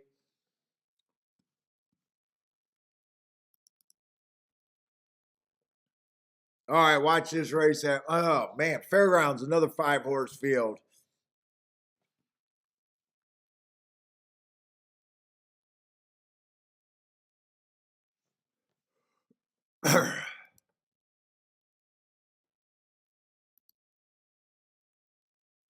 Let's see. Jabram had that 5 horse at Gulfstream. Nice job. Anyone else have that? When I get tired and sometimes it's harder for me to follow the track, the results.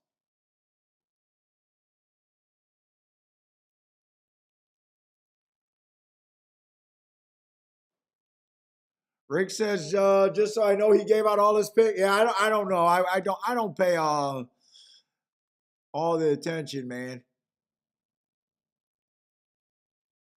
I don't worry about it one way or another.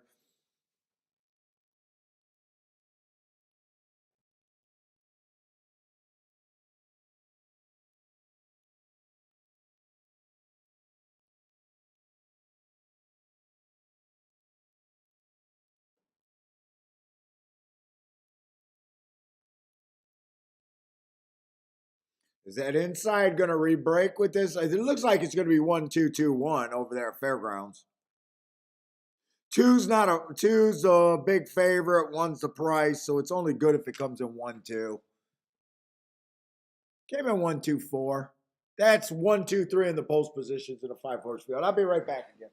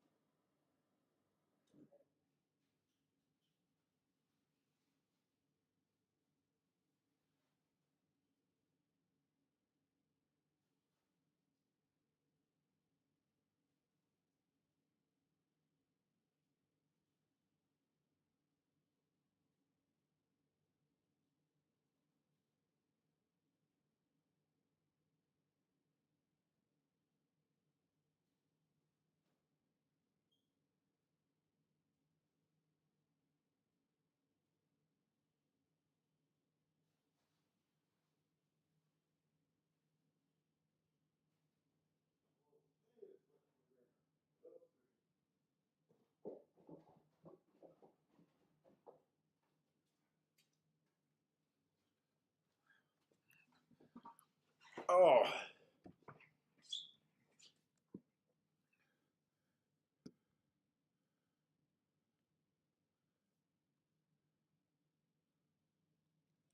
Grandma want to stream this evening?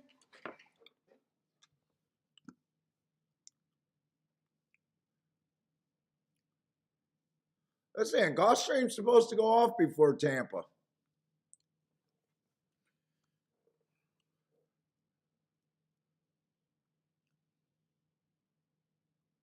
Right? There's only one more race at Gulfstream. Please tell me that's a yes.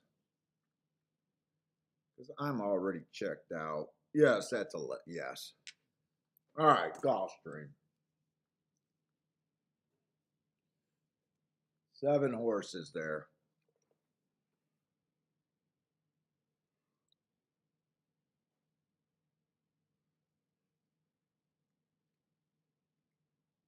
Boy, what did I hit today? Just 2 turf races at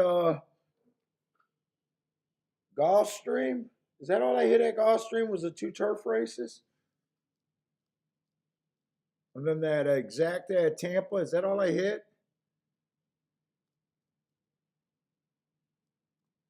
I bet I didn't even bet 6 races today. Let's see, I won that one.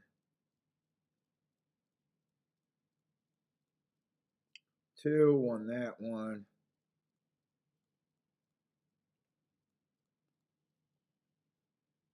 Lost that one. That's 3 bets for 3 races. Okay, I didn't do much there. Okay. So I played 3 races at golf,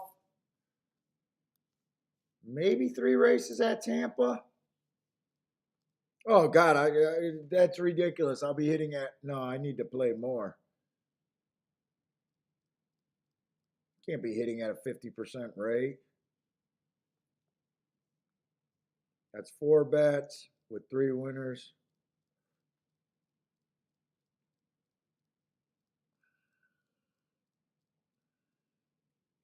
Five. I think I played 6 bets today. 6.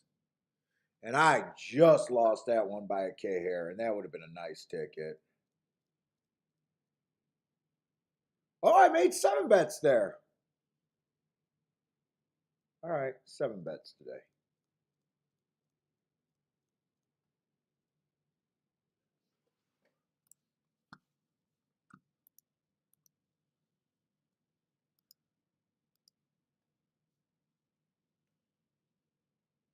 This is a nice big field over here at Tampa, though. Let me just look at this real quick.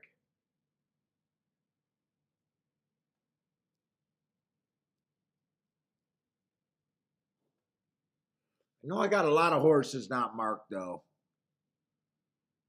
which might make me not want to play that race. I'm having an okay day, pretty decent day, actually.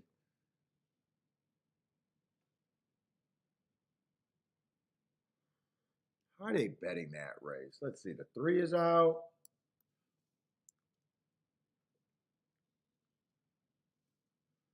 The 5 is out. 7 is out.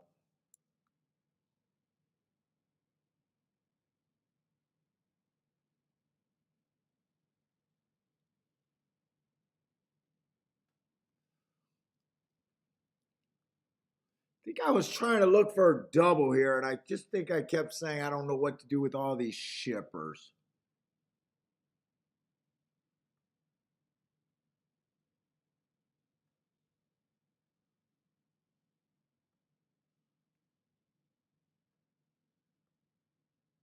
That's right. I was a little interested in the 10.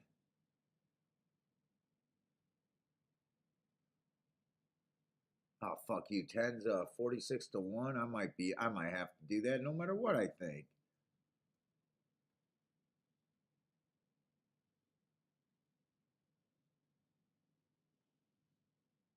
12 is going to be the favorite on the far outside. Man, I don't like route the sprint. He's a sprinter too. But I do got a theory when a sprinter runs a whole bunch of route races in a row, it dulls their speed. I want to play this race.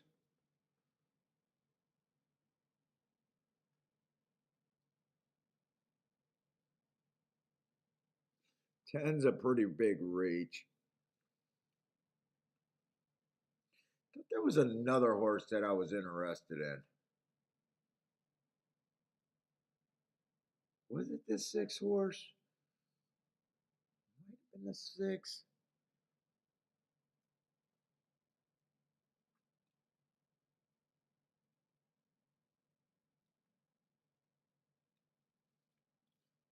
I don't think it was the 2 because I think the 2 feels a little cheap.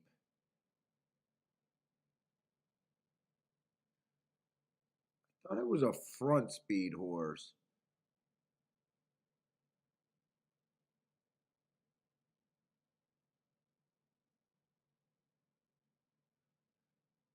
Yeah, I think it was a 6 and a 10 I was a little interested in.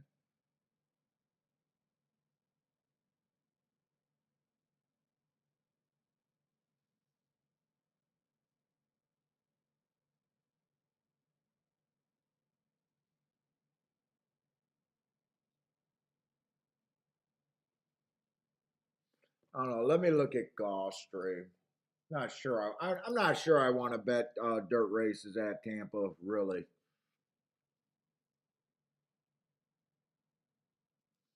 That's been a losing move for me.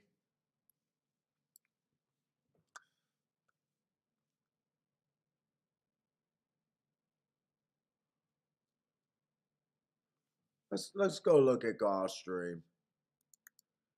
They're both going to be at about the same time. I just wanted to run down there and look at both of them because Tampa is a bigger field. But if you don't know if you got anything, not a play is not a play, I guess. Let's see. We got a maiden claiming 40,000. 7 horses are in the race. Stupida, so I'm looking at speed and stalkers.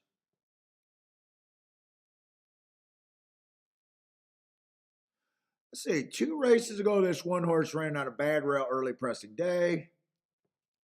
Dropping in class, got an excuse there, comes back, early pressing day, got bumped at the start.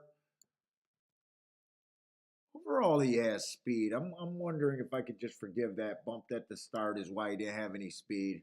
Ran against the bias. Let's see, 14 to 1. Yes, I could forgive that. Next question would be if he's good enough. That I'm not sure about. Let's see, the 2 ran on speed favoring track 2 races ago. Didn't have any speed. Was able to stalk, but chased the slowest pace of the day.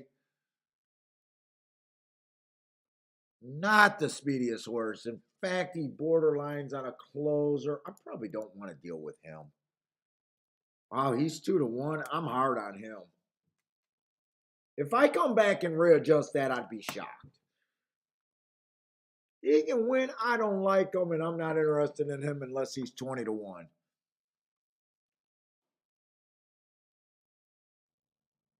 This horse, 3 horse hasn't ran since March.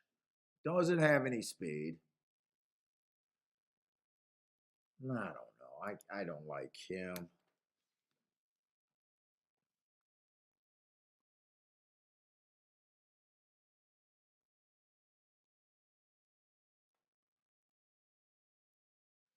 Let's see, dropping in class.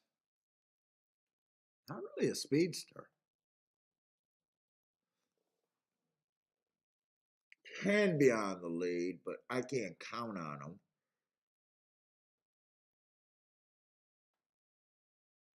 5 match strides with the slowest winner last race. That pace looks pretty slow. I don't trust him. Lightly raced, can improve. Wow.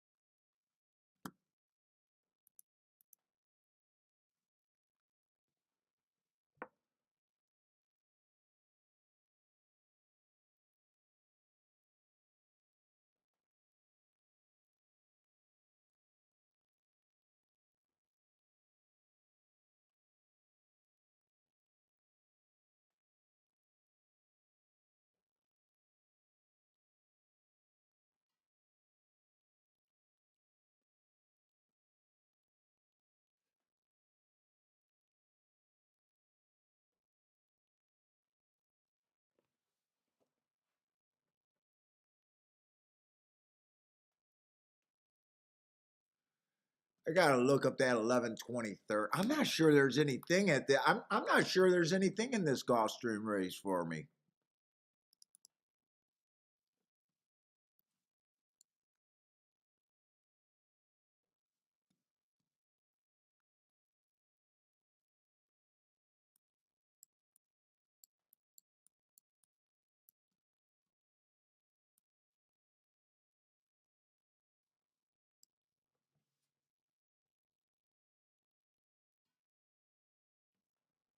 Dude, I guess I gotta say, damn, the 8 does look like the best horse to me on paper. 4 races ago, ran on a speed favoring track. Chased the slowest pace of the day. Comes right back. Stalking closing day goes too fast on to beat a route. But I really like that race 2 races ago. Match strides with the fastest winner, 1 tick slower than the fastest winner, battling all the way around. I think that's a very nice race. But I fucking hate the price. I got a feeling I think he's a coin flip.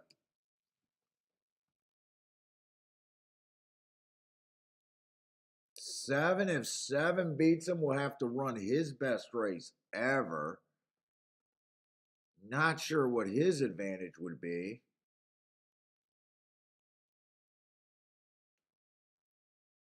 6 would have to run his best. 6 got a little bit more upside to run a better race, though. He's a little lightly raced.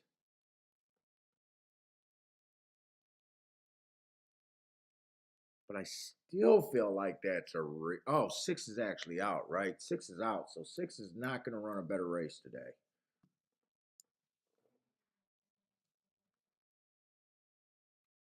5, I got a hard time believing that 5 can offer the 8 any real resistance. I got a real hard time believing that he can. He's lightly raced, so maybe, but I just got a hard time believing he can.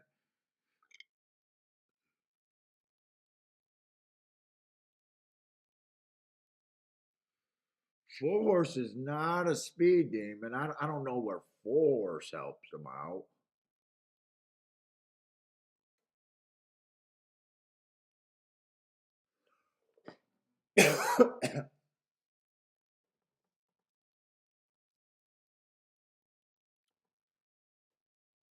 I don't think this race is playable for me. I think 8's the most likely winner. If the 8 doesn't run, who's the next most likely winner?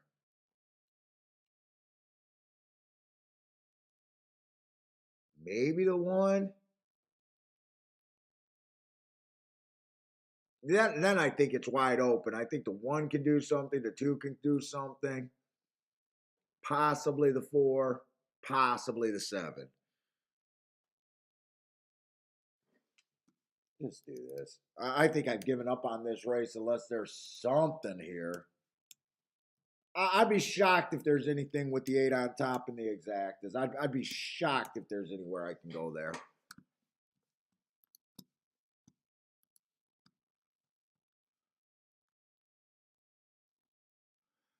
You know what? 8-7 is actually paying 45 to 1. I don't hate it.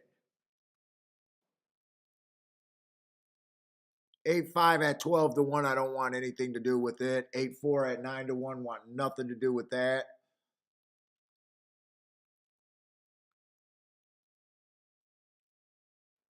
8-3 at 24 to 1. I don't mind that, even though, 3 gets there by. If 8's much the best, then the 3 just sucks in for second. It's not like I got a handicapping angle to get to the 8-3. It's just that's a $24 exacta that I'd say, yeah, if I'm playing the exactas with the 8 on top, I'd take the 8. 8-2, $8. I don't want that. You know what? 8-1 at 35 to 1. I would definitely want that one. 8-1. Let's see. If I want to play this race,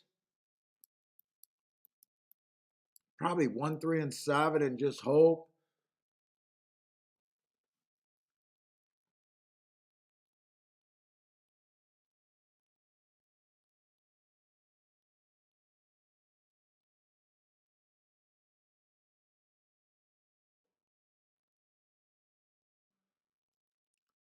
wanted to go try and be 8.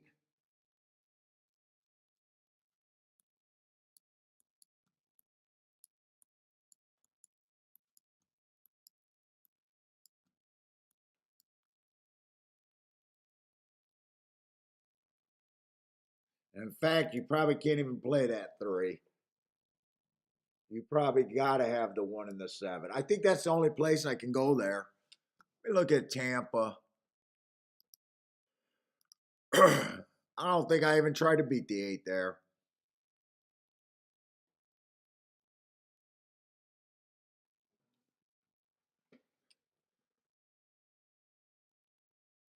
Let's see.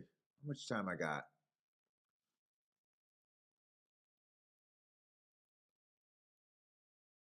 I probably just do this exacta for a bit.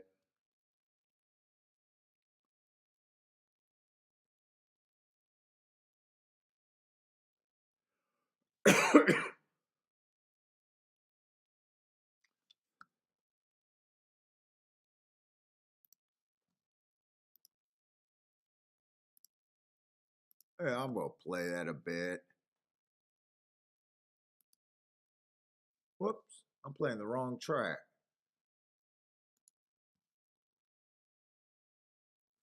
Let me just make sure it didn't go down.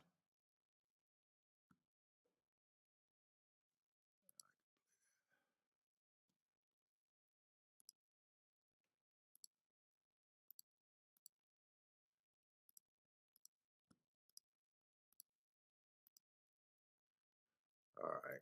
Let me just look and see if I want to do anything at Tampa.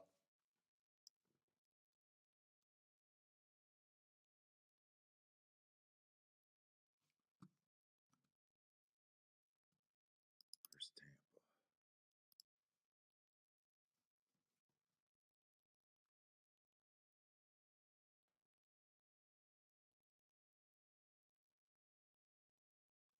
This is a 12-5 claimer.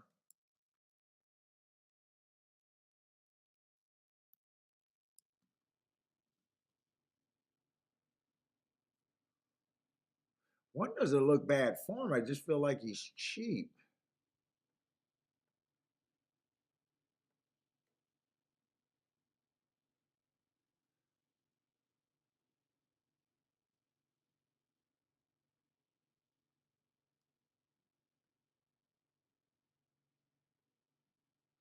I still like the 6 a little bit there.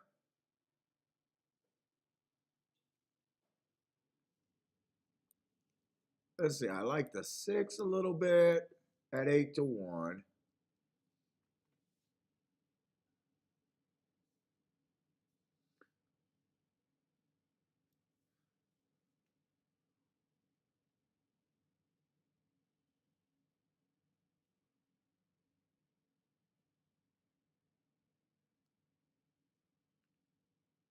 I am not sure what to do with the 9. Dude, I still like this 10 a little bit.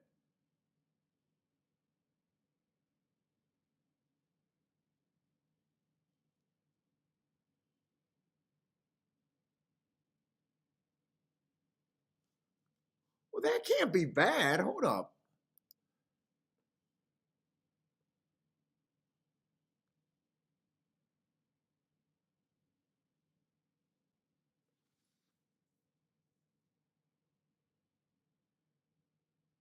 They're hammering the 10, 12, 9. You know what? I'm gonna mess around a little bit in this race too.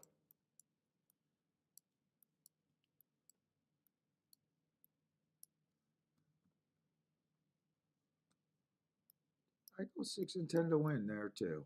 The fuck?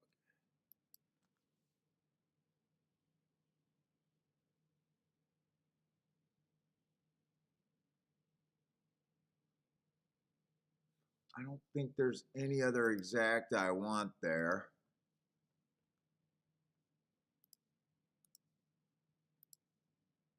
And I probably bet a little bit more on the 6 to win than the 10.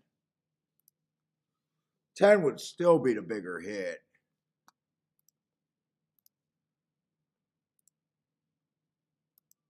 Just want to make sure there's no other exacta that I want there. They're getting in the gate.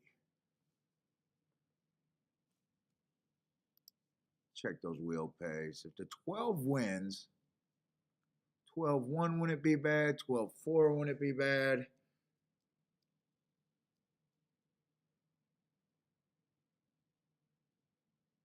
Yeah, 12-1 wouldn't be bad.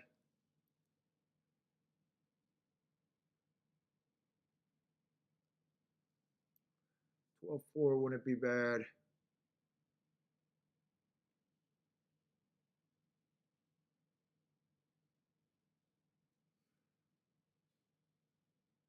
I wish I could have looked up those press style races. I would have known really where I was here. 12-8 probably wouldn't have been bad.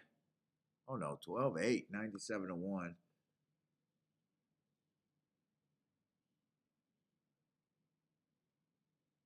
I'm not doing anything else there. That's all I'm doing. Let's see, and they're both going to be off at the exact same time. I have no idea what I did. Oh, a Gulfstream, I just liked the 8, right?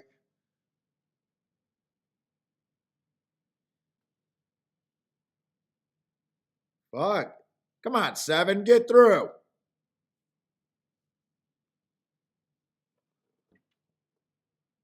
Seven, come on. Get there with this 7. Ah, shit. Come on, 7. I think do I got 7 to win or do I just got 8-7? Did I? Wait. Oh, no, I don't turn this around, did I? Tell me I turned this around. I don't think I did. I don't think I turned this around, did I?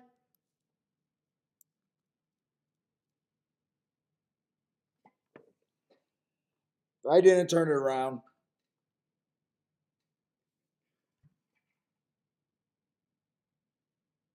How did I not turn this around?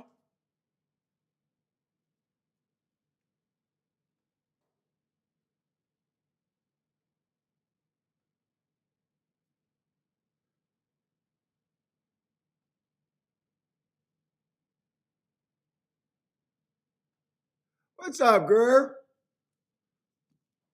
No, I did not turn it around. That's a circle saying that I would have bet the race, or that's I didn't do the try. So let me erase the try. That's all that's saying. I did not turn it around. All right. That's a mistake when I go playing that. I should have turned that around, even if I would have did it for a quarter.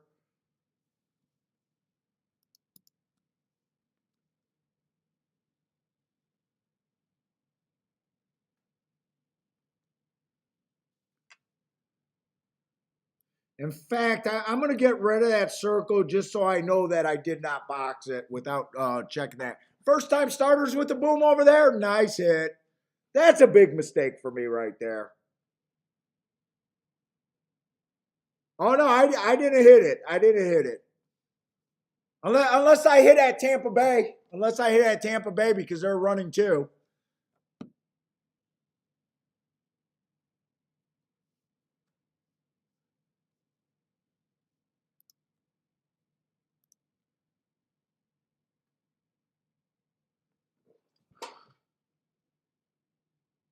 All right. Get the fuck out. Get the fuck out. Get the fuck out. Nice hit. Paul is right. All right, I make a mistake and I make a brilliant bet. Let's go. Let's go. 12-10 over there. 6-5 over 45-1. We'll take it. All right, that makes up for that. No balls, Grandma. Hey, Grandma. I don't do the try there, but I can't blame myself for not doing that try. That's probably a nice try, but you guys know I don't play tries very often.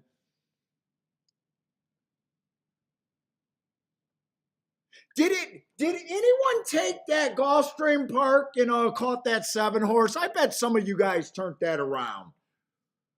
Let me know that one of you, if one of you guys turned that around. I did not turn it around. And you guys know that I try not to do any misleading things like that. I feel like someone in the chat should have had that 7-8 or the 7 to win.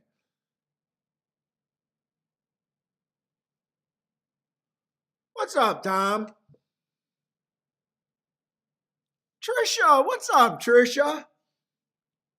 Well, we got off to a nice fast start. I went 3 for 3, but I had to sandbag for a little bit. I got to look human.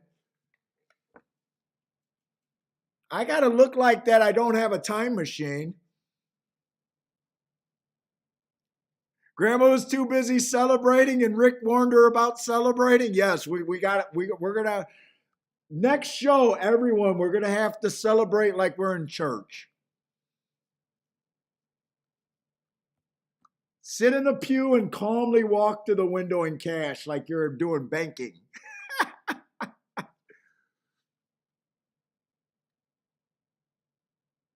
God, no one hit that 7-8. I'm shocked none of you guys did it. Because a lot of times you guys did. Well, did anyone hit the 12-10?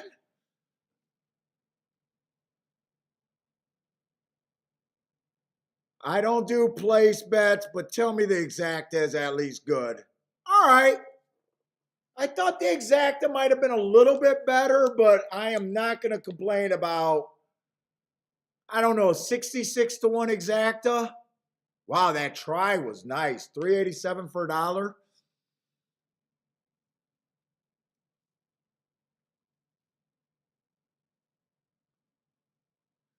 Lloyd held onto his shirt today just barely.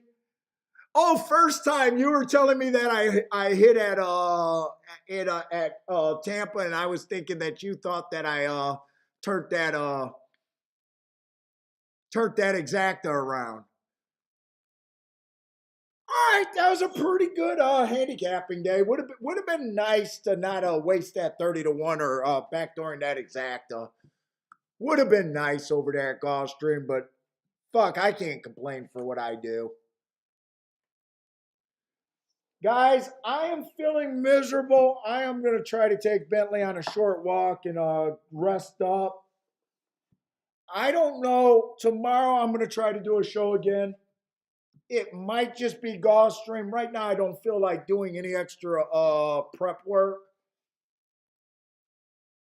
But I will try to be on. If I'm not on tomorrow, it just means that I'm just absolutely miserable. It was a bad today. But anyways, if you guys are still playing tonight and want to check out, I don't know if Grandma was saying that she's thinking about streaming. We know Gas Station Sushi is streaming. If you guys want to check him out, I'm not sure if Grandma was asking if she wanted you guys to stream or not.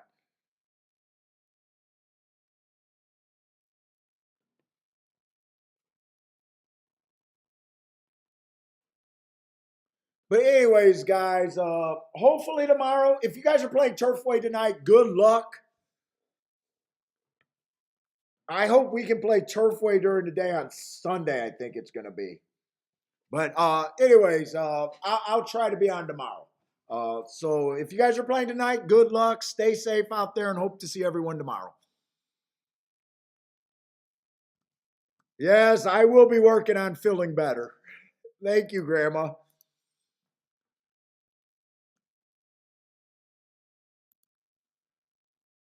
And why do you leave why would anyone leave the shake-up room before the last race? It's unbelievable.